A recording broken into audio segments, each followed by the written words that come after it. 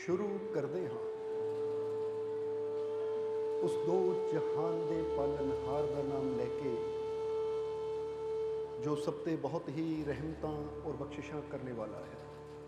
अज उस मालिक दे चरनां च तुसीं चल के आए हो, उस मालिक दे घर च बैठे हो और ये घर रहमतां दा घर है, बख्शिशां दा घर है, बरकतां दा घर है।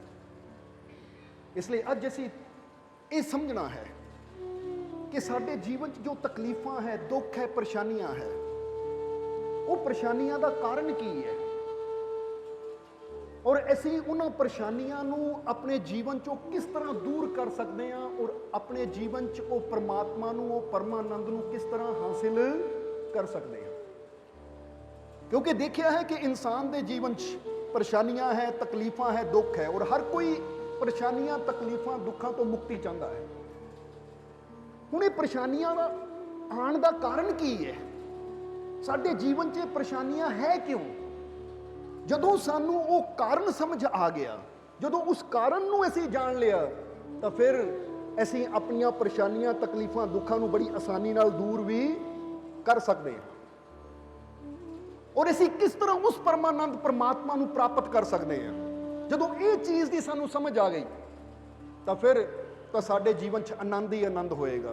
फिर साडे जीवन च कोई टेंशन, कोई चिंता, कोई परेशानी नहीं रहेगी। इसलिए आओ हुण सब तो पहला जानिए अपने दुखों का, अपनियां परेशानियां का, अपनियां चिंतावां का कारण कि इंसान दुखी क्यों है, इंसान के जीवन च परेशानियां क्यों है। हुण समझिए, इस कारण नूं समझण वास्ते असीं एक छोटी जी कहानी तो तुहानूं समझाउण दी कोशिश करांगे। जरा समझना इस कहानी नूं, क्योंकि एक कहानी समझाउण वास्ते बनाई गई है कि एक गांव सी, एक नगर सी। उस नगर दे विच 12 दोस्त रहिंदे सी, पर वो दोस्त थोड़े जे दिमाग तो घट सी, यानी मूर्ख सी कि इन्ने अकलमंद नहीं सी। सारे उन्होंने मूर्ख कहते सी कि ये 12 दे 12 ही मूर्ख है, इन्हां दी अकल बहुत घट है। इसलिए हर कोई उन्होंने पागल कहता सी, मूर्ख कहता सी, बुद्धू कहता सी। हुण एक दिन वो 12 दोस्तां ने बैठे बैठे सलाह की। सलाह की कि उन्होंने सुनिया कि जो साडे देश का राजा है ना, बड़ा शक्तिशाली है, उसका महल बड़ा सुंदर है, उसका जिथे वो शहर च रहिंदा है वो शहर बहुत सुंदर है। तो इन्हां 12 ने सलाह की कि क्यों ना एक बार वो राजे नूं मिलिया जावे, वो राजे का महल देखिया जावे कि किद्दां दा महल है, वो शहर नूं देखिया जावे कि वो किड्डा क बड़ा शहर है, क्योंकि वो छोटे जे गांव च रहिंदे सी।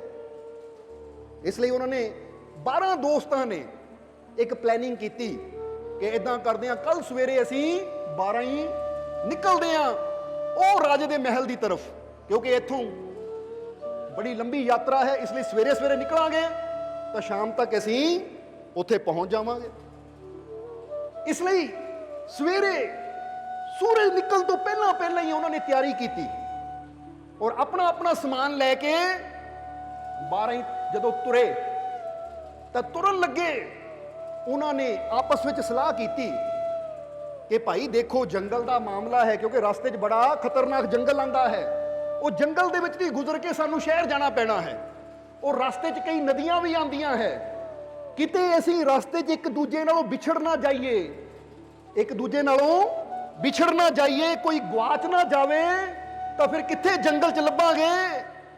इसदा करदे हां असीं 12 ही जने अपना हाथ एक दूजे नाल बन लेंदे हां ताकि जिथे जाइए इकट्ठे जाइए, क्योंकि हाथ फड़िया तो छुट भी सकता है, जे बन नहीं लवांगे तो फिर तो छुट्टन का कोई सवाल ही नहीं। इसलिए उन्होंने 12 ने की कीता, अपना अपना हाथ बन लिया, यानी एक इधर खड़ गया, दूजा, तीजा, चौथा, इदा एक दूजे नाल हाथ अपने बन ले। हुण जिहड़े साइडां ते चलना शुरू किया तो यह भी 10 दे 10 नाल, क्योंकि साइडां ते 2 तुरे अगे नूं, ये भी नाल नाल बड़े हसदे जा रहे हैं, खुश होंदे जा रहे हैं कि आह बड़ी वधिया स्कीम है। लोकी तो सानू कहंदे सी मूर्ख, लोकी सानू कहंदे सी पागल, पर देखो असीं कितनी वधिया स्कीम लड़ा लई कि कोई गुआचे ने असीं हथ भी एक दूजे नाल बन ले। इस तो ज़्यादा समझदारी होर की हो सकती है। उन्होंने वो गल्लां कर रहे हुण तुर पे ਜੰਗਲ ਦਾ ਰਸਤਾ ਤਾਂ ਕੱਟਿਆ, ਠੀਕ ਅੱਗੇ ਆ ਗਈ ਨਦੀ। ਜਦੋਂ ਨਦੀ ਆਈ ਤਾਂ ਹੁਣ ਦੇਖਿਆ ਕਿ ਨਦੀ 'ਚ ਪਾਣੀ ਬੜਾ ਤੇਜ਼ ਹੈ। ਤਾਂ ਹੁਣ ਇਹ 12 ਹੀ ਸਲਾਹ ਕਰਨ ਲੱਗੇ, ਭਾਈ ਅੱਛਾ ਹੋ ਗਿਆ ਹੱਥ ਬੰਨ ਲਏ, ਨਹੀਂ ਤਾਂ ਕਿਤੇ ਇੱਕ ਅੱਧਾ ਇਹ ਨਦੀ 'ਚ ਬਹਿ ਵੀ ਸਕਦਾ ਸੀ। ਤਾਂ ਫਿਰ ਕਿੱਥੇ ਲੱਭਣਾ ਸੀ ਉਹਨੂੰ, ਪਤਾ ਨਹੀਂ ਇਹ ਨਦੀ ਇਹਨਾਂ ਨੂੰ ਬਹਾ ਕੇ ਕਿੱਥੇ ਲੈ ਜਾਣਾ ਸੀ। ਹੁਣ ਚਲੋ ਹਿੰਮਤ ਕਰੀਏ, ਨਿਕਲੀਏ ਨਦੀ 'ਚੋਂ ਪਾਰ। ਹੁਣ ਜਦੋਂ ਨਦੀ ਨੂੰ ਕ੍ਰੋਸ ਕੀਤਾ ਤਾਂ ਬੜੀਆਂ ਤੇਜ਼ ਲਹਿਰਾਂ ਸੀ, ਬੜੀ ਮੁਸ਼ਕਿਲ, ਕਦੀ ਗੋਤੇ ਲੱਗਣ ਕਦੀ ਉੱਠਣ, ਯਾਨੀ ਕਰਦੇ ਕਰਦਿਆਂ ਪਰੇਸ਼ਾਨੀਆਂ ਤਾਂ ਬਹੁਤ ਆਈਆਂ, ਡੁੱਬਦੇ ਡੁੱਬਦੇ ਬਚੇ ਪਰ ਕਿਸੇ ਤਰ੍ਹਾਂ ਨਦੀ ਤੋਂ ਪਾਰ ਹੋ ਗਏ। ਜਦੋਂ ਨਦੀ ਤੋਂ ਪਾਰ ਹੋਏ ਤਾਂ ਇੱਕ ਬੰਦਾ ਕਹਿਣ ਲੱਗੋ, ਠਹਿਰੋ ਭਰਾਵਾ, ਰਸਤੇ 'ਚ ਨਦੀ 'ਚ ਇੰਨੇ ਗੋਤੇ ਲੱਗੇ, ਨਦੀ 'ਚ ਇੰਨੀ ਪਰੇਸ਼ਾਨੀ ਆਈ, ਇੱਕ ਵਾਰੀ ਬੰਦੇ ਗਿਣ ਲਈਏ ਕਿ ਬੰਦੇ ਪੂਰੇ ਆ ਕਿ ਨਹੀਂ। ਕਿਤੇ ਇਹ ਤਾਂ ਨਹੀਂ ਹੋਇਆ ਕਿ ਨਦੀ ਦੇ ਤੇਜ਼ ਬਹਾਅ 'ਚ ਬਾਂਹ ਖੁੱਲ ਗਈ ਹੋਵੇ ਤਾਂ ਕੋਈ ਬਹਿ ਗਿਆ ਹੋਵੇ। ਇੱਕ ਵਾਰੀ ਪਹਿਲਾਂ ਇੱਥੇ ਗਿਣ ਕੇ ਗਿਣਤੀ ਪੂਰੀ ਕਰ ਲਈਏ, ਫਿਰ ਅੱਗੇ ਚੱਲਾਂਗੇ ਤਸੱਲੀ ਦੇ ਨਾਲ। ਦੂਜਿਆਂ ਨੇ ਕਿਹਾ ਗੱਲ ਤਾਂ ਸਹੀ ਹੈ, ਚਲੋ ਗਿਣੋ।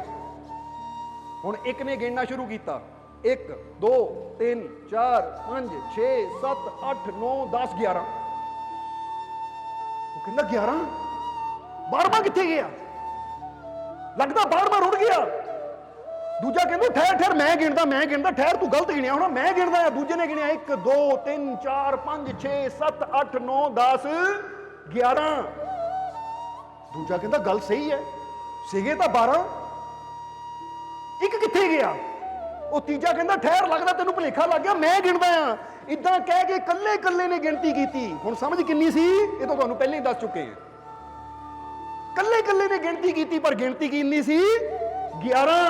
ਹੁਣ ਬੈਠ ਕੇ ਸਾਰੇ ਰੋਣ ਲੱਗੇ, ਹਾਏ ਸਾਡਾ ਇੱਕ ਬੰਦਾ ਬਹਿ ਗਿਆ, ਹਾਏ ਇੱਕ ਬੰਦਾ ਮਰ ਗਿਆ। ਉੱਚੀ ਉੱਚੀ ਬਹਿਣ ਪਾਣ ਲੱਗੇ ਕਿ ਸਾਡਾ ਇੱਕ ਸਾਥੀ ਵਿਛੜ ਗਿਆ, ਮਰ ਗਿਆ, ਬਹਿ ਗਿਆ ਪਾਣੀ 'ਚ, ਪਤਾ ਨਹੀਂ ਵਿਚਾਰਾ ਕੀ ਹਾਲ ਹੋਣਾ ਹੈ। ਬੜਾ ਦੁਖੀ ਹੈ, ਬੜਾ ਰੋ ਰਹੇ ਹੈ। ਹੁਣ ਜਦੋਂ ਦੁਖੀ ਹੈ, ਰੋ ਰਹੇ ਹੈ, ਉਹਨਾਂ ਦੀ ਉੱਚੀ ਉੱਚੀ ਆਵਾਜ਼ ਹੈ, ਕਿਉਂਕਿ ਜਿੱਥੇ ਬੈਠ ਕੇ 11 ਬੰਦੇ 12 ਬੰਦੇ ਰੋਣਗੇ, ਤੁਹਾਨੂੰ ਪਤਾ ਹੀ ਆਵਾਜ਼ ਕਿੱਥੇ ਪਹੁੰਚ ਜਾਂਦੀ ਹੈ। ਉੱਥੋਂ ਥੋੜੀ ਦੂਰ ਇੱਕ ਫਕੀਰ ਆਪਣੀ ਕੁਟੀਆ 'ਚ ਰਹਿੰਦੇ ਸੀ। ਜਦੋਂ ਫਕੀਰਾਂ ਨੇ ਦੇਖਿਆ ਜੰਗਲ 'ਚ ਰੋ ਕੌਣ ਰਿਹਾ ਹੈ, ਫਕੀਰ ਉਹਨਾਂ ਦੇ ਰੋਣ ਦੀ ਆਵਾਜ਼ ਸੁਣ ਕੇ ਜਦੋਂ ਉੱਥੇ ਆਏ, ਆ ਕੇ ਦੇਖਿਆ ਕਿ ਬੈਠੇ ਰੋ ਰਹੇ ਹੈ। ਫਕੀਰਾਂ ਨੇ ਕਿਹਾ ਪਤਾ ਨਹੀਂ ਇਹਨਾਂ ਨੂੰ ਕੀ ਹੋ ਗਿਆ। ਪਰ ਜਦੋਂ ਕੋਲ ਜਾ ਕੇ ਫਕੀਰਾਂ ਨੇ ਦੇਖਿਆ ਕਿ ਸਾਰੇ ਨੇ ਹੱਥ ਇੱਕ ਦੂਜੇ ਨਾਲ ਬੱਝੇ ਹੋਏ ਹੈ, ਤਾਂ ਫਕੀਰਾਂ ਨੂੰ ਸਮਝ ਆ ਗਈ ਕਿ ਕੋਈ ਜ਼ਿਆਦਾ ਸਮਝਦਾਰ ਇਨਸਾਨ ਨਹੀਂ ਹੈ, ਇਹ ਕੋਈ ਮੂਰਖ ਇਕੱਠੇ ਹੋ ਕੇ ਬੈਠੇ, ਕੋਈ ਨਾ ਸਮਝ ਇਕੱਠੇ ਹੋ ਕੇ ਬੈਠੇ। ਇਸ ਲਈ ਫਕੀਰ ਗਏ ਉਹਨਾਂ ਕੋਲ, ਪੁੱਛਿਆ ਬੱਚੋ ਕੀ ਗੱਲ ਹੋ ਗਈ, ਤੁਸੀਂ ਰੋ ਕਿਉਂ ਰਹੇ ਹੋ, ਤੁਹਾਡੇ ਰੋਣ ਦਾ ਕਾਰਨ ਕੀ ਹੈ। ਤਾਂ ਉਸ ਵੇਲੇ ਉਹਨਾਂ ਨੇ ਕਿਹਾ ਕਿ ਮਹਾਰਾਜ ਅਸੀਂ ਇਸ ਲਈ ਰੋ ਰਹੇ ਹਾਂ ਕਿ ਸਾਡਾ ਇੱਕ ਸਾਥੀ ਆ ਨਦੀ ਨੂੰ ਪਾਰ ਕਰਦਿਆਂ ਨਦੀ 'ਚ ਬਹਿ ਗਿਆ, ਪਤਾ ਨਹੀਂ ਉਹ ਵਿਚਾਰਾ ਕਿੱਥੇ ਗਿਆ ਹੋਏਗਾ, ਮਰਿਆ ਹੋਏਗਾ, ਜੀਵਤ ਹੋਏਗਾ, ਬਸ ਉਹਨੂੰ ਯਾਦ ਕਰਕੇ ਅਸੀਂ ਰੋ ਰਹੇ ਹਾਂ। ਫਕੀਰ ਕਹਿੰਦੇ ਤੁਸੀਂ ਆਏ ਕਿੱਥੋਂ, ਦੱਸਿਆ ਜੀ ਫਲਾਣੇ ਨਗਰ ਤੋਂ ਆਏ ਆ। ਫਕੀਰਾਂ ਨੇ ਕਿਹਾ ਕਿੰਨੇ ਜਣੇ, ਕਿਉਂਕਿ ਦੇਖਿਆ ਫਕੀਰਾਂ ਨੇ ਹੱਥ ਤਾਂ ਬੰਨੇ ਹੋਏ ਆ, ਕਿਸ ਤਰ੍ਹਾਂ ਬਹਿ ਸਕਦਾ ਹੈ। ਇਸ ਲਈ ਪੁੱਛਿਆ ਫਕੀਰਾਂ ਨੇ ਤੁਸੀਂ ਜਦੋਂ ਚਲੇ ਸੀ ਕਿੰਨੇ ਜਣੇ ਸੀ। ਉਹ ਕਹਿੰਦੇ ਜੀ 12, ਅਸੀਂ 12 ਜਣੇ ਚਲੇ ਸੀ ਪਰ ਹੁਣ 11 ਰਹਿ ਗਏ। ਫਕੀਰਾਂ ਨੇ ਦੇਖਿਆ 11, ਬੈਠੇ ਤਾਂ 12 ਹੀ ਹੈ, ਇਹ ਕਿੱਦਾਂ 11 ਕਹੀ ਜਾਂਦੇ, ਕਿਉਂਕਿ ਫਕੀਰ ਦੀ ਅੱਖ ਦੇਖ ਲੈਂਦੀ ਹੈ, ਉਹ ਬੈਠੇ ਤਾਂ 12 ਹੀ ਹੈ, ਇਹ 11 ਕਿੱਦਾਂ ਕਹਿ ਰਹੇ ਹੈ। ਫਕੀਰਾਂ ਨੇ ਕਿਹਾ ਤੁਸੀਂ ਗਿਣਤੀ ਕਿੱਦਾਂ ਕੀਤੀ। ਉਹ ਕਹਿੰਦੇ ਮਹਾਰਾਜ ਇਦਾਂ ਕੀਤੀ। ਫਕੀਰ ਕਹਿੰਦੇ ਕਿੱਦਾਂ ਕਰਕੇ ਦਿਖਾਓ। ਇੱਕ ਉੱਠਿਆ, ਹੁਣ ਜਦੋਂ ਇੱਕ ਉੱਠ ਕੇ ਖੜਿਆ ਇਦਾਂ, ਕਹਿੰਦਾ ਦੇਖੋ 1 2 3 4 5 6 7 8 9 10 11, ਦੇਖੋ ਮਹਾਰਾਜ ਇੱਕ ਬੰਦਾ ਮਰ ਗਿਆ, ਪਤਾ ਨਹੀਂ ਪਾਣੀ ਕਿੱਥੇ ਬਹਾ ਕੇ ਲੈ ਗਿਆ। ਫਕੀਰ ਹੱਸੇ, ਉਹ ਕਹਿੰਦੇ ਠਹਿਰੋ, ਜੇ ਅਸੀਂ ਤੁਹਾਡਾ ਬੰਦਾ ਪੂਰਾ ਕਰ ਦਈਏ ਫਿਰ। ਕਹਿੰਦੇ ਮਹਾਰਾਜ ਫਿਰ ਤਾਂ ਚਮਤਕਾਰ ਹੋਏਗਾ, ਫਿਰ ਤਾਂ ਜੈ ਜੈਕਾਰ ਹੋਏਗੀ ਤੁਹਾਡੀ। ਜੇ ਤੁਸੀਂ ਸਾਡਾ ਇੱਕ ਬੰਦਾ ਜਿਹੜਾ ਗਵਾਚ ਗਿਆ ਉਹਨੂੰ ਪੂਰਾ ਕਰ ਦੇਵੋ, ਫਿਰ ਤਾਂ ਤੁਹਾਡੀ ਜੈ ਜੈਕਾਰ ਹੈ, ਚਮਤਕਾਰ ਹੈ। ਫਕੀਰ ਕਹਿੰਦੇ ਬੈਠੋ, ਫਿਰ ਅਸੀਂ ਹੁਣੇ ਹੀ ਪੂਰਾ ਕਰ ਦਿੰਦੇ। ਬਹਿ ਗਏ। ਫਕੀਰਾਂ ਨੇ ਲਾਈ ਆਪਣੇ ਪੈਰੋਂ ਜੁੱਤੀ, ਕਿਉਂਕਿ ਕਹਿੰਦੇ ਨੇ ਕਈ ਵਾਰ ਠੋਕ ਵਜਾ ਕੇ ਸਿਖਾਣੀ ਪੈਂਦੀ ਹੈ, ਸਿੱਖਿਆ ਦੇਣੀ ਪੈਂਦੀ ਹੈ, ਚੋਟ ਕਰਨੀ ਪੈਂਦੀ ਹੈ। ਫਕੀਰਾਂ ਨੇ ਲਾਈ ਆਪਣੇ ਪੈਰੋਂ ਜੁੱਤੀ, ਪਹਿਲਾਂ ਇੱਕ ਦੇ ਸਿਰ ਤੇ ਮਾਰੀ, ਕਹਿੰਦੇ ਮੈਂ ਜੁੱਤੀ ਮਾਰੂੰਗਾ, ਤੁਸੀਂ ਗਿਣਤੀ ਕਰਨੀ ਹੈ। ਫਕੀਰ ਨੇ ਇੱਕ ਦੇ ਸਿਰ ਤੇ ਮਾਰੀ, ਗਿਣ, ਕਹਿੰਦਾ 1, ਦੂਜੇ ਨੇ ਮਾਰੀ 2, ਤੀਜੇ ਨੇ ਮਾਰੀ 3, ਚੌਥੇ ਨੇ ਮਾਰੀ 4 5 6 7 8 9 10 11 12। ਜਦੋਂ ਫਕੀਰਾਂ ਨੇ ਕਿਹਾ ਗਿਣ ਹੁਣ 12, ਉਹ ਸਾਰੇ ਕਹਿੰਦੇ ਲੈ ਵੀ ਚਮਤਕਾਰ ਹੋ ਗਿਆ, ਫਕੀਰਾਂ ਨੇ ਸਾਡਾ ਮੁਰਦਾ ਬੰਦਾ ਦੁਬਾਰਾ ਜੀਂਦਾ ਕਰ ਦਿੱਤਾ। ਹੈ ਇੱਕ ਵਿਛੜਿਆ ਹੋਇਆ ਦੁਬਾਰਾ ਲਿਆਂਦਾ। ਹੁਣ ਜਰਾ ਸੋਚੋ ਉਹ ਗਲਤੀ ਕਿੱਥੇ ਕਰ ਰਹੇ ਸੀ? ਪਤਾ ਕਿਸੇ ਨੂੰ ਕਿ ਜਦੋਂ ਉਹ ਗਿਣਤੀ ਕਰ ਰਹੇ ਸੀ ਗਲਤੀ ਕਿੱਥੇ ਕਰ ਰਹੇ ਸੀ? ਗਲਤੀ ਇੱਕੋ ਹੀ ਜਗ੍ਹਾ ਹੋ ਰਹੀ ਸੀ। ਉਹ ਗਿਣ ਰਹੇ ਸੀ 1 2 3 4 5 6 7 8, ਆਪਣੇ ਆਪ ਨੂੰ ਗਿਣਨਾ ਹੀ ਭੁੱਲ ਜਾਂਦੇ ਸੀ। ਹੁਣ ਜਿਹੜਾ ਗਿਣ ਰਿਹਾ ਹੈ, ਜਦੋਂ ਉਹਦਾ ਧਿਆਨ ਆਪਣੀ ਤਰਫ ਨਹੀਂ ਹੋਏਗਾ, ਦੂਜਿਆਂ ਦੀ ਤਰਫ ਹੋਏਗਾ, ਤਾਂ ਫਿਰ ਉਹ ਕਦੀ ਜਾਣ ਹੀ ਨਹੀਂ ਪਾਏਗਾ ਕਿ ਮੈਂ ਵੀ ਇੱਥੇ ਮੌਜੂਦ ਹਾਂ। ਹੁਣ ਫਕੀਰਾਂ ਨੇ ਕੀ ਕੀਤਾ? ਬਸ ਚੋਟ ਕੀਤੀ, ਕੋਈ ਜ਼ੋਰ ਨਾਲ ਨਹੀਂ ਮਾਰੀਆਂ, ਸਿਰਫ ਚੋਟ ਕੀਤੀ। ਇਹਨਾਂ ਨੂੰ ਸਮਝਾਉਣਾ ਹੈ ਕਿ ਦੇਖੋ, ਇੱਕ ਦੇ ਸਿਰ ਤੇ ਦੂਜੇ ਦੇ ਸਿਰ ਤੇ। ਫਿਰ ਫਕੀਰ ਕਹਿੰਦੇ ਦੇਖੋ, ਕਹਿੰਦੇ ਮਹਾਰਾਜ 12 ਪੂਰੇ ਕਰਤੇ ਤਾਂ ਚਮਤਕਾਰ ਹੋ ਗਿਆ। ਉਹ ਫਕੀਰ ਕਹਿੰਦੇ ਚਮਤਕਾਰ ਕੋਈ ਨਹੀਂ, ਉਹ ਇੱਥੇ ਹੀ ਸੀ, ਐਸੀ ਤਾਂ ਬਸ ਉਹਨੂੰ ਸਾਹਮਣੇ ਲਿਆਂਦਾ ਹੈ। ਯਾਨੀ ਤੁਹਾਨੂੰ ਯਾਦ ਕਰਾਤੇ, ਦੇਖ ਹੈ ਵੀ ਲਿਆਂਦਾ ਕਿਤੇ ਨਹੀਂ ਸੀਗਾ, ਇੱਥੇ ਹੀ ਬਸ ਤੁਹਾਡੀ ਨਜ਼ਰ 'ਚ ਲਿਆ ਦਿੱਤਾ ਕਿ ਦੇਖ ਲੈ ਹੈ। ਹੁਣ ਇਹ ਕਹਾਣੀ ਤਾਂ ਇੱਥੇ ਹੀ ਖਤਮ ਹੋ ਜਾਂਦੀ ਕਿ ਫਿਰ ਦੋਸਤਾਂ ਨੇ ਫਕੀਰਾਂ ਦਾ ਸ਼ੁਕਰਾਨਾ ਕੀਤਾ ਔਰ ਰਾਜੇ ਦੇ ਮਹਿਲ ਨੂੰ ਦੇਖਣ ਵਾਸਤੇ ਤੁਰ ਪਏ। ਪਰ ਹੁਣ ਇਸ ਕਹਾਣੀ ਨੂੰ ਇੱਥੇ ਸਤਸੰਗ ਵਿੱਚ ਸੁਣਾਉਣ ਦਾ ਮਕਸਦ ਕੀ ਹੈ? ਹੁਣ ਜਰਾ ਉਹਨੂੰ ਸਮਝ ਲਈਏ, ਕਿਉਂਕਿ ਹਰ ਕਹਾਣੀ ਪਿੱਛੇ ਉਹ ਸਿੱਖਿਆ ਹੁੰਦੀ ਹੈ ਕਿ ਅਗਰ ਇਨਸਾਨ ਆਪਣੇ ਜੀਵਨ ਨੂੰ ਦੇਖੇ, ਆਪਣੀ ਜ਼ਿੰਦਗੀ ਨੂੰ ਦੇਖੇ, ਤਾਂ ਅੱਜ ਹਰ ਇਨਸਾਨ ਦਾ ਹਾਲ ਉਹਨਾਂ 12 ਮੂਰਖਾਂ ਵਾਲਾ ਹੈ। ਕਿਹੜਾ ਹਾਲ ਹੈ ਇਨਸਾਨ ਦਾ? ਉਹ 12 ਮੂਰਖਾਂ ਵਾਲਾ। ਔਰ ਇਹੀ ਇਨਸਾਨ ਦੇ ਦੁੱਖ ਦਾ ਕਾਰਨ ਹੈ, ਇਹੀ ਇਨਸਾਨ ਦੀ ਪਰੇਸ਼ਾਨੀ ਦਾ ਕਾਰਨ ਹੈ, ਇਹੀ ਇਨਸਾਨ ਦੀ ਚਿੰਤਾ ਦਾ ਕਾਰਨ ਹੈ। ਜਿੱਦਾਂ ਹੀ ਸਤਸੰਗ ਤੋਂ ਪਹਿਲਾਂ ਦੱਸਿਆ ਕਿ ਅੱਜ ਇਨਸਾਨ ਦੇ ਜੀਵਨ 'ਚ ਦੁੱਖ ਕਿਉਂ ਹੈ, ਪਰੇਸ਼ਾਨੀਆਂ ਕਿਉਂ ਹੈ, ਚਿੰਤਾਵਾਂ ਕਿਉਂ ਹੈ, ਇਨਸਾਨ ਇੰਨਾ ਦੁਖੀ ਕਿਉਂ ਹੈ, ਉਹਦਾ ਕਾਰਨ ਕੀ ਹੈ? ਬਸ ਆਹੀ ਕਾਰਨ ਹੈ ਜੋ ਇਹਨਾਂ ਮੂਰਖਾਂ ਦਾ ਕਾਰਨ ਸੀ। ਕਿਉਂਕਿ ਮੂਰਖ ਗਿਣਤੀ ਕਰਦੇ ਸੀ 1 2 3 4 5, ਔਰ ਜਦੋਂ ਗਿਣਤੀ ਕੀਤੀ 11, ਆਪਣੇ ਆਪ ਨੂੰ ਗਿਣਿਆ ਨਹੀਂ, ਤਾਂ ਫਿਰ ਸਾਰੇ ਬਹਿਣ ਪਾਣ ਲੱਪੇ, ਸਾਰੇ ਰੋਣ ਲੱਪੇ ਕਿ ਹਾਏ ਸਾਡਾ ਬੰਦਾ ਮਰ ਗਿਆ, ਹਾਏ ਅਸੀਂ ਬਹੁਤ ਦੁਖੀ ਹਾਂ, ਸਾਡਾ ਸਭ ਕੁਝ ਚਲਾ ਗਿਆ ਕਿਉਂਕਿ ਸਾਡਾ ਸਾਥੀ ਚਲਾ ਗਿਆ। ਅੱਜ ਇਨਸਾਨ ਵੀ ਅਗਰ ਦੇਖੇ ਤਾਂ ਇਨਸਾਨ ਵੀ ਆਪਣੇ ਜੀਵਨ 'ਚ ਇਸੇ ਲਈ ਦੁਖੀ ਹੈ। ਇਨਸਾਨ ਵੀ ਆਪਣੇ ਜੀਵਨ 'ਚ ਸਾਜੋ ਸਮਾਨ ਨੂੰ ਲੈ ਕੇ ਰੋਂਦਾ ਰਹਿੰਦਾ ਹੈ। ਹੁਣ ਜਰਾ ਇਹਦੀ ਗਹਿਰਾਈ ਨੂੰ ਸਮਝੋ, ਕਾਰਨ ਕੀ ਹੈ? ਤਾਂ ਹੁਣ ਇਹਨੂੰ ਸਮਝ ਲਓ ਕਿ ਪ੍ਰਮਾਤਮਾ ਜਦੋਂ ਸਾਨੂੰ ਇਹ ਦੁਨੀਆ ਤੇ ਭੇਜਦਾ ਹੈ, ਤਾਂ ਸਮਝ ਲਓ ਅਸੀਂ ਵੀ ਇਹ ਸੰਸਾਰ ਰੂਪੀ ਮਹਿਲ ਨੂੰ ਦੇਖਣ ਆਏ ਆ ਜਿੱਥੇ ਸਾਡਾ ਪ੍ਰਭੂ ਕਣ ਕਣ ਵਿੱਚ ਵਸਦਾ ਹੈ। ਪਹਿਲੀ ਗੱਲ ਇਹ ਸਮਝ ਲੈਣੀ, ਪ੍ਰਮਾਤਮਾ ਕਿੱਥੇ ਵਸਦਾ ਹੈ? ਕਣ ਕਣ, ਪੱਤੇ ਪੱਤੇ, ਜ਼ਰਰੇ ਜ਼ਰਰੇ, ਹਰ ਸ਼ੈ ਅੰਦਰ ਪ੍ਰਮਾਤਮਾ ਵਸਦਾ। ਇਹ ਸਾਰਾ ਸੰਸਾਰ ਹੀ ਉਹਦਾ ਮਹਿਲ ਹੈ, ਹਰ ਜਗ੍ਹਾ ਉਹ ਵਸਦਾ ਹੈ। ਔਰ ਅਸੀਂ ਇਸ ਦੁਨੀਆ ਤੇ ਆਏ ਆ ਆਪਣੇ ਮਾਲਿਕ ਦੇ, ਆਪਣੇ ਪ੍ਰਭੂ ਦੇ ਇਹ ਸੁੰਦਰ ਮਹਿਲ ਨੂੰ ਦੇਖਣ ਔਰ ਆਪਣੇ ਪ੍ਰਭੂ ਨੂੰ ਮਿਲਣ, ਉਹਨੂੰ ਪ੍ਰਾਪਤ ਕਰਨ ਵਾਸਤੇ। ਕਿਉਂਕਿ ਭਈ ਪ੍ਰਾਪਤ ਮਾਨੁਖ ਦੇਹਰੀਆ, ਗੋਬਿੰਦ ਮਿਲਨ ਕੀ ਇਹ ਤੇਰੀ ਵਰੀਆ। ਇਹ ਦੇਹੀ ਮਿਲੀ ਹੈ ਉਹਨੂੰ ਮਿਲਣ ਵਾਸਤੇ, ਇਹ ਸੁੰਦਰ ਮਹਿਲ ਦਾ ਨਜ਼ਾਰਾ ਲੈਣ ਵਾਸਤੇ। ਹੁਣ ਜਰਾ ਸਮਝੋ, ਆ ਗਿਆ ਇਨਸਾਨ ਇਸ ਦੁਨੀਆ ਤੇ, ਫਿਰ ਉਹਦੇ ਦੁੱਖ ਦਾ ਕਾਰਨ ਕੀ ਹੈ? ਜਰਾ ਹੁਣ ਸਮਝਣਾ, ਇਨਸਾਨ ਵੀ 12 ਚੀਜ਼ਾਂ ਦੇ ਨਾਲ ਇਹ ਦੁਨੀਆ ਤੇ ਆਂਦਾ ਹੈ। ਜਰਾ ਗੌਰ ਕਰਨਾ, ਇਹ ਸਰੀਰ ਪ੍ਰਭੂ ਨੇ ਸਾਨੂੰ ਦੇ ਦਿੱਤਾ। ਹੁਣ ਇਹ ਸਰੀਰ ਦੇ ਅੰਦਰ 12 ਚੀਜ਼ਾਂ ਉਹ ਰੱਖੀਆਂ ਹੈ। ਇੱਥੇ ਅਸੀਂ 5 ਤੱਤ ਨੂੰ ਇੱਕ ਪਾਸੇ ਰੱਖ ਰਹੇ ਹਾਂ ਕਿਉਂਕਿ 5 ਤੱਤ ਤੋਂ ਸਾਡਾ ਸਰੀਰ ਬਣਿਆ, ਜਲ ਵਾਯੂ ਪ੍ਰਿਥਵੀ ਅਗਨੀ ਆਕਾਸ਼। ਹੁਣ ਸਰੀਰ ਬਣ ਗਿਆ, ਸਰੀਰ ਤਾਂ ਸਾਨੂੰ ਮਿਲ ਗਿਆ ਮਾਂ ਦੀ ਕੋਖ ਦੇ ਵਿੱਚ, ਪਰ ਉਹਦੇ ਨਾਲ ਨਾਲ 12 ਚੀਜ਼ਾਂ ਸਾਡੇ ਅੰਦਰ ਹੈ ਜਿਨ੍ਹਾਂ ਨੂੰ ਅਸੀਂ ਸਮਝ ਨਹੀਂ ਪਾਉਂਦੇ। ਔਰ ਇੱਕ ਚੀਜ਼ ਨੂੰ ਅਸੀਂ ਭੁੱਲ ਜਾਂਦੇ ਹਾਂ, ਉਹਨੂੰ ਭੁੱਲ ਜਾਂਦੇ ਹਾਂ, ਇਸ ਲਈ ਸਾਡੇ ਉਹੀ ਦੁੱਖਾਂ ਦਾ ਕਾਰਨ ਹੈ। ਹੁਣ 12 ਦੋਸਤ ਚਲੇ ਸੀ, ਤੁਸੀਂ ਵੀ ਜਦੋਂ ਮਾਂ ਦੀ ਕੋਖ ਤੋਂ ਜਨਮ ਲੈ ਕੇ ਤੁਰਦੇ ਹੋ ਤਾਂ 12 ਚੀਜ਼ਾਂ ਤੁਹਾਡੇ ਅੰਦਰ ਹੈ। ਸਰੀਰ ਤਾਂ ਮਿਲ ਗਿਆ, ਇਸ ਲਈ ਉਹਨੂੰ ਗਿਣਤੀ 'ਚ ਨਹੀਂ ਕਰਨਾ, ਨਹੀਂ ਤਾਂ ਬੰਦਾ ਕਹੇ 5 ਤੱਤ ਕਿੱਥੇ, ਉਹ ਤਾਂ ਮਿਲ ਗਿਆ ਸਰੀਰ, ਉਹ ਤਾਂ ਬਣ ਗਿਆ। ਹੁਣ ਇਸ ਤੋਂ ਇਲਾਵਾ 12 ਚੀਜ਼ਾਂ ਕਿਹੜੀਆਂ ਹੈ? 5 ਗਿਆਨ ਇੰਦਰੀਆਂ, 5 ਗਿਆਨ ਇੰਦਰੀਆਂ ਹੈ ਜਿਹਦੇ ਨਾਲ ਸਾਨੂੰ ਗਿਆਨ ਹੁੰਦਾ ਹੈ। ਅੱਖਾਂ ਨਾਲ ਅਸੀਂ ਦੇਖਦੇ ਹਾਂ, ਨੱਕ ਨਾਲ ਅਸੀਂ ਸਮੈਲ ਲੈਂਦੇ ਹਾਂ, ਕੰਨਾਂ ਨਾਲ ਅਸੀਂ ਸੁਣਦੇ ਹਾਂ, ਇਹ 3 ਇੰਦਰੀਆਂ ਹੋ ਗਈਆਂ। ਜ਼ੁਬਾਨ ਨਾਲ ਅਸੀਂ ਸਵਾਦ ਲੈਂਦੇ, ਯਾਨੀ ਮੂੰਹ ਨਾਲ ਸਵਾਦ ਲੈਂਦੇ ਹਾਂ, ਔਰ ਹੱਥ ਨਾਲ ਸਪਰਸ਼ ਕਰਦੇ ਹਾਂ। ਸਪਰਸ਼ ਕਿ ਆਹ ਕੱਪੜਾ ਨਰਮ ਹੈ, ਮੁਲਾਇਮ ਹੈ, ਖੁਰਦਰਾ ਹੈ, ਕਿਦਾਂ ਦਾ ਚੀਜ਼ ਗਰਮ ਹੈ, ਠੰਡੀ ਹੈ, ਇਹ ਸਪਰਸ਼ ਇੰਦਰੀ ਹੈ। ਇਹ 5 ਇੰਦਰੀਆਂ ਗਿਆਨ ਇੰਦਰੀਆਂ ਹੈ। ਔਰ 5 ਇੰਦਰੀਆਂ ਹੈ ਕਰਮ ਇੰਦਰੀਆਂ। ਬੋਲੋ ਸਮਝਦੇ ਹੋ ਕਿ ਨਹੀਂ? ਜਿਹਦੇ ਨਾਲ ਅਸੀਂ ਕਰਮ ਕਰਦੇ ਹਾਂ। ਕਰਮ ਇੰਦਰੀ ਬਾਰੇ ਪਤਾ ਕਿ ਨਹੀਂ? ਕਰਮ ਇੰਦਰੀ ਕਿਹੜੀ ਕਿਹੜੀ ਹੈ? ਹੱਥ, ਪੈਰ, ਇਹ ਮੂੰਹ, ਔਰ ਜਿੱਥੋਂ ਇਨਸਾਨ ਮਲ ਮੂਤਰ ਕਰਦਾ ਹੈ ਉਹ 2 ਦੁਆਰ। ਇਹ ਕਰਮ ਇੰਦਰੀਆਂ 5 ਗਿਣੀਆਂ ਗਈਆਂ ਹੈ। ਸੋ 5 ਗਿਆਨ ਇੰਦਰੀਆਂ ਹੈ, 5 ਕਰਮ ਇੰਦਰੀਆਂ ਹੈ। ਹੁਣ ਇਹਨਾਂ ਦੋਨਾਂ ਨੂੰ ਮਿਲਾ ਦਿਓ, ਕਿੰਨੀਆਂ ਬਣ ਗਈਆਂ? 10। ਔਰ ਫਿਰ ਇਸ ਦੇ ਨਾਲ ਇੱਕ ਜੁੜ ਜਾਂਦਾ ਹੈ 11ਵਾਂ, ਸਾਡਾ ਮਨ। ਜਿਹੜਾ ਕਿ ਇਹਨਾਂ ਇੰਦਰੀਆਂ ਦੇ ਜ਼ਰੀਏ ਸਵਾਦ ਲੈਂਦਾ ਹੈ, ਇਹਨਾਂ ਇੰਦਰੀਆਂ ਦੇ ਜ਼ਰੀਏ ਰਸ ਲੈਂਦਾ ਹੈ। ਔਰ 12ਵੀਂ ਚੀਜ਼ ਕਿਹੜੀ ਹੈ?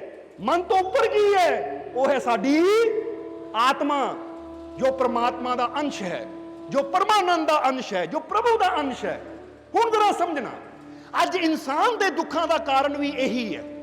ਜਿੱਦਾਂ ਉਹਨਾਂ ਮੂਰਖਾਂ ਨੇ ਇੱਕ ਦੂਜੇ ਨਾਲ ਆਪਣੇ ਨੂੰ ਬੰਨ੍ਹ ਲਿਆ, ਇਦਾਂ ਹੀ ਇਹ ਜਿਹੜੀਆਂ 12 ਇੰਦਰੀਆਂ ਇੱਕ ਦੂਜੇ ਨਾਲ ਜੁੜੀਆਂ ਹੋਈਆਂ, ਚਾਹ ਕੇ ਵੀ ਇੱਕ ਦੂਜੇ ਤੋਂ ਜੁਦਾ ਜੀਂਦੇ ਜੀ ਨਹੀਂ ਹੋ ਸਕਦੀਆਂ। ਜੇ ਤੁਸੀਂ ਕਹੋ ਆਪਣੇ ਅੰਦਰੋਂ ਗਿਆਨ ਇੰਦਰੀ ਨੂੰ ਕੱਢ ਦੇਵਾਂ, ਕਰਮ ਇੰਦਰੀ ਨੂੰ ਛੱਡ ਦੇਵਾਂ, ਤਾਂ ਨਹੀਂ, ਇਹ ਰਹਿਣੀ ਹੈ। ਜੇ ਬੰਦੇ ਦੇ ਹੱਥ ਵੀ ਕੱਟੇ ਜਾਣ ਤਾਂ ਵੀ ਸਪਰਸ਼ ਵਾਲੀ ਇੰਦਰੀ ਤਾਂ ਆਪਣਾ ਕੰਮ ਕਰਨੀ ਹੈ, ਕਿਉਂਕਿ ਜੇ ਹੱਥ ਨਾ ਵੀ ਹੋਣ ਤਾਂ ਬੰਦਾ ਆਪਣੇ ਪੈਰ ਨੂੰ ਲਾ ਕੇ ਕਹਿ ਦਿੰਦਾ ਹਾਂ ਚੀਜ਼ ਗਰਮ ਹੈ, ਠੰਡੀ ਹੈ। ਕਿਉਂਕਿ ਬਾਡੀ ਦੇ ਕਿਸੇ ਵੀ ਅੰਗ ਨੂੰ ਲੱਗੇ ਤਾਂ ਪਤਾ ਲੱਗ ਜਾਂਦਾ ਨਾ ਚੀਜ਼ ਬੜੀ ਗਰਮ ਹੈ, ਚੀਜ਼ ਠੰਡੀ ਹੈ। ਬੰਦਾ ਕਹਿੰਦਾ ਕੱਪੜਾ ਚੁੱਭਦਾ ਪਿਆ, ਬੜਾ ਸਖਤ ਹੈ, ਹੁਣ ਉਹ ਸਾਡੀ ਬਾਡੀ ਨੂੰ ਹੀ ਮਹਿਸੂਸ ਹੁੰਦਾ ਹੈ। ਇਸ ਲਈ ਇਹ 5 ਗਿਆਨ ਇੰਦਰੀਆਂ, 5 ਕਰਮ ਇੰਦਰੀਆਂ, 11ਵਾਂ ਮਨ ਔਰ 12ਵੀਂ ਆਤਮਾ, ਜਦੋਂ ਪ੍ਰਮਾਤਮਾ ਸਾਨੂੰ ਦੁਨੀਆ ਤੇ ਭੇਜਦਾ ਤਾਂ ਇੱਕ ਦੂਜੇ ਨਾਲ ਲਿੰਕ ਕਰਕੇ ਭੇਜਦਾ ਹੈ, ਇੱਕ ਦੂਜੇ ਨਾਲ ਜੋੜ ਕੇ ਭੇਜਦਾ ਹੈ। ਪਰ ਹੁੰਦਾ ਕੀ ਹੈ, ਜਦੋਂ ਅਸੀਂ ਦੁਨੀਆ ਤੇ ਆਉਂਦੇ ਹਾਂ ਸਾਨੂੰ 5 ਕਰਮ ਇੰਦਰੀਆਂ ਦਾ ਵੀ ਪਤਾ ਰਹਿੰਦਾ ਹੈ, ਉਹਨਾਂ ਦਾ ਵੀ ਇਸਤੇਮਾਲ ਕਰਦੇ ਹਾਂ। 5 ਗਿਆਨ ਇੰਦਰੀਆਂ ਦਾ ਵੀ ਸਾਨੂੰ ਪਤਾ ਹੈ, ਉਹਨਾਂ ਦਾ ਵੀ ਇਸਤੇਮਾਲ ਕਰਦੇ ਹਾਂ। ਕਰਦੇ ਹੋ ਕਿ ਨਹੀਂ? ਗਿਆਨ ਇੰਦਰੀਆਂ ਇਸਤੇਮਾਲ ਕਰਦੇ ਹੋ ਕਿ ਨਹੀਂ? ਹੁਣ ਤੁਸੀਂ ਦੇਖ ਰਹੇ ਹੋ, ਸਾਡੀ ਆਵਾਜ਼ ਸੁਣ ਰਹੇ ਹੋ, ਫਿਰ ਲੰਗਰ ਛਕਣਾ ਹੈ, ਬੋਲੋ ਸਮਝਦੇ ਹੋ ਕਿ ਨਹੀਂ? ਇਹ ਤੁਸੀਂ ਗਿਆਨ ਇੰਦਰੀਆਂ ਇਸਤੇਮਾਲ ਕਰ ਰਹੇ ਹੋ। ਫਿਰ ਕਰਮ ਇੰਦਰੀਆਂ ਦਾ ਇਸਤੇਮਾਲ ਵੀ ਕਰਦੇ, ਕਿਉਂਕਿ ਪੈਰਾਂ ਨਾਲ ਚੱਲ ਕੇ ਆਏ ਆ, ਹੱਥਾਂ ਨਾਲ ਅਸੀਂ ਉਹ ਭੋਜਨ ਤੋੜ ਕੇ ਮੂੰਹ 'ਚ ਪਾਣਾ ਹੈ, ਜਾਂ ਜੋ ਵੀ ਤੁਹਾਨੂੰ ਪਤਾ ਹੈ ਕਿ ਕਰਮ ਇੰਦਰੀਆਂ ਦਾ ਇਸਤੇਮਾਲ ਵੀ ਬੰਦਾ ਰੋਜ਼ ਕਰਦਾ ਹੈ। ਯਾਨੀ ਗਿਆਨ ਇੰਦਰੀਆਂ ਦਾ, ਕਰਮ ਇੰਦਰੀਆਂ ਦਾ ਇਸਤੇਮਾਲ ਅਸੀਂ ਰੋਜ਼ ਕਰਦੇ ਹਾਂ। ਔਰ ਇਹਦੇ ਨਾਲ ਹੈ ਮਨ, ਜਿਹਦਾ ਇਸਤੇਮਾਲ ਤਾਂ ਹਰ ਵੇਲੇ ਚੱਲਦਾ ਹੀ ਰਹਿੰਦਾ ਹੈ, ਸੁੱਤੇ ਪਿਆਂ ਵੀ ਚੱਲਦਾ ਹੈ। ਪਰ ਭੁੱਲ ਗਏ ਆ ਅਸੀਂ ਤਾਂ ਉਹ 12ਵੀਂ ਸ਼ਕਤੀ ਨੂੰ, ਉਹ 12ਵੀਂ ਤਾਕਤ ਨੂੰ, ਉਹ ਪ੍ਰਮਾਤਮਾ ਰੂਪੀ ਆਤਮਾ ਨੂੰ, ਔਰ ਉਹਨੂੰ ਭੁੱਲਣ ਦੇ ਕਾਰਨ ਹੀ ਸਾਡੇ ਜੀਵਨ 'ਚ ਇਹ ਦੁੱਖ, ਤਕਲੀਫਾਂ, ਪਰੇਸ਼ਾਨੀਆਂ, ਚਿੰਤਾਵਾਂ ਖੜੀਆਂ ਹੋ ਗਈਆਂ। ਤੁਹਾਨੂੰ ਦੱਸ ਰਹੇ ਦੁੱਖਾਂ ਦਾ ਕਾਰਨ ਕੀ ਹੈ? ਕਿਉਂਕਿ ਆਨੰਦ ਨੂੰ ਅਸੀਂ ਕਿਹਦੇ ਨਾਲ ਜੋੜ ਸਕਦੇ ਹਾਂ? ਖੁਸ਼ੀ ਨੂੰ ਅਸੀਂ ਕਿਹਦੇ ਨਾਲ ਜੋੜ ਸਕਦੇ ਹਾਂ? ਪਰਮਾਤਮਾ ਦੇ ਨਾਲ। ਤਾਂ ਹੀ ਤਾਂ ਕਹਿੰਦੇ ਨਾ ਕਿ ਨਾਨਕ ਦੁਖੀਆ ਸਭ ਸੰਸਾਰੇ, ਕਿਉਂ ਕਿਹਾ ਗਿਆ? ਉਹ ਕਹਿੰਦੇ ਬਾਹਰ ਲੱਭੇਗਾ ਸੁੱਖ, ਬਾਹਰ ਲੱਭੇਗਾ ਖੁਸ਼ੀ, ਤਾਂ ਖੁਸ਼ੀ ਬਾਹਰੋਂ ਨਹੀਂ ਮਿਲਣੀ। ਖੁਸ਼ੀ, ਆਨੰਦ ਤੇਰੇ ਅੰਦਰ ਹੈ। ਇਸ ਲਈ ਜਦੋਂ ਤੈਨੂੰ ਇਹ ਚੀਜ਼ ਦੀ ਸਮਝ ਆ ਗਈ, ਇਹ ਚੀਜ਼ ਦਾ ਪਤਾ ਲੱਗ ਗਿਆ ਕਿ ਆਨੰਦ ਮੇਰੇ ਅੰਦਰ ਹੈ, ਤਾਂ ਹੁਣ ਅਸੀਂ ਇਹ ਚੀਜ਼ ਸਿੱਖਣੀ ਹੈ ਕਿ ਉਸ ਅੰਦਰਲੇ ਆਨੰਦ ਨੂੰ ਪ੍ਰਗਟ ਕਿੱਦਾਂ ਕੀਤਾ ਜਾਵੇ। ਜਿੱਦਾਂ ਇੱਥੇ ਇੱਕ ਸਵਾਲ ਪੁੱਛਾਂਗੇ, ਜਿੱਦਾਂ ਪਹਿਲਾਂ ਹੀ ਦੱਸਿਆ, ਕੋਈ ਸਵਾਲ ਵੀ ਪੁੱਛਣੇ ਹੈ। ਫਰਜ਼ ਕਰੋ ਤੁਹਾਡੇ ਕੋਲ ਇੱਕ ਬੀਜ ਹੈ, ਤੁਹਾਡੇ ਹੱਥ ਤੇ ਇੱਕ ਬੀਜ ਹੈ, ਕਿਸੇ ਵੀ ਬ੍ਰਿਕਸ਼ ਦਾ ਬੀਜ। ਚਲੋ ਅੰਬ ਦੀ ਗੁਠਲੀ ਲੈ ਲਓ ਕਿ ਤੁਹਾਡੇ ਸਾਰਿਆਂ ਕੋਲ ਅੰਬ ਦੀ ਗੁਠਲੀ ਹੈ। ਹੁਣ ਅੰਬ ਦੀ ਗੁਠਲੀ ਜੇ ਚਾਹੁੰਦੀ ਹੈ ਕਿ ਮੈਂ ਪੇੜ ਬਣਾ, ਤਾਂ ਉਹ ਪੇੜ ਕਿੱਦਾਂ ਬਣ ਸਕਦੀ ਹੈ? ਕੀ ਉਹ ਕਿਸੇ ਕੋ ਜਾਵੇ, ਯਾਰ ਮੈਨੂੰ ਪੇੜ ਬਣਾ ਦੇ, ਬਾਹਰੋਂ ਕੋਈ ਚੀਜ਼ ਮਿਲੇ ਤਾਂ ਬਾਹਰੋਂ ਮੈਂ ਪੇੜ ਬਣ ਜਾਵਾਂ, ਤਾਂ ਬਣ ਜਾਏਗੀ ਪੇੜ? ਬੋਲੋ ਸਮਝਦੇ ਹੋ? ਸਵਾਲ ਸਮਝ ਆ ਰਿਹਾ ਕਿ ਨਹੀਂ? ਕਿ ਹੁਣ ਅੰਬ ਦੀ ਗੁਠਲੀ ਕਿਸੇ ਕੋ ਜਾਵੇ, ਮੈਂ ਪੇੜ ਬਣਨਾ ਚਾਹੁੰਦੀ ਹਾਂ, ਕੁਛ ਬਾਹਰੋਂ ਇਦਾਂ ਦਾ ਮਿਲ ਜਾਵੇ ਕਿ ਮੈਂ ਪੇੜ ਬਣ ਜਾਵਾਂ, ਤਾਂ ਲੱਗ ਜਾਵਾਂ ਟਹਿਣੀ ਦੇ ਨਾਲ, ਤਾਂ ਉਹ ਕਦੀ ਬ੍ਰਿਕਸ਼ ਨਹੀਂ। ਬਾਹਰ ਜਿੱਥੇ ਮਰਜੀ ਉਹ ਦੌੜ ਲਵੇ, ਉਹ ਕਦੀ ਪੇੜ ਨਹੀਂ ਬਣੇਗੀ। ਪੇੜ ਕਦੋਂ ਬਣੇਗੀ? ਕਿਉਂਕਿ ਜਦੋਂ ਗੁਠਲੀ ਨੂੰ ਇਹ ਸਮਝ ਆਏਗੀ ਕਿ ਇਹ ਗੁਠਲੀ, ਇਹ ਬੀਜ, ਤੈਨੂੰ ਬਾਹਰ ਦੌੜਨ ਦੀ ਲੋੜ ਨਹੀਂ ਹੈ, ਕਿਉਂਕਿ ਪੇੜ ਤਾਂ ਤੇਰੇ ਅੰਦਰ ਛੁਪਿਆ ਹੈ। ਜੇ ਤੂੰ ਬ੍ਰਿਕਸ਼ ਬਣਨਾ ਹੈ ਤਾਂ ਤੈਨੂੰ ਉਹ ਚੀਜ਼ ਨੂੰ ਸਮਝਣ ਦੀ ਜ਼ਰੂਰਤ ਹੈ ਕਿ ਜਿਹੜਾ ਤੇਰੇ ਅੰਦਰ ਬ੍ਰਿਕਸ਼ ਹੈ ਉਹ ਪ੍ਰਗਟ ਕਿੱਦਾਂ ਹੋ ਸਕਦਾ ਹੈ। ਬਾਹਰੋਂ ਨਹੀਂ ਕੋਈ ਤੈਨੂੰ ਬਣਾ ਸਕਦਾ, ਬਾਹਰੋਂ ਨਹੀਂ ਕੋਈ ਤੈਨੂੰ ਬ੍ਰਿਕਸ਼ ਬਣਾ ਸਕਦਾ ਕਿ ਇੱਕ ਪੇੜ ਹੈ ਤਾਂ ਤੈਨੂੰ ਲਾ ਦਿੱਤਾ, ਉਹਦੇ ਨਾਲ ਬਣ ਗਈ ਬ੍ਰਿਕਸ਼। ਏਦਾਂ ਨਹੀਂ। ਜੇ ਤੂੰ ਬ੍ਰਿਕਸ਼ ਬਣਨਾ ਹੈ, ਉਹ ਅਸਲੀ ਬ੍ਰਿਕਸ਼ ਨੂੰ ਪ੍ਰਾਪਤ ਕਰਨਾ ਹੈ, ਤਾਂ ਉਹ ਬ੍ਰਿਕਸ਼, ਉਹ ਪੇੜ ਤਾਂ ਤੇਰੇ ਅੰਦਰ ਛੁਪਿਆ ਹੋਇਆ ਹੈ। ਤੈਨੂੰ ਉਹ ਯੁਕਤੀ ਸਮਝਣੀ ਪਏਗੀ, ਉਹ ਵਿਧੀ ਸਮਝਣੀ ਪਏਗੀ ਕਿ ਮੈਂ ਜਿਸ ਯੁਕਤੀ ਦੇ ਨਾਲ ਮਿਟਾਂ ਔਰ ਆਪਣੇ ਅੰਦਰਲੇ ਪੇੜ ਨੂੰ ਪ੍ਰਗਟ ਕਰ ਦੇਵਾਂ। ਅੱਜ ਇਨਸਾਨ ਵੀ ਇਹੀ ਗਲਤੀ ਕਰਦਾ ਹੈ। ਇਨਸਾਨ ਵੀ ਬਾਹਰੋਂ ਆਨੰਦ ਲੱਭਣ ਦੀ ਕੋਸ਼ਿਸ਼ ਕਰਦਾ ਹੈ ਕਿ ਮੈਨੂੰ ਆਹ ਚੀਜ਼ ਚੋਂ ਆਨੰਦ ਮਿਲ ਜਾਵੇ, ਇਸ ਘਰ ਚੋਂ ਆਨੰਦ ਮਿਲ ਜਾਵੇ, ਇਸ ਜਗ੍ਹਾ ਚੋਂ ਆਨੰਦ ਮਿਲ ਜਾਵੇ, ਇਸ ਕੱਪੜੇ ਚੋਂ ਆਨੰਦ ਮਿਲ ਜਾਵੇ, ਮੈਨੂੰ ਇਸ ਪਦਾਰਥ ਚੋਂ ਆਨੰਦ ਮਿਲ ਜਾਵੇ। ਤਾਂ ਹੀ ਤਾਂ ਬੰਦੇ ਨੂੰ ਆਨੰਦ ਕਦੀ ਮਿਲਦਾ ਨਹੀਂ ਹੈ। ਬੰਦਾ ਰਹਿੰਦਾ ਫਿਰ ਵੀ ਦੁਖੀ ਦਾ ਦੁਖੀ, ਜਿੱਦਾਂ ਗੁਠਲੀ ਲੱਭਣ ਦੀ ਕੋਸ਼ਿਸ਼ ਕਰੇ, ਬਾਹਰੋਂ ਕੋਈ ਮੈਨੂੰ ਪੇੜ ਬਣਾ ਦੇਵੇ। ਪੇੜ ਬਣਨ ਵਾਸਤੇ ਤਾਂ ਉਹਨੂੰ ਆਪਣੇ ਆਪ ਨੂੰ ਮਿੱਟੀ 'ਚ ਦਫਨਾਉਣਾ ਪਏਗਾ। ਤਾਂ ਹੀ ਤਾਂ ਅਸੀਂ ਕਈ ਵਾਰ ਦੱਸਿਆ ਕਿ ਬੁੱਲੇ ਸ਼ਾਹ ਕਹਿੰਦੇ ਆਪਣਾ ਆਪ ਗਵਾਈਏ ਤਾਂ ਸ਼ੋਅ ਪਾਈਏ। ਹੁਣ ਇਹ ਯੁਕਤੀ, ਇਹ ਵਿਧੀ ਕੀ ਹੈ? ਹੁਣ ਜਦੋਂ ਸਾਨੂੰ ਉਹ ਵਿਧੀ ਦੀ ਸਮਝ ਆ ਜਾਏਗੀ ਕਿ ਬਾਹਰ ਦੌੜਨ ਨਾਲ, ਬਾਹਰ ਘੁੰਮਣ ਦੇ ਨਾਲ ਸਾਨੂੰ ਉਹ ਆਨੰਦ ਨਹੀਂ ਮਿਲਣਾ। ਜਿੱਦਾਂ ਇੱਥੇ ਸਵਾਮੀ ਵਿਵੇਕਾਨੰਦ ਜੀ ਨੇ ਇੱਕ ਲਾਈਨ ਬੜੀ ਪਿਆਰੀ ਕਹੀ ਹੈ, ਉਹਨਾਂ ਦੀ ਇਹ ਬੜੀ ਪਿਆਰੀ ਲਾਈਨ ਦੱਸਣੀ ਚਾਹਾਂਗੇ, ਜੋ ਉਹਨਾਂ ਨੇ ਅਮਰੀਕਾ ਦੇ ਇੱਕ ਭਾਸ਼ਣ ਦੇ ਵਿੱਚ ਕਹੀ ਸੀ। ਵਿਵੇਕਾਨੰਦ ਕਹਿੰਦੇ, ਤੂੰ ਸਾਰੀ ਦੁਨੀਆ ਦੇ ਧਾਰਮਿਕ ਗ੍ਰੰਥ ਪੜ੍ਹ ਲੈ, ਧਾਰਮਿਕ ਸ਼ਾਸਤਰ ਪੜ੍ਹ ਲੈ, ਤੈਨੂੰ ਭਗਵਾਨ ਈਸ਼ਵਰ ਨਹੀਂ ਮਿਲੇਗਾ। ਕਿਉਂਕਿ ਕਿਸੇ ਵੀ ਧਾਰਮਿਕ ਗ੍ਰੰਥ, ਕਿਸੇ ਵੀ ਧਾਰਮਿਕ ਸ਼ਾਸਤਰ ਨੂੰ ਪੜ੍ਹ ਕੇ ਤੂੰ ਈਸ਼ਵਰ ਤੱਕ ਨਹੀਂ ਪਹੁੰਚੇਗਾ। ਜੇ ਤੂੰ ਈਸ਼ਵਰ ਨੂੰ ਪਾਣਾ ਚਾਹੁੰਦਾ ਹੈ, ਉਹ ਪਰਮਾਨੰਦ ਨੂੰ ਪਾਣਾ ਚਾਹੁੰਦਾ, ਤਾਂ ਉਹਦੇ ਵਾਸਤੇ ਤੈਨੂੰ ਗਿਆਨ ਔਰ ਧਿਆਨ ਦੀ ਜ਼ਰੂਰਤ ਹੈ। ਕਿਉਂਕਿ ਈਸ਼ਵਰ ਜਦ ਵੀ ਮਿਲਣਾ ਹੈ ਸ਼ਾਸਤਰਾਂ ਚੋਂ ਨਹੀਂ, ਤੈਨੂੰ ਆਪਣੇ ਅੰਦਰੋਂ ਮਿਲਣਾ ਹੈ। ਇਹ ਵਿਵੇਕਾਨੰਦ ਜੀ ਨੇ ਬੜੀ ਪਿਆਰੀ ਲਾਈਨ ਕਹੀ ਹੈ, ਸਮਝ ਲਓ ਸਾਰੇ। ਤਾਂ ਹੀ ਤਾਂ ਤੁਸੀਂ ਜਿੰਨੇ ਮਰਜ਼ੀ ਸ਼ਾਸਤਰ ਪੜ੍ਹ ਲਓ, ਧਾਰਮਿਕ ਗ੍ਰੰਥ ਪੜ੍ਹ ਲਓ, ਉਹਨਾਂ ਚੋਂ ਸਮਝ ਜ਼ਰੂਰ ਆ ਜਾਏਗੀ ਕਿ ਇਹਨਾਂ 'ਚ ਕੀ ਲਿਖਿਆ ਹੈ। ਪਰ ਜੇ ਬੰਦਾ ਕਵੇ ਈਸ਼ਵਰ ਦਾ ਸਾਖਸ਼ਾਤਕਾਰ ਹੋਣਾ, ਈਸ਼ਵਰ ਦੀ ਪ੍ਰਾਪਤੀ ਹੋਣੀ, ਪਰਮਾਨੰਦ ਦੀ ਪ੍ਰਾਪਤੀ ਹੋਣੀ, ਉਹ ਕਹਿੰਦੇ ਸ਼ਾਸਤਰਾਂ ਨੂੰ ਪੜ੍ਹ ਕੇ, ਗ੍ਰੰਥਾਂ ਨੂੰ ਪੜ੍ਹ ਕੇ ਨਹੀਂ ਹੋਣੀ। ਉਹਦੇ ਵਾਸਤੇ ਤੈਨੂੰ ਧਿਆਨ ਔਰ ਗਿਆਨ ਦੀ ਜ਼ਰੂਰਤ ਹੈ। ਗਿਆਨ ਯਾਨੀ ਸਮਝ ਦੀ ਜ਼ਰੂਰਤ ਹੈ। ਔਰ ਗਿਆਨ ਵੀ ਬਾਹਰਲਾ ਗਿਆਨ ਨਹੀਂ, ਗਿਆਨ ਦਾ ਮਤਲਬ ਆਪਣੇ ਅੰਦਰਲੇ ਗਿਆਨ ਦੀ ਜ਼ਰੂਰਤ ਹੈ। ਉਹ ਬਾਹਰਵੀਂ ਚੀਜ਼ ਨੂੰ ਜਾਣਨ ਦੀ ਜ਼ਰੂਰਤ ਹੈ, ਉਹ ਆਤਮਾ ਨੂੰ ਸਮਝਣ ਦੀ ਜ਼ਰੂਰਤ ਹੈ ਜੋ ਤੇਰੇ ਅੰਦਰ ਬੈਠੀ ਹੋਈ ਹੈ। ਕਿਉਂਕਿ ਜਿੱਦਾਂ ਫਕੀਰਾਂ ਨੇ ਉਹ ਚੋਟ ਕੀਤੀ, 1 2 3 ਲੈ 12 ਪੂਰੇ ਹੋ ਗਏ, ਉਹ ਕਹਿੰਦੇ ਮਹਾਰਾਜ ਤੁਸੀਂ ਪ੍ਰਗਟ ਕਰ ਦਿੱਤਾ। ਬਸ ਇਹੀ ਕੰਮ ਤਾਂ ਫਕੀਰ ਕਰਦੇ ਹੈ। ਉਹ 12ਵਾਂ ਯਾਨੀ ਪਰਮਾਤਮਾ, ਉਹ ਆਤਮਾ ਸਾਡੇ ਅੰਦਰ ਹੀ ਹੈ। ਬਸ ਫਕੀਰ ਤਾਂ ਸ਼ਬਦ ਦੀ ਚੋਟ ਕਰਦੇ ਹੈ, ਸ਼ਬਦ ਦੀ ਚੋਟ। ਜਦੋਂ ਸ਼ਬਦ ਦੀ ਚੋਟ ਹੁੰਦੀ ਹੈ ਤੇ ਇਨਸਾਨ ਨੂੰ ਪਤਾ ਲੱਗਦਾ ਹੈ ਮੇਰੇ ਅੰਦਰ ਹੀ ਪਰਮਾਨੰਦ ਸੀ। ਫਿਰ ਉਹ ਕਹਿੰਦਾ ਸਤਿਗੁਰੂ ਤੁਹਾਡਾ ਸ਼ੁਕਰੀਆ, ਤੁਸੀਂ ਮੈਨੂੰ ਪਰਮਾਨੰਦ ਤੱਕ ਪਹੁੰਚਾ ਦਿੱਤਾ। ਤਾਂ ਸਤਿਗੁਰੂ ਹੱਸਦੇ ਐ, ਮੁਰਸ਼ਿਦ ਹੱਸਦਾ ਹੈ ਕਿ ਭਾਈ ਇਹ ਤਾਂ ਤੇਰੇ ਅੰਦਰ ਹੀ ਸੀ, ਭੁੱਲਿਆ ਸੀ, ਮੈਂ ਤਾਂ ਤੈਨੂੰ ਯਾਦ ਦਿਲਾਇਆ ਹੈ। ਜਰਾ ਗੌਰ ਕਰ। ਹੁਣ ਜੇ ਤੁਸੀਂ ਕਹੋ ਮਾਲਕੋ ਸਾਨੂੰ ਪਰਮਾਤਮਾ ਤੱਕ ਲੈ ਕੇ ਜਾਓ, ਪਰਮਾਨੰਦ ਤੱਕ ਲੈ ਕੇ ਜਾਓ, ਤੇ ਅਸੀਂ ਬਾਹਰੋਂ ਨਹੀਂ ਉਹ ਦੇਣਾ ਤੁਹਾਨੂੰ, ਤੁਹਾਡੇ ਅੰਦਰ ਹੀ ਆ ਪਰਮਾਨੰਦ। ਹਾਂ ਅਸੀਂ ਕੁਝ ਯੁਕਤੀ ਦੇ ਸਕਦੇ ਹਾਂ, ਤੁਹਾਨੂੰ ਧਿਆਨ ਦੀ ਵਿਧੀ ਦੱਸ ਸਕਦੇ ਹਾਂ। ਉਹ ਧਿਆਨ ਦੇ ਮਾਰਗ ਤੇ ਚੱਲ ਕੇ ਤੁਸੀਂ ਆਪਣੇ ਅੰਦਰ ਜਾਣ ਸਕਦੇ ਹੋ ਕਿ ਉਹ ਪਰਮਾਨੰਦ ਹੈ ਕਿੱਥੇ। ਹਾਂ ਮਿਲਦਾ ਗੁਰੂ ਦੇ ਜਰੀਏ। ਕਿਉਂ? ਕਿਉਂਕਿ ਗੁਰੂ ਯੁਕਤੀ ਦਿੰਦਾ। ਜਦ ਤੱਕ ਯੁਕਤੀ ਨਾ ਮਿਲੇ ਇਨਸਾਨ ਦੀ ਸੁਰਤੀ ਬਾਹਰ ਹੀ ਭਟਕਦੀ ਰਹਿੰਦੀ ਹੈ, ਇਨਸਾਨ ਦਾ ਧਿਆਨ ਬਾਹਰ ਹੀ ਲੱਗਾ ਰਹਿੰਦਾ ਹੈ। ਕੋਈ ਪਹਾੜਾਂ 'ਚ ਲੱਭਦਾ ਹੈ, ਕੋਈ ਜੰਗਲਾਂ 'ਚ ਲੱਭਦਾ ਹੈ, ਕੋਈ ਤੀਰਥਾਂ ਤੇ ਲੱਭਦਾ ਹੈ, ਕੋਈ ਕਿਤੇ ਲੱਭਦਾ, ਕੋਈ ਕਿਤੇ ਲੱਭਦਾ ਹੈ। ਪਰ ਜਦੋਂ ਕਾਮਿਲ ਗੁਰੂ ਮਿਲਦਾ ਹੈ, ਮੁਰਸ਼ਿਦ ਮਿਲਦਾ ਹੈ, ਤਾਂ ਫਿਰ ਪਤਾ ਲੱਗਦਾ ਹੈ ਕਿ ਰੱਬ ਨੂੰ ਪਾਣਾ ਹੈ ਤਾਂ ਬਾਹਰ ਨਹੀਂ, ਉਹਨੂੰ ਪਾਣਾ ਤਾਂ ਆਪਣੇ ਅੰਦਰ।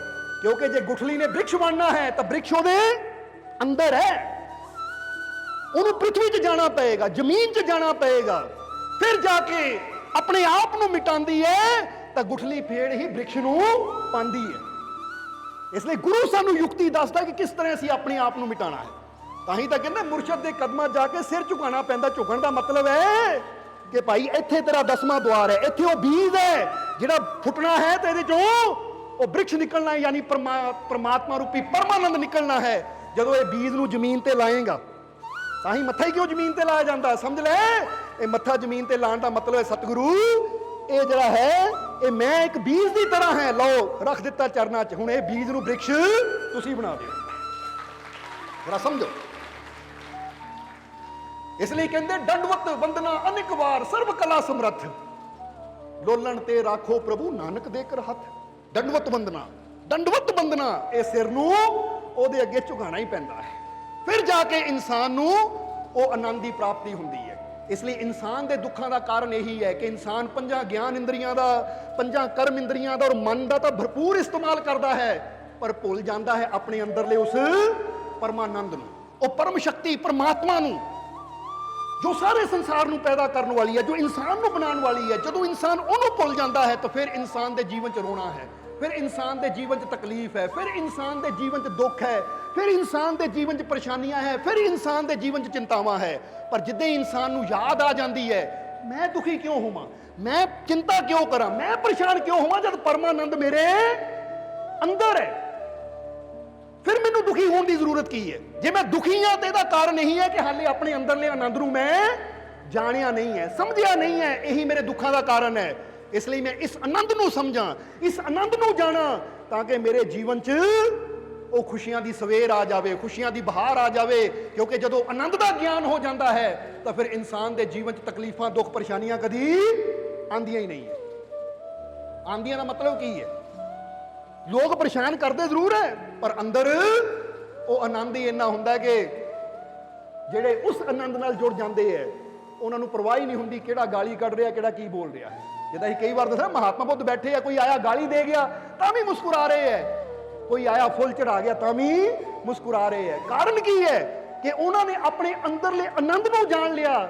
ਇਸ ਲਈ ਹੁਣ ਉਹ ਦੁਨੀਆ ਦੇ ਮੁਹਤਾਜ ਨਹੀਂ ਹੈ ਕਿ ਕੋਈ ਇੱਜ਼ਤ ਦੇਵੇ ਤਾਂ ਖੁਸ਼ੀ ਦੇ ਦੇਵੇ ਤਾਂ ਕੋਈ ਬੇਇੱਜ਼ਤੀ ਕਰਦੇ ਦੁੱਖ ਦੇ ਦੇਵੇ। ਉਹ ਕਹਿੰਦੇ ਨਹੀਂ, ਹੁਣ ਅਸੀਂ ਦੁਨੀਆ ਦੇ ਮੁਹਤਾਜ ਨਹੀਂ ਹੈ ਕਿ ਉਹ ਇਦਾਂ ਕਰੇ ਤਾਂ ਸਾਨੂੰ ਖੁਸ਼ੀ ਹੋਏਗੀ ਜਾਂ ਉਦਾਂ ਕਰੇ ਤਾਂ ਸਾਨੂੰ ਖੁਸ਼ੀ ਮਿਲੇਗੀ। ਅਸੀਂ ਆਪਣੇ ਅੰਦਰਲੀ ਖੁਸ਼ੀ ਨੂੰ ਜਾਣ ਲਿਆ। ਹੁਣ ਦੁਨੀਆ ਜੋ ਮਰਜ਼ੀ ਕਰੇ ਸਾਡੇ ਅੰਦਰ ਸਦਾ ਆਨੰਦ ਹੀ ਰਹਿੰਦਾ ਹੈ। ਇਸ ਲਈ ਸਮਝਣਾ, ਹੁਣ ਇਹਨੂੰ ਸਮਝਣ ਵਾਸਤੇ ਇਹ ਵੀ ਨਾਲ ਸਮਝ ਲਈਏ ਕਿ ਅਸੀਂ ਉਸ ਆਨੰਦ ਨੂੰ ਜਾਣ ਕਿੱਦਾਂ ਸਕਦੇ ਹਾਂ, ਉਸ ਆਨੰਦ ਤੱਕ ਪਹੁੰਚ ਕਿੱਦਾਂ ਸਕਦੇ ਹਾਂ, ਉਹ ਪਰਮ ਸ਼ਕਤੀ ਦਾ ਇਸਤੇਮਾਲ ਕਿੱਦਾਂ ਕਰ ਸਕਦੇ ਹਾਂ। ਹੁਣ ਉਹ ਵੀ ਥੋੜਾ ਜਿਹਾ ਸਮਝ ਲਈਏ। ਔਰ ਇੱਥੇ ਸਾਨੂੰ ਸਾਈਂ, ਤੁਸੀਂ ਨਾਮ ਸੁਣਿਆ ਹੋਵੇਗਾ ਮੁਹੰਮਦ ਬਖਸ਼, ਇੱਕ ਫਕੀਰ ਹੋਏ ਹੈ ਜਿਨ੍ਹਾਂ ਨੂੰ ਮੀਆਂ ਮੁਹੰਮਦ ਬਖਸ਼ ਕਿਹਾ ਜਾਂਦਾ ਹੈ। ਕਿਸੇ ਨੇ ਨਾਮ ਸੁਣਿਆ ਕਿ ਨਹੀਂ ਉਹਨਾਂ ਦਾ? ਉਹਨਾਂ ਦੇ ਬੜੇ ਕਲਾਮ ਹੈ, ਜਿੱਦਾਂ ਬੁੱਲੇ ਸ਼ਾਹ ਦੇ ਕਲਾਮ ਹੈ ਦੀ ਮੁਹੰਮਦ ਬਖਸ਼ ਜੀ ਦੇ ਬੜੇ ਕਲਾਮ, ਇੱਕ ਬਹੁਤ ਅੱਛੇ ਫਕੀਰ ਹੋਇਆ, ਸੂਫੀ ਫਕੀਰ। ਹੁਣ ਉਹਨਾਂ ਦੇ ਜੀਵਨ ਦਾ ਇੱਕ ਕਲਾਮ ਹੈ, ਉਹਨਾਂ ਦੇ ਜੀਵਨ ਦੀ ਘਟਨਾ ਯਾਦ ਆ ਗਈ ਔਰ ਇਹ ਦੋ ਘਟਨਾ ਨੇ ਉਹਨਾਂ ਦਾ ਜੀਵਨ ਬਦਲ ਕੇ ਰੱਖ ਦਿੱਤਾ। ਦੋ ਘਟਨਾ ਉਹਨਾਂ ਦੇ ਜੀਵਨ 'ਚ ਐਸੀਆਂ ਹੋਈਆਂ ਜਿਨ੍ਹਾਂ ਨੇ ਉਹਦਾ ਜੀਵਨ ਪ੍ਰਭੂ ਦੇ ਰੰਗ ਵਿੱਚ ਪੂਰੀ ਤਰ੍ਹਾਂ ਰੰਗ ਦਿੱਤਾ। ਹੁਣ ਅਸੀਂ ਉਹ ਦੋ ਘਟਨਾਵਾਂ ਤੁਹਾਨੂੰ ਵੀ ਦੱਸਣੀਆਂ ਹੈ। ਸ਼ਾਇਦ ਉਹ ਦੋ ਘਟਨਾਵਾਂ ਬਾਰੇ ਸਮਝ ਕੇ ਤੁਹਾਡੇ ਜੀਵਨ 'ਚ ਵੀ ਬਦਲਾਅ ਆ ਜਾਵੇ, ਕਿਉਂਕਿ ਜੇ ਇੱਕ ਦਾ ਜੀਵਨ ਬਦਲ ਸਕਦਾ ਹੈ ਤਾਂ ਸ਼ਾਇਦ ਇੱਥੇ ਜੇ ਇੰਨੇ ਜੀ ਬੈਠੇ ਆ ਤਾਂ ਤੁਹਾਡੇ 'ਚੋਂ ਵੀ ਕਿਸੇ ਦਾ ਜੀਵਨ ਉਹ ਘਟਨਾ ਨੂੰ ਸੁਣ ਕੇ ਬਦਲ ਜਾਵੇ। ਇਸ ਲਈ ਘਟਨਾ ਸਮਝਣੀ ਹੈ ਕਿ ਮੁਹੰਮਦ ਬਖਸ਼ ਆਪਣੇ ਕਲਾਮ ਦੇ ਅੰਦਰ ਕਹਿੰਦੇ ਹੈ ਕਿ ਇਸ ਤਨ ਭੀਤਰ ਰੱਬ ਦਾ ਖੇਲਾ ਦੇਖਣ ਵਾਲੇ ਥੋੜੇ ਜੀ, ਬਿਨ ਮੁਰਸ਼ਦ ਕੋਈ ਸਮਝ ਨਾ ਪਾਵੇ ਰਹਿਤ ਕੋਰੇ ਕੇ ਕੋਰੇ ਜੀ। ਕਿ ਸ਼ਬਦ ਅੰਦਰੋਂ ਕਹਿੰਦੇ ਆ ਕਿ ਇਹ ਤੇਰੇ ਤਨ ਦੇ ਵਿੱਚ, ਤਨ ਯਾਨੀ ਇਹ ਸਰੀਰ ਦੇ ਵਿੱਚ ਰੱਬ ਦਾ ਸਾਰਾ ਖੇਲ ਚੱਲ ਰਿਹਾ ਹੈ। ਇਸ ਤਨ ਭੀਤਰ ਰੱਬ ਦਾ ਖੇਲਾ, ਖੇਲਾ ਯਾਨੀ ਉਹ ਸਾਰਾ ਖੇਲ ਇਹ ਤਨ ਦੇ ਵਿੱਚ ਬੈਠਾ ਰੱਬ ਹੀ ਖੇਲ ਰਿਹਾ ਹੈ। ਦੇਖਣ ਵਾਲੇ ਥੋੜੇ ਜੀ, ਪਰ ਦੇਖਣ ਵਾਲੇ ਬਹੁਤ ਥੋੜੇ ਹੈ। ਯਾਨੀ ਜਨਮ ਤਾਂ ਲੱਖਾਂ ਕਰੋੜਾਂ ਹੀ ਲੈਂਦੇ ਹੈ, ਪਰ ਦੇਖਣ ਵਾਲਾ ਕੋਈ ਵਿਰਲਾ ਹੁੰਦਾ ਹੈ। ਨਹੀਂ ਤਾਂ ਤੁਸੀਂ ਹਿਸਾਬ ਕਿਤਾਬ ਲਾ ਕੇ ਦੇਖੋ ਕਿ ਜਦੋਂ ਦਾ ਸੰਸਾਰ ਬਣਿਆ ਕਿੰਨੇ ਅਰਬ ਖਰਬ ਲੋਕ ਪੈਦਾ ਹੋ ਗਏ, ਪਰ ਜਾਣਿਆ ਕਿੰਨੀਆਂ ਕਨ ਹੈ? ਅਸੀਂ ਉਹਨਾਂ ਦੀ ਗਿਣਤੀ ਕਰੀਏ ਤਾਂ ਚੰਦ ਗੁਰੂ ਰਹਿਬਰ ਪੀਰ ਫਕੀਰ ਐਸੇ ਹੋਣਗੇ ਜਿਨ੍ਹਾਂ ਨੇ ਉਹਨਾਂ ਨੂੰ ਜਾਣਿਆ, ਯਾਨੀ ਉਹ ਰੱਬ ਦੇ ਖੇਲ ਨੂੰ ਅੰਦਰ ਸਮਝਿਆ। ਅਸੀਂ ਚੰਦ ਅਵਤਾਰਾਂ ਦਾ, ਗੁਰੂਆਂ ਰਹਿਬਰਾਂ ਪੀਰਾਂ ਫਕੀਰਾਂ ਸੰਤਾਂ ਦਾ ਨਾਮ ਲੈ ਸਕਦੇ ਹਾਂ, ਪਰ ਜਨਮ ਤਾਂ ਕਰੋੜਾਂ ਹੀ ਲੈ ਰਹੇ, ਅਰਬਾਂ ਹੀ ਲੈ ਰਹੇ। ਇਸ ਲਈ ਉਹਨਾਂ ਨੇ ਕਿਹਾ, ਮੁਹੰਮਦ ਬਖਸ਼ ਨੇ, ਕਿ ਅੰਦਰ ਖੇਲ ਤਾਂ ਸਭ ਦੇ ਚੱਲ ਰਿਹਾ ਹੈ। ਹੁਣ ਤੁਸੀਂ ਜਿੰਨੇ ਜੀ ਬੈਠੇ ਹੋ, ਖੇਲ ਸਭ ਦੇ ਅੰਦਰ ਪ੍ਰਭੂ ਦਾ ਚੱਲ ਰਿਹਾ ਹੈ, ਸਭ ਦੇ ਅੰਦਰ ਉਹ ਖੇਲ ਰਿਹਾ ਹੈ, ਆਪਣੀ ਕੁਦਰਤ ਚਲਾ ਰਿਹਾ ਹੈ, ਪਰ ਦੇਖਣ ਵਾਲੇ ਥੋੜੇ ਜੀ। ਹੁਣ ਜ਼ਰਾ ਸੋਚੋ, ਤੁਹਾਡੀ ਉਮਰ ਕਿੰਨੀ ਹੋ ਗਈ ਹੈ, ਕਿੰਨੇ ਸਾਲਾਂ ਦੇ ਤੁਸੀਂ ਹੋ ਚੁੱਕੇ ਹੋ, ਪਰ ਅੱਜ ਤੱਕ ਹਲੇ ਦੇਖਿਆ ਕਿ ਅੰਦਰੋਂ ਬੈਠਾ ਕਿੱਥੇ ਖੇਲ ਰਿਹਾ ਹੈ? ਜ਼ਰਾ ਜਵਾਬ ਦਿਓ ਸਾਨੂੰ। ਅੱਜ ਤੱਕ ਦੇਖਣ ਦੀ ਕੋਸ਼ਿਸ਼ ਕੀਤੀ? ਬਸ ਇਦਾਂ ਹੀ ਸਭ ਦੀ ਜ਼ਿੰਦਗੀ, ਜਨਮ ਲੈਂਦੇ ਐ, ਖਾਂਦੇ ਐ, ਪੀਂਦੇ ਐ, ਸ਼ਾਦੀ ਹੁੰਦੀ ਐ, ਬੱਚੇ ਹੁੰਦੇ ਐ, ਕੰਮਕਾਰ ਕਰਦੇ ਔਰ ਅੰਤ ਵਿੱਚ ਚਿਤਾ ਤੇ ਜਾ ਕੇ ਲੇਟ ਜਾਂਦੇ ਐ, ਯਾਨੀ ਮਰ ਜਾਂਦੇ ਐ। ਪਰ ਕਦੀ ਇਹ ਦੇਖਣ ਦੀ ਕੋਸ਼ਿਸ਼ ਨਹੀਂ ਕਰਦੇ ਕਿ ਸਾਡੇ ਅੰਦਰ ਬੈਠਾ ਸਾਡਾ ਮਾਲਿਕ ਪਰਮਾਤਮਾ ਕਿੱਥੇ ਖੇਡ ਰਿਹਾ ਹੈ, ਉਹ ਪਰਮਾਨੰਦ ਹੈ ਕਿੱਥੇ। ਕਦੀ ਇਹ ਸਮਝਣ ਦੀ ਕੋਸ਼ਿਸ਼ ਨਹੀਂ ਕਰਦੇ ਔਰ ਇੱਦੀ ਜ਼ਿੰਦਗੀ ਗੁਜ਼ਰ ਜਾਂਦੀ ਹੈ।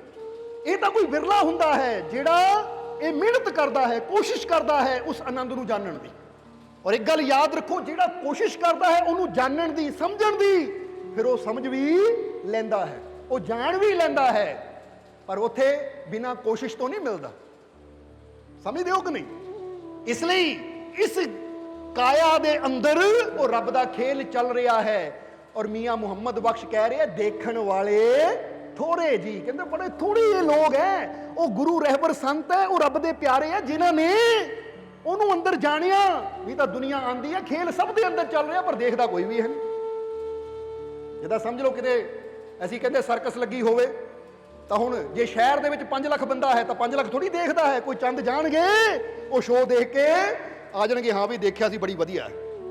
ਇਸੇ ਤਰ੍ਹਾਂ ਇਹ ਤਾਂ ਉਦਾਹਰਨ ਦਿੱਤੀ ਤੁਹਾਨੂੰ ਕਿ ਅੰਦਰ ਵੀ ਪ੍ਰਭੂ ਦਾ ਖੇਲ ਚੱਲ ਰਿਹਾ ਹੈ, ਉੱਥੇ ਵੀ ਕੋਈ ਵਿਰਲਾ ਜਾ ਕੇ ਦੇਖ ਲੈਂਦਾ ਹੈ, ਤਾਂ ਬਾਕੀ ਬਸ ਦੁਨੀਆ ਦੇ ਰੰਗ ਤਮਾਸ਼ੇ ਦੇਖ ਕੇ ਹੀ ਚਲੇ ਜਾਂਦੇ ਹੈ। ਔਰ ਫਿਰ ਕਹਿੰਦੇ ਆ ਦੁਨੀਆ ਦੁੱਖਾਂ ਦਾ ਘਰ, ਇਹ ਦੁਨੀਆ 'ਚ ਸਿਵਾਏ ਦੁੱਖਾਂ ਤੋਂ ਕੁਝ ਹੈ ਹੀ ਨਹੀਂ, ਇਹ ਦੁਨੀਆ 'ਚ ਪਰੇਸ਼ਾਨੀਆਂ ਹੀ ਬੜੀਆਂ ਹੈ। ਹੁਣ ਜ਼ਰਾ ਸੋਚੋ ਬੰਦਾ ਕਹਿੰਦਾ ਰੱਬਾ ਇਹ ਦੁਨੀਆ 'ਚ ਇੰਨੇ ਦੁੱਖ ਕਿਉਂ ਹੈ? ਉਹ ਰੱਬ ਕਹਿੰਦਾ ਭਰਾਵਾ ਪਰਮਾਨੰਦ ਤੇਰੇ ਅੰਦਰ ਹੈ, ਜੇ ਤੈਨੂੰ ਦੇਖਣਾ ਨਾ ਆਵੇ ਤਾਂ ਮੈਂ ਕੀ ਕਰਾਂ? ਜਰਾ ਸੋਚੋ, ਸਮਝਦੇ ਹੋ ਕਿ ਨਹੀਂ? ਪਰਮਾਨੰਦ ਮੈਂ ਤੇਰੇ ਅੰਦਰ ਬੈਠਾ ਹਾਂ, ਰੱਬ ਕਹਿੰਦਾ ਹੈ, ਪਰ ਜੇ ਤੂੰ ਹੀ ਨਾ ਜਾਣੇ ਤਾਂ ਇਹ 'ਚ ਦੋਸ਼ ਤੇਰਾ ਹੈ। ਇਹ ਦੋਸ਼ ਮੈਨੂੰ ਨਾ ਦੇ ਕਿ ਦੁਨੀਆ ਤੇ ਇੰਨੇ ਦੁੱਖ ਕਿਉਂ ਹੈ। ਇਸ ਲਈ ਮੁਹੰਮਦ ਬਖਸ਼ ਅਗਲੀ ਲਾਈਨ 'ਚ ਕਹਿੰਦੇ ਹੈ ਕਿ ਇਸ ਤਨ ਭੀਤਰ ਰੱਬ ਦਾ ਖੇਲਾ ਦੇਖਣ ਵਾਲੇ ਥੋੜੇ ਜੀ, ਬਿਨ ਮੁਰਸ਼ਦ ਕੋਈ ਸਮਝ ਨਾ ਪਾਵੇ ਰਹਿਤ ਕੋਰੇ ਕੇ ਕੋਰੇ ਜੀ। ਉਹ ਕਹਿੰਦੇ ਇਹ ਅੰਦਰ ਜੋ ਰੱਬ ਦਾ ਖੇਲ ਚੱਲ ਰਿਹਾ ਹੈ, ਬਿਨਾ ਮੁਰਸ਼ਦ ਤੋਂ ਕੋਈ ਇਹਨੂੰ ਸਮਝ ਨਹੀਂ ਸਕਦਾ, ਬਿਨਾ ਮੁਰਸ਼ਦ ਤੋਂ ਕੋਈ ਇਹਨੂੰ ਜਾਣ ਨਹੀਂ ਸਕਦਾ। ਕਿਉਂਕਿ ਮੁਰਸ਼ਿਦ ਨਾਲ ਮਿਲ ਕੇ ਹੀ ਇਨਸਾਨ ਆਪਣੇ ਅੰਦਰਲੇ ਖੇਲ ਨੂੰ ਜਾਣ ਸਕਦਾ ਕਿ ਮੇਰਾ ਰੱਬ ਕਿੱਥੇ ਬੈਠਾ ਖੇਲਾ ਖੇਲ ਰਿਹਾ ਹੈ, ਕਿੱਥੇ ਬੈਠਾ ਸਾਰੀ ਖਲਕਤ ਨੂੰ ਚਲਾ ਰਿਹਾ ਹੈ, ਕਿੱਥੇ ਉਹ ਆਨੰਦ ਦਾ ਦਾਤਾ ਹੈ। ਇਹ ਮੁਰਸ਼ਿਦ ਦੇ ਨਾਲ ਜੁੜ ਕੇ ਹੀ ਇਨਸਾਨ ਨੂੰ ਗਿਆਨ ਮਿਲਦਾ ਹੈ, ਫਿਰ ਇਨਸਾਨ ਉੱਥੇ ਜਾ ਕੇ ਉਹ ਦੇਖਦਾ ਹੈ। ਔਰ ਜਿਹਨੂੰ ਮੁਰਸ਼ਿਦ ਦੀ ਪ੍ਰਾਪਤੀ ਨਹੀਂ ਹੁੰਦੀ, ਯਾਨੀ ਜਿਹੜਾ ਮੁਰਸ਼ਿਦ ਨਾਲ ਨਹੀਂ ਜੁੜਦਾ, ਉਹ ਤਾਂ ਸਮਝ ਲਓ ਜਿੱਦਾਂ ਕੋਰਾ ਆਇਆ ਹੈ ਕੋਰਾ ਹੀ ਚਲਾ ਗਿਆ। ਕੋਰੇ ਕੇ ਕੋਰੇ ਦਾ ਮਤਲਬ ਕੀ ਹੈ? ਜਿਹੜਾ ਕਹਿੰਦੇ ਨਾ ਕੋਰਾ ਕਾਗਜ਼, ਉੱਤੇ ਕੋਈ ਲਿਖਿਆ ਨਹੀਂ। ਵੈਸੇ ਤਾਂ ਇਨਸਾਨ ਬਹੁਤ ਕੁਝ ਲਿਖਦਾ ਹੈ, ਪਰ ਇੱਥੇ ਮੁਹੰਮਦ ਬਖਸ਼ ਨੇ ਸਮਝਾਉਣ ਦੀ ਕੋਸ਼ਿਸ਼ ਕੀਤੀ ਹੈ ਕਿ ਭਾਈ ਉਹ ਪ੍ਰਮਾਤਮਾ ਨੂੰ ਤੂੰ ਜਾਣ ਹੀ ਨਹੀਂ ਪਾਉਂਦਾ, ਜਿੱਦਾਂ ਦਾ ਤੂੰ ਖਾਲੀ ਆਂਦਾ ਉਦਾਂ ਹੀ ਖਾਲੀ ਚਲਾ ਜਾਂਦਾ ਹੈ। ਕੋਰਾ ਆਇਆ ਸੀ ਤਾਂ ਕੋਰਾ ਹੀ ਚਲਾ ਜਾਂਦਾ ਹੈ। ਹੁਣ ਜਿੱਦਾਂ ਅਸੀਂ ਦੱਸਿਆ ਕਿ ਦੋ ਘਟਨਾਵਾਂ ਨੇ ਮੀਆਂ ਮੁਹੰਮਦ ਬਖਸ਼ ਦੇ ਜੀਵਨ ਨੂੰ ਬਦਲ ਕੇ ਰੱਖ ਦਿੱਤਾ। ਇਸ ਲਈ ਹੁਣ ਉਹਨਾਂ ਘਟਨਾਵਾਂ ਨੂੰ ਸਮਝ ਲਈਏ ਕਿ ਜਦੋਂ ਮੀਆਂ ਮੁਹੰਮਦ ਬਖਸ਼ ਦੀ ਉਮਰ 18 ਸਾਲ ਦੀ ਸੀ, ਵੈਸੇ ਤਾਂ ਬਚਪਨ ਤੋਂ ਹੀ ਉਹਨਾਂ ਨੂੰ ਮਾਤਾ ਪਿਤਾ ਨੇ ਅੱਛੀ ਸਿੱਖਿਆ ਦਿੱਤੀ ਸੀ, ਪਰਮਾਤਮਾ ਦੇ ਬੰਦਗੀ ਨਾਲ ਜੋੜਿਆ ਸੀ ਕਿ ਰੱਬ ਦੀ ਬੰਦਗੀ ਕਰਿਆ ਕਰ, ਪਰਮਾਤਮਾ ਦਾ ਸਿਮਰਨ ਕਰਿਆ ਕਰ, ਯਾਨੀ ਬਚਪਨ ਤੋਂ ਉਹਨਾਂ ਨੂੰ ਨੇਕ ਸਿੱਖਿਆ ਮਿਲੀ ਸੀ। ਇਸ ਲਈ ਉਹ ਪੀਰਾਂ ਫਕੀਰਾਂ ਦਾ ਬੜਾ ਅਦਾਬ ਕਰਦੇ ਸੀ। ਪਰ ਜਦੋਂ ਉਹਨਾਂ ਦੀ ਉਮਰ 18 ਸਾਲ ਦੀ ਹੋਈ, 18 ਸਾਲ ਔਰ 19 ਸਾਲ, ਇਹ ਦੋਵਾਂ ਸਾਲਾਂ ਦੇ ਵਿੱਚ ਉਹਨਾਂ ਦੇ ਜੀਵਨ 'ਚ ਐਸੀ ਘਟਨਾ ਹੋਈ ਜਿਨ੍ਹਾਂ ਨੇ ਉਹਨਾਂ ਪੂਰਾ ਜੀਵਨ ਹੀ ਬਦਲ ਕੇ ਰੱਖ ਦਿੱਤਾ, ਯਾਨੀ ਦੁਨੀਆ ਵੱਲੋਂ ਤੋੜ ਕੇ ਪੂਰੀ ਤਰ੍ਹਾਂ ਪਰਮਾਤਮਾ ਨਾਲ ਜੋੜ ਦਿੱਤਾ। ਹੁਣ ਦੱਸ ਦਈਏ ਉਹ ਘਟਨਾ ਕਿਹੜੀਆਂ ਹੋਈਆਂ, ਸ਼ਾਇਦ ਤੁਹਾਡਾ ਵੀ ਧਿਆਨ ਥੋੜਾ ਜਿਹਾ ਹੋ ਜਾਵੇ ਮਾਲਕ ਦੀ ਤਰਫ, ਪਰਮਾਤਮਾ ਦੀ ਤਰਫ ਇਹ ਘਟਨਾ ਸੁਣ ਕੇ। ਸੋ ਪਹਿਲੀ ਘਟਨਾ ਜੋ ਮੁਹੰਮਦ ਬਖਸ਼ ਦੇ ਜੀਵਨ 'ਚ ਹੋਈ 18 ਸਾਲ ਦੀ ਉਮਰ 'ਚ, ਕੀ ਘਟਨਾ ਹੋਈ ਕਿ ਮੁਹੰਮਦ ਬਖਸ਼ ਦਾ ਇੱਕ ਮਿੱਤਰ ਸੀ, ਇੱਕ ਦੋਸਤ ਸੀ। ਇੱਕ ਦਿਨ ਉਹ ਦੋਸਤ ਬੜਾ ਸੱਜ ਧੱਜ ਕੇ ਤਿਆਰ ਹੋ ਕੇ ਮੀਆਂ ਮੁਹੰਮਦ ਬਖਸ਼ ਕੋਲ ਸਵੇਰੇ ਸਵੇਰੇ ਪਹੁੰਚਿਆ। ਤਾਂ ਉਸ ਲਈ ਮੁਹੰਮਦ ਬਖਸ਼ ਬੈਠੇ ਹੋਏ ਸੀ, ਕਿਉਂਕਿ ਯਾਰਾਂ ਦੋਸਤਾਂ 'ਚ ਬੜਾ ਪਿਆਰ। ਉਹਨਾਂ ਨੇ ਪੁੱਛਿਆ ਆਂਦੇ ਹੀ, ਉਹ ਅੱਜ ਭਾਈ ਇੰਨਾ ਸੱਜ ਧੱਜ ਕੇ ਤਿਆਰ ਹੋ ਕੇ ਕਿੱਥੇ ਜਾ ਰਿਹਾ ਹੈ? ਤਾਂ ਕਹਿੰਦਾ ਇਸ ਨਗਰ ਦਾ ਜੋ ਨਵਾਬ ਹੈ ਨਾ, ਦੋਸਤ ਦੱਸ ਰਿਹਾ ਹੈ ਹੁਣ ਕਿ ਇਸ ਨਗਰ ਦਾ ਜੋ ਨਵਾਬ ਹੈ ਉਹਦੇ ਨਾਲ ਮੇਰੀ ਮੁਲਾਕਾਤ ਹੈ, ਉਹਦੇ ਘਰ ਉਹਨੂੰ ਮਿਲਣ ਜਾ ਰਿਹਾ ਹਾਂ। ਪਰ ਮੈਨੂੰ ਸਮਝ ਨਹੀਂ ਆਈ ਕਿ ਉਸ ਨਵਾਬ ਦੇ ਘਰ ਮੈਂ ਜਾਣਾ ਹੈ ਤਾਂ ਕੀ ਲੈ ਕੇ ਜਾਵਾਂ, ਕਿਉਂਕਿ ਪੁਰਾਣੇ ਬਜ਼ੁਰਗ ਕਹਿੰਦੇ ਹੈ ਕਿ ਕਿਸੇ ਦੇ ਘਰ ਜਾਣਾ ਹੋਵੇ ਤਾਂ ਕਦੀ ਖਾਲੀ ਹੱਥ ਨਹੀਂ ਜਾਣਾ ਚਾਹੀਦਾ ਹੈ। ਜੇ ਖਾਲੀ ਹੱਥ ਜਾਂਦੇ ਤਾਂ ਪਿਆਰ ਘਟ ਜਾਂਦਾ ਹੈ, ਤਾਂ ਜੇ ਕੁਝ ਲੈ ਕੇ ਜਾਈਏ ਤਾਂ ਪਿਆਰ ਵੱਧ ਜਾਂਦਾ ਹੈ। ਇਸ ਲਈ ਮੈਂ ਚਾਹੁੰਦਾ ਉਹ ਨਵਾਬ ਇਸ ਲਈ ਪੂਰੇ ਨਗਰ ਦਾ ਮਾਲਕ ਹੈ, ਮੈਂ ਚਾਹੁੰਦਾ ਉਹਦੇ ਨਾਲ ਮੇਰੀ ਨਜ਼ਦੀਕਤਾ ਹੋਰ ਵੱਧ ਜਾਵੇ, ਕਿਉਂਕਿ ਜੇ ਮੈਂ ਉਹਦੇ ਨੇੜੇ ਹੋਊਂਗਾ ਤਾਂ ਮੈਨੂੰ ਕੋਈ ਕੰਮ ਕਰਾਉਣ 'ਚ, ਕੋਈ ਕੰਮ ਕਰਨ 'ਚ ਕੋਈ ਪਰੇਸ਼ਾਨੀ ਨਹੀਂ ਆਏਗੀ, ਕਿਉਂਕਿ ਨਵਾਬ ਦੀ ਸਾਰੇ ਪਾਸੇ ਚੱਲਦੀ ਹੈ। ਇਸ ਲਈ ਮੈਂ ਤੇਰੀ ਸਲਾਹ ਲੈਣ ਆਇਆ ਹਾਂ ਕਿ ਮੈਨੂੰ ਕੁਝ ਐਸਾ ਦੱਸ ਕਿ ਮੈਂ ਉਸ ਨਵਾਬ ਦੇ ਕੋਲ ਲੈ ਕੇ ਜਾ ਸਕਾਂ। ਤਾਂ ਇਹ ਸਵੇਰ ਦਾ ਸਮਾਂ ਸੀ ਜਦੋਂ ਉਹਨੇ ਗੱਲ ਪੁੱਛੀ ਮੀਆਂ ਮੁਹੰਮਦ ਬਖਸ਼ ਨੂੰ, ਤਾਂ ਉਸ ਵੇਲੇ ਮੀਆਂ ਮੁਹੰਮਦ ਬਖਸ਼ ਖੁਦਾ ਦੀ ਇਬਾਦਤ ਕਰਕੇ ਹਟੇ ਸੀ, ਯਾਨੀ ਸਵੇਰ ਦਾ ਟਾਈਮ ਹੁੰਦਾ ਬੰਦਗੀ ਦਾ। ਸਵੇਰੇ ਸਵੇਰੇ ਪਹੁੰਚ ਗਿਆ ਸੀ ਇਹ। ਜਦੋਂ ਇਹਨਾਂ ਇੰਨੀ ਗੱਲ ਕਹੀ ਤਾਂ ਮੀਆਂ ਮੁਹੰਮਦ ਬਖਸ਼ ਦੀਆਂ ਅੱਖਾਂ ਬੰਦ ਹੋ ਗਈਆਂ। ਦੋਸਤ ਨੇ ਦੇਖਿਆ ਕੁਝ ਸੋਚ ਰਿਹਾ ਹੈ, ਸ਼ਾਇਦ ਸੋਚ ਰਿਹਾ ਕਿ ਕੀ ਦੇਵੇ ਨਵਾਬ ਨੂੰ। ਮੀਆਂ ਮੁਹੰਮਦ ਬਖਸ਼ ਦੀਆਂ ਅੱਖਾਂ ਖੁੱਲੀਆਂ। ਅੱਖਾਂ ਖੁੱਲੀਆਂ ਤੋਂ ਉੱਠਿਆ, ਸਾਹਮਣੇ ਦੀ ਇੱਕ ਫਕੀਰ ਗੁਜ਼ਰ ਰਿਹਾ ਸੀ, ਉਹਨਾਂ ਫਕੀਰ ਨੂੰ ਦੇਖਿਆ, ਦੌੜ ਕੇ ਗਿਆ ਫਕੀਰ ਦੇ ਕੋਲ ਮੁਹੰਮਦ ਬਖਸ਼। ਔਰ ਦੋਸਤ ਵੀ ਮਗਰ ਮਗਰ ਦੌੜਿਆ, ਕੀ ਗੱਲ ਹੋ ਗਈ ਇਹਨੂੰ, ਮੈਂ ਇਹਦੀ ਸਲਾਹ ਲੈਣ ਆਇਆ, ਕਿੱਥੇ ਤੁਰ ਪਿਆ? ਉਹ ਵੀ ਮਗਰ ਮਗਰ ਤੁਰ ਪਿਆ। ਮੀਆਂ ਮੁਹੰਮਦ ਬਖਸ਼ ਗਿਆ, ਜਾ ਕੇ ਕੀ ਕੀਤਾ, ਉਹਦੇ ਗਲ 'ਚ ਇੱਕ ਮੋਤੀਆਂ ਦੀ ਮਾਲਾ ਸੀ। ਮੋਤੀਆਂ ਦੀ ਮਾਲਾ ਸੀ ਜੋ ਬਾਪ ਨੇ ਉਹਨੂੰ ਦਿੱਤੀ ਸੀ। ਮੀਆਂ ਮੁਹੰਮਦ ਬਖਸ਼ ਨੇ ਮੋਤੀਆਂ ਦੀ ਮਾਲਾ ਉਤਾਰੀ, ਫਕੀਰ ਦੇ ਠੂਠੇ 'ਚ ਪਾ ਦਿੱਤੀ ਔਰ ਕਿਹਾ ਮੈਨੂੰ ਦੁਆ ਦਿਓ। ਫਕੀਰ ਨੇ ਦੁਆ ਦਿੱਤੀ। ਮੀਆਂ ਮੁਹੰਮਦ ਬਖਸ਼ ਨੂੰ ਆਪਣੇ ਦਿਲ ਤੇ ਹੱਥ ਰੱਖ ਕੇ ਇੱਕ ਸਕੂਨ ਮਿਲ ਗਿਆ, ਇੱਕ ਸ਼ਾਂਤੀ ਮਿਲੀ, ਚਿਹਰੇ ਤੇ ਮੁਸਕਰਾਹਟ ਆ ਗਈ। ਜਦੋਂ ਫਕੀਰ ਚਲਾ ਗਿਆ ਦੁਆ ਦੇ ਕੇ, ਉਹ ਦੋਸਤ ਕਹਿਣ ਲੱਗਾ ਕਮਾਲ ਦੀ ਗੱਲ ਹੈ, ਮੈਂ ਤੇ ਤੋਂ ਸਲਾਹ ਲੈਣ ਆਇਆ ਹਾਂ ਕਿ ਨਵਾਬ ਨੂੰ ਮਿਲਣ ਜਾਣਾ ਹੈ, ਉਹਦੇ ਕੋਲ ਜਾਣਾ ਹੈ, ਖਾਲੀ ਹੱਥ ਨਹੀਂ ਜਾਣਾ, ਕੀ ਲੈ ਕੇ ਜਾਵਾਂ? ਤਾਂ ਤੂੰ ਮੈਨੂੰ ਸਲਾਹ ਦੇਣ ਦੀ ਬਜਾਏ ਆਪਣੀ ਕੀਮਤੀ ਮੋਤੀਆਂ ਦੀ ਮਾਲਾ ਫਕੀਰ ਨੂੰ ਕਿਉਂ ਦੇ ਦਿੱਤੀ? ਤੇਰਾ ਦਿਮਾਗ ਠੀਕ ਹੈ? ਜੇ ਤੇਰੇ ਅੱਬੂ ਨੂੰ ਪਤਾ ਲੱਗਿਆ, ਅੱਬੂ ਯਾਨੀ ਤੇਰੇ ਪਿਤਾ ਨੂੰ ਪਤਾ ਲੱਗਿਆ, ਉਹਨੇ ਇੰਨੇ ਪਿਆਰ ਨਾਲ ਦਿੱਤੀ ਤੇ ਡਾਂਟੇਗਾ ਤੈਨੂੰ। ਉਹ ਤੂੰ ਮੈਨੂੰ ਦੱਸ ਮੈਂ ਕੀ ਦੇਵਾਂ? ਤਾਂ ਮੁਹੰਮਦ ਬਖਸ਼ ਨੇ ਕਿਹਾ, ਅੱਜ ਤੂੰ ਮੇਰੀਆਂ ਅੱਖਾਂ ਖੋਲਤੀਆਂ, ਇਸ ਲਈ ਭਾਈ ਤੂੰ ਨਵਾਬ ਨੂੰ ਜੋ ਦੇਣਾ ਮਰਜ਼ੀ ਦੇ, ਪਰ ਮੈਂ ਤੇਰਾ ਧੰਨਵਾਦ ਕਰਦਾ ਹਾਂ ਕਿ ਅੱਜ ਤੂੰ ਮੇਰੀਆਂ ਅੱਖਾਂ ਖੋਲਤੀਆਂ। ਉਹ ਕਹਿੰਦਾ ਮੈਂ ਤੇਰੀਆਂ ਅੱਖਾਂ ਖੋਲੀਆਂ? ਉਹ ਕਿੱਦਾਂ? ਤਾਂ ਮੀਆਂ ਮੁਹੰਮਦ ਬਖਸ਼ ਕਹਿੰਦਾ, ਤੂੰ ਕਿਹਾ ਕਿ ਕਿਸੇ ਦੇ ਘਰ ਜਾਣਾ ਹੋਵੇ ਤਾਂ ਖਾਲੀ ਹੱਥ ਨਹੀਂ ਜਾਣਾ ਚਾਹੀਦਾ। ਮੈਂ ਨਵਾਬ ਦੇ ਕੋਲ ਜਾਣਾ ਆ, ਜੇ ਮੈਂ ਖਾਲੀ ਹੱਥ ਗਿਆ ਤਾਂ ਪਿਆਰ ਘਟ ਜਾਏਗਾ, ਜੇ ਕੁਝ ਲੈ ਕੇ ਜਾਊਂ ਪਿਆਰ ਵੱਧ ਜਾਏਗਾ। ਉਹ ਭਾਈ ਤੂੰ ਮੈਨੂੰ ਗਿਆਨ ਦੇ ਦਿੱਤਾ, ਕਿਉਂਕਿ ਮੈਂ ਵੀ ਇੱਕ ਦਿਨ ਆਪਣੇ ਖੁਦਾ ਦੇ ਘਰ ਜਾਣਾ ਹੈ, ਮੈਂ ਵੀ ਇੱਕ ਦਿਨ ਆਪਣੇ ਖੁਦਾ ਦੇ ਘਰ ਜਾਣਾ ਹੈ। ਇਸ ਲਈ ਮੈਂ ਮੋਤੀਆਂ ਦੀ ਮਾਲਾ ਫਕੀਰ ਨੂੰ ਦੇ ਕੇ ਦੁਆ ਲੈ ਲਈ, ਕਿਉਂਕਿ ਖੁਦਾ ਦੇ ਘਰ ਤਾਂ ਇਹ ਫਕੀਰਾਂ ਦੀਆਂ ਦੁਆਵਾਂ ਨਹੀਂ ਮੇਰੇ ਨਾਲ ਜਾਣਾ ਹੈ। ਉੱਥੇ ਆ ਮਕਾਨ, ਉੱਥੇ ਆ ਪੈਸਾ, ਉੱਥੇ ਆ ਜ਼ਮੀਨ, ਆ ਜਾਇਦਾਦ, ਉੱਥੇ ਆ ਦੁਨੀਆ ਦੇ ਪਦਾਰਥ ਨਹੀਂ ਨਾਲ ਜਾਣੇ, ਇਹ ਸਰੀਰ ਵੀ ਇੱਥੇ ਰਹਿ ਜਾਣਾ ਹੈ। ਇਸ ਲਈ ਜੇ ਤੂੰ ਨਵਾਬ ਦੇ ਕੋਲ ਜਾਣਾ ਹੈ ਤਾਂ ਤੈਨੂੰ ਇੰਨੀ ਫਿਕਰ ਹੈ ਕਿ ਖਾਲੀ ਹੱਥ ਗਿਆ ਤਾਂ ਨਵਾਬ ਦਾ ਪ੍ਰੇਮ ਘਟ ਜਾਏਗਾ, ਕੁਛ ਲੈ ਕੇ ਜਾਵਾਂ ਪ੍ਰੇਮ ਵੱਧ ਜਾਏਗਾ। ਉਹ ਫਿਰ ਮੈਂ ਤਾਂ ਦੁਨੀਆ ਦੇ ਮਾਲਿਕ ਦੇ ਘਰ ਜਾਣਾ ਆ, ਔਰ ਮੈਂ ਚਾਹੁੰਦਾ ਮੈਂ ਉਹ ਕੁਛ ਇਕੱਠਾ ਕਰ ਲਵਾਂ ਕਿ ਜਦੋਂ ਉਹਦੇ ਘਰ ਜਾਵਾਂ ਤਾਂ ਮੇਰਾ ਪ੍ਰੇਮ ਉਹਦੇ ਨਾਲ ਹੋਰ ਵੀ ਵੱਧ ਜਾਵੇ, ਕਿਤੇ ਮੈਨੂੰ ਖਾਲੀ ਹੱਥ ਨਾ ਜਾਣਾ ਪਵੇ। ਇਸ ਲਈ ਮੈਂ ਤੇਰਾ ਸ਼ੁਕਰ ਕਰਦਾ ਆ, ਅੱਜ ਤੋਂ ਬਾਅਦ ਮੈਂ ਉਹ ਚੀਜ਼ਾਂ ਜੋੜਨੀਆਂ ਆ ਜੋ ਰੱਬ ਦੇ ਘਰ ਮੇਰੇ ਨਾਲ ਜਾਣ। ਜਰਾ ਗੌਰ ਕਰਨਾ, ਇਹ ਇੱਕ ਘਟਨਾ ਨੇ ਮੁਹੰਮਦ ਬਖਸ਼ ਦੀ ਜ਼ਿੰਦਗੀ 'ਚ ਇੱਕ ਬਦਲਾਵ ਲਿਆਂਦਾ। ਉਸ ਦਿਨ ਤੋਂ ਬਾਅਦ ਮੁਹੰਮਦ ਬਖਸ਼ ਨੇ ਫਕੀਰਾਂ ਦੀ ਸੋਭਤ 'ਚ ਬੈਠਣਾ ਸ਼ੁਰੂ ਕਰ ਦਿੱਤਾ। ਜਿੱਥੇ ਪਤਾ ਲੱਗਣਾ ਇੱਥੇ ਫਕੀਰ ਹੈ, ਉੱਥੇ ਜਾ ਕੇ ਬੈਠਣਾ। ਜਿੱਥੇ ਪਤਾ ਲੱਗਣਾ ਕੋਈ ਭੁੱਖਾ ਫਕੀਰ ਹੈ, ਉਹਨੂੰ ਭੋਜਨ ਦੇ ਦੇਣਾ।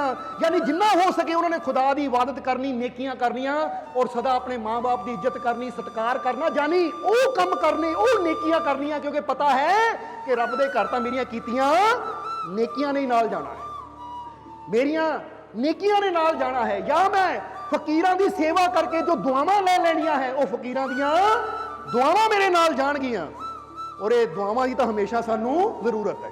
ਹੁਣ ਤੁਹਾਨੂੰ ਇੱਕ ਸਵਾਲ ਕਰੀਏ, ਹੁਣ ਤੁਸੀਂ ਵੀ ਸੋਚੋ, ਇੱਕ ਦਿਨ ਤੁਸੀਂ ਵੀ ਰੱਬ ਦੇ ਘਰ ਜਾਣਾ, ਬੋਲੋ ਜਾਣਾ ਕਿ ਨਹੀਂ? ਮਰਨਾ ਇੱਕ ਦਿਨ ਸਭ ਨਹੀਂ ਹੈ ਨਾ? ਜਾਂ ਕੋਈ ਹੈ ਇੱਦਾਂ ਦਾ ਜਿਹੜਾ ਮੈਂ ਨਹੀਂ ਮਰਨਾ? ਹੈ ਕੋਈ ਕਿਸੇ ਕੋ ਸਨਦ ਹੈ, ਕੋਈ ਚਿੱਠੀ ਹੈ ਰੱਬ ਦੀ ਦਿੱਤੀ ਹੋਈ, ਭਾਈ ਤੂੰ ਨਹੀਂ ਮਰਨਾ, ਮੇਰੀ ਮੋਹਰ ਆ ਸਾਈਨ? ਮਰਨਾ ਇੱਕ ਦਿਨ ਸਭ ਨਹੀਂ ਹੈ। ਹੁਣ ਇਹ ਤੁਹਾਨੂੰ ਪਤਾ ਇੱਕ ਦਿਨ ਸਭ ਨੇ ਰੱਬ ਦੇ ਘਰ ਜਾਣਾ ਹੈ, ਤਾਂ ਹੁਣ ਦੂਜੀ ਚੀਜ਼ ਸੋਚੋ ਕਿ ਰੱਬ ਦੇ ਘਰ ਖਾਲੀ ਜਾਓਗੇ? ਜੇ ਖਾਲੀ ਜਾਵਾਂਗੇ ਤਾਂ ਪ੍ਰੇਮ ਘਟਦਾ ਜਾਏਗਾ।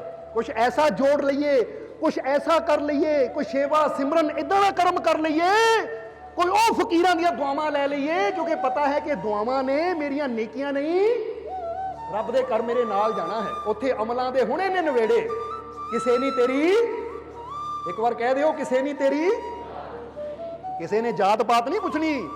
ਇੱਥੇ ਤਾਂ ਬੜਾ ਬੰਦਾ ਮਾਣ ਨਾ ਦੱਸਦਾ, ਮੈਂ ਫਲਾਨਾ, ਆ ਮੇਰਾ ਨਾਮ, ਇੰਨੀ ਮੇਰੀ ਜ਼ਮੀਨ, ਇੰਨੀ ਮੇਰੀ ਕੋਠੀ, ਏਦਾਂ ਮੇਰਾ ਹੈ। ਪਰ ਜਦੋਂ ਰੱਬ ਦੇ ਘਰ ਜਾਣਾ ਤਾਂ ਉੱਥੇ ਕਹਿ ਸਕਦੇ ਹੋ, ਰੱਬਾ ਮੈਨੂੰ ਮਾਫ ਕਰ ਦੇ, ਕਿਉਂਕਿ 4 ਕਿੱਲਿਆਂ 'ਚ ਮੇਰੀ ਕੋਠੀ, 10 ਗੱਡੀਆਂ ਮੇਰੇ ਕੋਲ ਖੜੀਆਂ ਸੀ, ਇੰਨਾ ਅਕਾਊਂਟ 'ਚ ਪੈਸਾ ਸੀ, ਬਖਸ਼ ਦੇ। ਉੱਥੇ ਕੰਮ ਆਏਗਾ ਇਹ? ਜਰਾ ਜਵਾਬ ਦਿਓ। ਸਾਰੀ ਜ਼ਿੰਦਗੀ ਇਨਸਾਨ ਇਹਨਾਂ ਚੀਜ਼ਾਂ ਦੇ ਪਿੱਛੇ ਦੌੜਦਾ ਹੈ, ਪਰ ਜਿਹੜੀ ਚੀਜ਼ ਰੱਬ ਦੇ ਘਰ ਕੰਮ ਆਣੀ ਹੈ ਉਹ ਹੈ ਸਾਡੀਆਂ ਕੀਤੀਆਂ ਅੱਛਾਈਆਂ, ਸਾਡੀਆਂ ਕੀਤੀਆਂ ਨੇਕੀਆਂ। ਇਸ ਲਈ ਜ਼ਿੰਦਗੀ ਨੂੰ ਇਦਾਂ ਨਾ ਜੀਓ ਕਿ ਬੰਦਾ ਕਹਿੰਦਾ ਜ਼ਿੰਦਗੀ ਕੱਟ ਰਿਹਾ ਆ, ਜੀਵਨ ਕੱਟ ਰਿਹਾ ਆ। ਇਹ ਜ਼ਿੰਦਗੀ ਕੱਟਣ ਵਾਸਤੇ ਨਹੀਂ ਮਿਲੀ, ਇਹ ਜੀਵਨ ਮਿਲਿਆ ਹੈ ਤਾਂ ਜੀਵਨ 'ਚ ਮਹਾਨਤਾ ਦੇ ਕੰਮ ਕਰੀਏ, ਅੱਛਾਈ ਦੇ ਕੰਮ ਕਰੀਏ, ਅੱਛਾ ਜੀਵਨ ਜੀਏ, ਕਿਉਂਕਿ ਇਹ ਜ਼ਿੰਦਗੀ ਪ੍ਰਮਾਤਮਾ ਨੇ ਸਾਨੂੰ ਦਿੱਤੀ ਹੈ ਅੱਛਾਈ ਵਾਸਤੇ, ਸੱਚਾਈ ਵਾਸਤੇ, ਉਸ ਆਨੰਦ ਨੂੰ ਪ੍ਰਾਪਤ ਕਰਨ ਵਾਸਤੇ। ਪਰ ਬੰਦੇ ਨੂੰ ਦੇਖ ਲਓ, ਮੈਂ ਤਾਂ ਜੀਵਨ ਕੱਟ ਰਿਹਾ, ਤਾਂ ਜਿਹੜਾ ਕੱਟਣ ਦੀ ਗੱਲ ਕਰਦਾ ਫਿਰ ਤੁਸੀਂ ਜੀਵਨ ਨੂੰ ਕੀ ਕੱਟਣਾ? ਜੀਵਨ ਨੇ ਤੁਹਾਨੂੰ ਕੱਟ ਕੇ ਅੱਗੇ ਕੁਝ ਚਲਾ ਜਾਣਾ ਹੈ। ਇਸ ਲਈ ਸਮਝਣਾ ਕਿ ਬੰਦਾ ਵਿਚਾਰ ਕਰੇ ਕਿ ਮੈਂ ਕੁਝ ਐਸਾ ਜੋੜਦਾ ਆ, ਹਰ ਰੋਜ਼ ਮੈਂ ਕੁਝ ਐਸਾ ਕਰਮ ਕਰਦਾ ਆ ਜਿਹਦੇ ਨਾਲ ਮੈਂ ਕਹਿ ਸਕਾਂ ਕਿ ਅੱਜ ਮੈਂ ਆਹ ਜੋੜਿਆ ਜੋ ਮੇਰੇ ਘਰ, ਰੱਬ ਦੇ ਘਰ ਮੇਰੇ ਨਾਲ ਜਾਣਾ ਹੈ, ਅੱਜ ਮੈਂ ਆਹ ਚੀਜ਼ ਜੋੜ ਲਈ। ਇਸ ਲਈ ਕਿਹਾ ਜਾਂਦਾ ਜਦੋਂ ਇਨਸਾਨ ਦਾਨ ਪੁੰਨ ਕਰਦਾ ਹੈ, ਸੇਵਾ ਸਿਮਰਨ ਕਰਦਾ ਹੈ, ਧਿਆਨ ਕਰਦਾ ਹੈ, ਨੇਕੀ ਕਰਦਾ ਹੈ, ਅੱਛਾਈ ਦੇ ਮਾਰਗ ਤੇ ਚੱਲਦਾ ਹੈ, ਸੱਚਾਈ ਦੇ ਮਾਰਗ ਤੇ ਚੱਲਦਾ, ਭੁੱਖੇ ਨੂੰ ਭੋਜਨ, ਪਿਆਸੇ ਨੂੰ ਪਾਣੀ ਦਿੰਦਾ ਹੈ, ਕਿਸੇ ਨੰਗੇ ਦੇ ਤਨ ਨੂੰ ਢੱਕਦਾ ਹੈ, ਤਾਂ ਉਹ ਨੇਕੀਆਂ ਹੈ ਜਿਹੜੀਆਂ ਇਨਸਾਨ ਦੇ ਨਾਲ ਜਾਂਦੀਆਂ ਹੈ। ਇਹ ਹੈ ਅਸਲੀ ਧਨ ਜੋ ਪ੍ਰਮਾਤਮਾ ਦੇ ਘਰ ਤੁਹਾਡੇ ਨਾਲ ਜਾਣਾ ਹੈ। ਇਸ ਲਈ ਜਦੋਂ ਮੀਆਂ ਮੁਹੰਮਦ ਬਖਸ਼ ਨੂੰ ਸਮਝ ਆਈ ਤਾਂ ਉਸ ਦਿਨ ਤੋਂ ਉਹਨਾਂ ਨੇ ਬਸ ਨੇਕੀਆਂ ਜੋੜਨੀਆਂ ਸ਼ੁਰੂ ਕਰਤੀਆਂ ਕਿ ਮੈਂ ਉਹ ਨੇਕ ਕਰਮ ਜੋੜਨਾ ਹੈ। ਔਰ ਜਿੱਦਾਂ ਜਿੱਦਾਂ ਉਹ ਫਕੀਰਾਂ ਕੋਲ ਬਹਿੰਦੇ ਸੇਵਾ ਕਰਦੇ, ਫਕੀਰਾਂ ਦੀ ਦੁਆ ਮਿਲਦੀ ਤਾਂ ਉਹਨਾਂ ਦਾ ਇਸ਼ਕ ਪ੍ਰਮਾਤਮਾ ਨਾਲ ਹੋਰ ਵੀ ਵੱਧਦਾ ਚਲਾ ਜਾਂਦਾ। ਕਿਉਂਕਿ ਜਦੋਂ ਇੱਥੋਂ ਦੁਆ ਨਿਕਲਦੀ ਹੈ ਫਕੀਰਾਂ ਦੀ ਜ਼ੁਬਾਨ ਤੋਂ ਤਾਂ ਉਹ ਸਿੱਧੀ ਰੱਬ ਦੇ ਘਰ ਪਹੁੰਚਦੀ ਹੈ ਕਿ ਨਹੀਂ? ਜਰਾ ਸੋਚ ਕੇ ਦੇਖੋ। ਤਾਂ ਹੀ ਕਿਹਾ ਬਿਰਥੀ ਕਦੇ ਨਾ ਹੋਈ ਜਨ ਕੀ ਅਰਦਾਸ। ਜਾਂ ਆਂਦੀ ਹੈ ਨਾ ਲਾਈਨ ਕਿ ਮੇਰੀ ਬੰਦੀ ਭਗਤ ਛੁਡਾਵੇ, ਬੰਦੇ ਭਗਤ ਨਾ ਛੂਟੇ ਮੋਹੇ। ਉਹ ਦੁਆਵਾਂ ਦੀ ਗੱਲ ਹੀ ਹੈ ਕਿ ਜਦੋਂ ਗੁਰੂਆਂ ਰਹਿਬਰਾਂ ਸੰਤਾਂ ਦੀ ਜ਼ੁਬਾਨ ਤੋਂ ਦੁਆ ਨਿਕਲਦੀ ਹੈ ਤਾਂ ਰੱਬ ਦੇ ਘਰ ਤੱਕ ਪਹੁੰਚਦੀ ਹੈ। ਇਸ ਲਈ ਉਹ ਕਰਮ ਕਰੀਏ ਕਿ ਸਾਡੇ ਜੀਵਨ 'ਚ ਉਹ ਦੁਆਵਾਂ ਵਰਸਦੀਆਂ ਰਹਿਣ ਔਰ ਉਹ ਧਨ ਜੋੜਦੇ ਰਹੀਏ ਜੋ ਰੱਬ ਦੇ ਘਰ ਜਾਣਾ ਹੈ। ਕਿਉਂਕਿ ਫਿਰ ਪ੍ਰੇਮ ਵਧੇਗਾ ਸਾਡਾ ਆਪਣੇ ਮਾਲਿਕ ਦੇ ਨਾਲ, ਪ੍ਰਭੂ ਦੇ ਨਾਲ। ਇਸ ਲਈ ਕਹਿੰਦੇ ਹੈ ਕਿਸੇ ਦੇ ਘਰ ਜਾਣਾ ਖਾਲੀ ਨਾ ਜਾਓ। ਹੁਣ ਜ਼ਰਾ ਸਮਝਣਾ, ਹੁਣ 18 ਸਾਲ ਦੀ ਉਮਰ 'ਚ ਇਹ ਘਟਨਾ ਹੋਈ ਤਾਂ ਮੀਆਂ ਮੁਹੰਮਦ ਬਖਸ਼ ਨੇ ਸੰਤਾਂ ਫਕੀਰਾਂ ਦੀ ਸੋਬਤ 'ਚ ਬੈਠਣਾ ਸ਼ੁਰੂ ਕਰ ਦਿੱਤਾ। ਉਹਨਾਂ ਦੇ ਜੀਵਨ 'ਚ ਬਦਲਾਅ ਆ ਗਿਆ ਕਿਉਂਕਿ ਇੱਕ ਮਿੱਤਰ ਨੇ ਗੱਲ ਕਹੀ। ਹੁਣ ਮਿੱਤਰ ਨਵਾਬ ਦੇ ਕੋਲ ਕੀ ਲੈ ਕੇ ਗਿਆ ਉਹ ਤਾਂ ਪਤਾ ਨਹੀਂ, ਇਸ ਕਹਾਣੀ 'ਚ ਲਿਖਿਆ ਨਹੀਂ, ਪਰ ਮੀਆਂ ਮੁਹੰਮਦ ਬਖਸ਼ ਨੇ ਜ਼ਰੂਰ ਇਹ ਚੀਜ਼ ਨੂੰ ਸਮਝ ਲਿਆ ਕਿ ਮੈਂ ਰੱਬ ਦੇ ਘਰ ਕੀ ਲੈ ਕੇ ਜਾਣਾ ਹੈ ਤਾਂ ਉਹ ਚੀਜ਼ਾਂ ਮੈਂ ਜੋੜ ਲਵਾਂ। ਅੱਜ ਤੋਂ ਤੁਸੀਂ ਵੀ ਸਮਝ ਲਓ। ਬੋਲੋ ਸਮਝੋਗੇ ਕਿ ਨਹੀਂ? 24 ਘੰਟੇ ਦੁਨੀਆ ਵਾਸਤੇ ਕੰਮ ਕਰਦੇ ਹੋ, ਸੰਸਾਰ ਵਾਸਤੇ ਕੰਮ ਕਰਦੇ ਹੋ। ਜ਼ਰਾ ਸਮਝਣਾ, ਕਿਉਂਕਿ ਕਈ ਵਾਰ ਬੰਦਾ ਕਹਿੰਦਾ ਮੈਂ ਆਪਣੇ ਵਾਸਤੇ ਕੰਮ ਕਰਦਾ ਹਾਂ। ਜ਼ਰਾ ਸੋਚ ਕੇ ਦੇਖੋ, ਆਪਣੇ ਵਾਸਤੇ ਕੰਮ ਕਰਦੇ ਜਾਂ ਸੰਸਾਰ ਵਾਸਤੇ ਕੰਮ ਕਰਦੇ? ਤੁਸੀਂ ਕਹਿੰਦਾ ਉਹ ਕਿੱਦਾਂ? ਉਦਾਹਰਨ ਲੈ ਲਈਏ ਇੱਕ, ਕਿਉਂਕਿ ਉਦਾਹਰਨ ਦੇ ਕੇ ਜ਼ਰਾ ਅੱਛੀ ਤਰ੍ਹਾਂ ਸਮਝ ਆ ਜਾਂਦੀ ਹੈ। ਹੁਣ ਫਰਜ਼ ਕਰੋ ਇੱਕ ਬੰਦੇ ਨੇ 1 ਮਹੀਨਾ ਕੰਮ ਕੀਤਾ, 60,000 ਰੁਪਇਆ ਕਮਾ ਲਿਆ। 1 ਮਹੀਨਾ ਕੰਮ ਕਰਕੇ 60,000 ਕਮਾ ਲਿਆ। ਗਿਆ ਸ਼ੋਰੂਮ 'ਚ, ਉੱਥੇ ਮੋਬਾਈਲ ਦੇਖਿਆ ਐਪਲ ਦਾ 65,000 ਦਾ। ਉਹ 65,000 ਰੁਪਇਆ ਦੇ ਕੇ ਆਈਫੋਨ ਆਪਣਾ ਲੈ ਲਿਆ। ਤਾਂ ਜ਼ਰਾ ਦੱਸੋ 1 ਮਹੀਨਾ ਤੁਸੀਂ ਆਪਣੇ ਵਾਸਤੇ ਕਮਾਇਆ ਸੀ ਜਾਂ ਐਪਲ ਕੰਪਨੀ ਵਾਸਤੇ? ਕਿਉਂਕਿ 1 ਮਹੀਨੇ ਬਾਅਦ ਜਿਹੜੀ ਤਨਖਾਹ ਮਿਲੀ ਤੁਸੀਂ ਐਪਲ ਨੂੰ ਦੇ ਦਿੱਤੀ, ਉਹ ਤਾਂ ਕੰਪਨੀ ਨੂੰ ਦੇ ਦਿੱਤੀ, ਤੁਹਾਡੇ ਕੋਲ ਥੋੜੀ ਰਹੀ। ਕਿਉਂਕਿ ਇਨਸਾਨ ਜੋ ਵੀ ਕਮਾਉਂਦਾ ਹੈ ਉਹ ਤਕਰੀਬਨ ਦੂਜਿਆਂ ਨੂੰ ਦੇਣ ਵਾਸਤੇ ਕਮਾਉਂਦਾ ਹੈ। ਇੱਕ ਮਿਸਾਲ ਦੇ ਰਿਹਾ ਛੋਟੀ ਜਿਹੀ। ਇਸ ਲਈ ਇਨਸਾਨ ਇਹ ਸੋਚੇ ਕਿ ਮੇਰੀ ਕਮਾਈ ਕਿਹੜੀ ਹੈ? ਮੇਰੀ ਕਮਾਈ ਤਾਂ ਉਹੀ ਹੈ ਜੋ ਮੇਰੇ ਉੱਪਰ ਲੱਗ ਗਈ। ਮੈਂ ਆਪਣੀ ਹੈਲਥ ਵਾਸਤੇ ਕੁਝ ਕਰ ਲਿਆ, ਮੇਰੇ ਕੰਮ ਆਇਆ। ਕਿਉਂਕਿ ਮੋਬਾਈਲ ਅੱਜ ਹੈ, ਕੱਲ ਨੂੰ ਗਿਰ ਗਿਆ। ਉਹ 65,000 ਕਿਹਦੀ ਜੇਬ 'ਚ ਗਿਆ? ਤੁਹਾਡੀ 'ਚ ਨਹੀਂ, ਉਹ ਤਾਂ ਚਲਾ ਗਿਆ ਐਪਲ ਕੋਲ। ਤੁਹਾਡੀ ਜੇਬ 'ਚ ਕੀ ਰਿਹਾ? ਮੋਬਾਈਲ ਕਿਤੇ ਵੀ ਟੁੱਟ ਸਕਦਾ ਹੈ, ਗਿਰ ਸਕਦਾ ਹੈ, ਉਹ ਤੁਹਾਡਾ ਤਾਂ ਹੈ ਹੀ ਨਹੀਂ, ਉਹ ਤਾਂ ਤੁਸੀਂ ਇਸਤੇਮਾਲ ਕਰ ਰਹੇ ਹੋ। ਇਸੇ ਤਰ੍ਹਾਂ ਕੱਲੀਆਂ ਚੀਜ਼ਾਂ ਬਾਰੇ ਸੋਚੋ ਕਿ ਜਿਹੜੀ ਚੀਜ਼ ਮੈਂ ਖਰੀਦਦਾ ਹਾਂ। ਫਰਜ਼ ਕਰੋ ਬੰਦਾ ਕਹਿੰਦਾ 5 ਲੱਖ ਦੀ ਗੱਡੀ ਖਰੀਦੀ, ਉਹ 5 ਲੱਖ ਮੈਂ 5 ਸਾਲ 'ਚ ਕਮਾਇਆ। ਤੇ ਇਹਦਾ ਮਤਲਬ 5 ਸਾਲ ਜੋ ਮੈਂ ਮਿਹਨਤ ਕੀਤੀ ਸੀ, ਇਹ ਟਾਟਾ ਫੋਰਡ ਉਹ ਗੱਡੀ ਵਾਸਤੇ ਕੀਤੀ ਸੀ, ਉਹਨਾਂ ਨੂੰ ਦਿੱਤੀ ਮੈਂ ਆਪਣੀ 5 ਸਾਲ ਦੀ ਮਿਹਨਤ। ਅੱਜ ਗੱਡੀ ਮੇਰੇ ਕੋਲ ਹੈ, ਕੱਲ ਨੂੰ ਉਹਨੂੰ ਕੋਈ ਨੁਕਸਾਨ ਹੋ ਜਾਂਦਾ ਤਾਂ ਕੰਪਨੀ ਨੇ ਪੈਸੇ ਵਾਪਸ ਥੋੜੀ ਦੇਣੇ, ਉਹ ਤਾਂ ਚਲੇ ਗਏ। ਫਿਰ ਆਪਣੇ ਵਾਸਤੇ ਕੀ ਹੈ? ਜੋ ਤੁਸੀਂ ਧਿਆਨ ਕਰਕੇ ਨੇਕੀਆਂ ਜੋੜ ਲੈਣੀਆਂ ਉਹ ਤੁਹਾਡੇ ਤੋਂ ਕੋਈ ਖੋ ਨਹੀਂ ਸਕਦਾ। ਜੋ ਤੁਸੀਂ ਫਕੀਰਾਂ ਦੀ ਦੁਆ ਲੈ ਲਈ, ਸੇਵਾ ਕਰ ਲਈ, ਸਿਮਰਨ ਕਰ ਲਿਆ, ਨੇਕੀ ਕਰ ਲਈ, ਅੱਛਾ ਭੋਜਨ ਕਰ ਲਿਆ, ਜਿੰਨਾ ਤੁਹਾਡੀ ਸਰੀਰ ਨੂੰ ਕੁਝ ਮਿਲਿਆ, ਤੁਹਾਡੀ ਆਤਮਾ ਨੂੰ ਕੁਝ ਮਿਲਿਆ, ਤੁਹਾਡੇ ਮਨ ਨੂੰ ਕੁਝ ਮਿਲਿਆ, ਉਹ ਤੁਸੀਂ ਆਪਣੇ ਵਾਸਤੇ ਕੀਤਾ। ਇਸ ਲਈ ਤੁਸੀਂ ਆਪਣੇ ਵਾਸਤੇ ਕੰਮ ਕਰ ਰਹੇ ਹੋ ਜਾਂ ਕੰਪਨੀਆਂ ਵਾਸਤੇ? ਸੋਚ ਕੇ ਦੇਖੋ, ਥੋੜਾ ਵਿਚਾਰ ਦੀ ਗੱਲ ਹੈ। ਹੁਣ ਜ਼ਰਾ ਆ ਜਾਈਏ ਕਿ ਜੇ ਅਸੀਂ ਦੂਜਿਆਂ ਵਾਸਤੇ ਇੰਨਾ ਕੰਮ ਕਰਦੇ ਹਾਂ ਤਾਂ ਕਮ ਸੇ ਕਮ 24 ਘੰਟੇ 'ਚ ਥੋੜਾ ਟਾਈਮ ਤਾਂ ਕੱਢ ਕੇ ਆਪਣੇ ਵਾਸਤੇ ਕੁਝ ਕਰ ਲਈਏ। ਐਕਸਰਸਾਈਜ਼ ਕਰ ਲਈਏ ਕਿਉਂਕਿ ਸਿਹਤ ਵਾਸਤੇ ਅੱਛੀ ਹੈ, ਕੋਈ ਯੋਗਾ ਕਰ ਲਈਏ ਸਿਹਤ ਵਾਸਤੇ ਅੱਛਾ ਹੈ, ਸਿਮਰਨ ਕਰ ਲਈਏ, ਦਾਨ ਪੁੰਨ ਕਰ ਲਈਏ, ਕੋਈ ਅੱਛੀ ਕਰਨੀ ਕਰ ਲਈ, ਕਿਉਂਕਿ ਇਹ ਸਾਡੀ ਹੈ, ਇਹ ਸਾਡੇ ਕੰਮ ਆਣੀ ਹੈ, ਬਾਕੀ ਤਾਂ ਇੱਥੇ ਰਹਿ ਜਾਣਾ ਹੈ। ਸਮਝ ਆ ਰਹੀ ਹੈ ਕਿ ਨਹੀਂ? ਇਸ ਲਈ ਉਹ ਅਸੀਂ ਆਪਣੇ ਵਾਸਤੇ ਨਹੀਂ ਕਰ ਰਹੇ, ਉਹ ਤਾਂ ਅਸੀਂ ਜਿੱਦਾਂ ਦੱਸਿਆ ਹੈ ਦੂਜਿਆਂ ਵਾਸਤੇ ਕਰ ਰਹੇ ਹਾਂ। ਆਪਣੇ ਵਾਸਤੇ 24 ਘੰਟਿਆਂ 'ਚ ਅਸੀਂ ਕੀ ਕਰਦੇ ਹਾਂ ਉੱਤੇ ਥੋੜਾ ਜਿਹਾ ਵਿਚਾਰ ਕਰੋ। ਜੇ ਨਹੀਂ ਕਰਦੇ ਤਾਂ ਫਿਰ ਕਰਨਾ ਸ਼ੁਰੂ ਕਰੋ। ਅੱਜ ਤੋਂ ਨਿਯਮ ਬਣਾਓ, ਸੇਵਾ ਦਾ, ਸਿਮਰਨ ਦਾ, ਅੱਛਾਈ ਦਾ, ਸੱਚਾਈ ਦਾ, ਨੇਕੀ ਦਾ, ਧਿਆਨ ਦਾ, ਸਤਸੰਗ ਦਾ ਨਿਯਮ ਬਣਾਓ ਕਿ ਇਹ ਟਾਈਮ ਉਹ ਹੈ ਜੋ ਮੈਂ ਆਪਣੇ ਵਾਸਤੇ ਕੁਝ ਕਰ ਰਿਹਾ। ਜੇ ਅੱਜ ਤੁਸੀਂ ਸਤਸੰਗ ਜਿੱਥੇ ਬੈਠੇ ਹੋ, ਕੋਈ ਸਿੱਖ ਰਹੇ ਹੋ, ਕੋਈ ਸਮਝ ਰਹੇ ਹੋ, ਇਹ ਹੈ ਤੁਹਾਡਾ ਆਪਣਾ, ਕਿਉਂਕਿ ਇਹ ਸਮਝ ਨੂੰ ਕੋਈ ਤੁਹਾਡੇ ਤੋਂ ਖੋ ਨਹੀਂ ਸਕਦਾ। ਇਸ ਲਈ ਅਸੀਂ ਕਹਾਂਗੇ ਅਸਲੀ ਦੌਲਤ ਕਿਹੜੀ ਹੁੰਦੀ ਹੈ? ਅਸਲੀ ਦੌਲਤ ਗਿਆਨ ਹੈ। ਬੋਲੋ ਸਮਝਦੇ ਹੋ ਕਿ ਨਹੀਂ? ਅਸਲੀ ਦੌਲਤ ਕਿਹੜੀ ਹੈ? ਗਿਆਨ। ਕਿਉਂਕਿ ਜਿਹਨੂੰ ਅਸੀਂ ਪੈਸਾ ਕਹਿੰਦੇ ਆ ਉਹਨੂੰ ਕੋਈ ਵੀ ਤੁਹਾਡੇ ਤੋਂ ਖੋਹ ਸਕਦਾ ਹੈ, ਕੋਈ ਵੀ ਚੋਰੀ ਕਰ ਸਕਦਾ ਹੈ, ਪਰ ਜਿਹੜਾ ਗਿਆਨ ਹੈ ਤੁਹਾਡੇ ਇੱਥੇ ਹੈ, ਉਹਨੂੰ ਕੋਈ ਚੋਰੀ ਨਹੀਂ ਕਰ ਸਕਦਾ, ਉਹ ਦਿਨ ਪ੍ਰਤੀ ਦਿਨ ਵਧੇਗਾ। ਇਹਨੂੰ ਮਿਸਾਲ ਦੇ ਤੌਰ ਤੇ ਸਮਝ ਲਈਏ ਕਿ ਇੱਕ ਡਾਕਟਰ ਹੈ, ਉਹ ਡਾਕਟਰ ਬਹੁਤ ਅੱਛਾ ਹੈ ਆਪਰੇਸ਼ਨ ਕਰਨ ਨੂੰ, ਹਾਰਟ ਦਾ ਡਾਕਟਰ ਹੈ, ਬਹੁਤ ਅੱਛਾ ਹੈ, ਬੜਾ ਵਧੀਆ ਆਪਰੇਸ਼ਨ ਕਰਦਾ ਹੈ। ਹੁਣ ਇੱਕ ਦਿਨ ਉਹ ਡਾਕਟਰ ਨੂੰ ਪਤਾ ਲੱਗਾ ਕਿ ਉਹਦੇ ਕਲੀਨਿਕ ਤੇ ਚੋਰੀ ਹੋ ਗਈ, ਚੋਰ ਸਾਰੀਆਂ ਮਸ਼ੀਨਾਂ ਲੈ ਗਏ, ਚੋਰ ਸਾਰੀਆਂ ਮਸ਼ੀਨਾਂ ਲੈ ਗਏ। ਤਾਂ ਹੁਣ ਜ਼ਰਾ ਸੋਚੋ, ਮਸ਼ੀਨਾਂ ਹੀ ਲੈ ਗਏ, ਉਹਦੇ ਕਲੀਨਿਕ ਦਾ ਸਮਾਨ ਲੈ ਗਏ, ਪਰ ਜੋ ਉਹਦਾ ਗਿਆਨ ਹੈ ਉਹ ਤਾਂ ਡਾਕਟਰ ਦੇ ਕੋਲ ਹੀ ਆ, ਦੁਬਾਰਾ ਕਲੀਨਿਕ ਖੋਲ ਕੇ ਉਹ ਫਿਰ ਸ਼ੁਰੂ ਕਰ ਦੇਗਾ। ਜਰਾ ਗੌਰ ਕਰੋ, ਸਮਾਨ ਤਾਂ ਗਿਆ ਆ ਸਕਦਾ ਹੈ, ਆਇਆ ਜਾ ਸਕਦਾ ਹੈ, ਪਰ ਜਿਹੜਾ ਗਿਆਨ ਇੱਥੇ ਤੁਹਾਨੂੰ ਪ੍ਰਾਪਤ ਹੋ ਗਿਆ ਉਹ ਨਾ ਕਿਤੇ ਜਾ ਸਕਦਾ ਹੈ ਤਾਂ ਨਾ ਹੀ ਕੋਈ ਚੁਰਾ ਸਕਦਾ ਹੈ, ਉਹ ਤੁਹਾਡਾ ਹੈ। ਅਗਰ ਗਿਆਨ ਹੈ ਤੁਹਾਡੇ ਕੋਲ ਤਾਂ ਤੁਸੀਂ ਜਿੱਥੇ ਮਰਜ਼ੀ ਜਾ ਕੇ ਬਹਿ ਜਾਓ, ਜਿੱਥੇ ਮਰਜ਼ੀ ਜਾ ਕੇ ਖੜ ਲਓ, ਤੁਸੀਂ ਉਹਦਾ ਇਸਤੇਮਾਲ ਹਰ ਜਗ੍ਹਾ ਕਰ ਸਕਦੇ ਹੋ। ਇਸ ਲਈ ਅਸਲੀ ਦੌਲਤ ਤਾਂ ਗਿਆਨ ਹੈ। ਇਸ ਲਈ ਸੰਤਾਂ ਗੁਰੂਆਂ ਰਹਿਬਰਾਂ ਦੇ ਕੋਲ ਬੈਠੋ, ਉਸ ਜਗ੍ਹਾ ਬੈਠੋ ਜਿੱਥੇ ਸਾਡੀ ਸਮਝ ਵਧੇ, ਜਿੱਥੇ ਸਾਡਾ ਗਿਆਨ ਵਧੇ, ਕਿਉਂਕਿ ਗਿਆਨ ਵਧਾਉਣ ਦਾ ਮਤਲਬ ਹੈ ਅਸੀਂ ਆਪਣੀ ਕੀਮਤ ਵਧਾ ਰਹੇ ਹਾਂ। ਕਿਉਂਕਿ ਜਿੰਨਾ ਗਿਆਨ ਵਧੇਗਾ ਤੁਹਾਡੀ ਕੀਮਤ ਵੀ ਵੱਧਦੀ ਚਲੀ ਜਾਏਗੀ, ਜਿੰਨੀ ਸਮਝ ਵਧੇਗੀ ਤੁਹਾਡੀ ਕੀਮਤ ਵੀ ਵੱਧਦੀ ਚਲੀ ਜਾਏਗੀ। ਖਾਸ ਕਰਕੇ ਜਦੋਂ ਸੰਤਾਂ ਫਕੀਰਾਂ ਦੇ ਕੋਲ ਬਹਿ ਕੇ ਉਹਨਾਂ ਦਾ ਗਿਆਨ ਪ੍ਰਾਪਤ ਕਰਦੇ ਹਾਂ ਤਾਂ ਫਿਰ ਅਸੀਂ ਪ੍ਰਮਾਤਮਾ ਦੇ ਉਹ ਪਰਮਾਨੰਦ ਦੇ ਨੇੜੇ ਨੇੜੇ ਹੋਰ ਨੇੜੇ ਹੁੰਦੇ ਚਲੇ ਜਾਂਦੇ ਹਾਂ।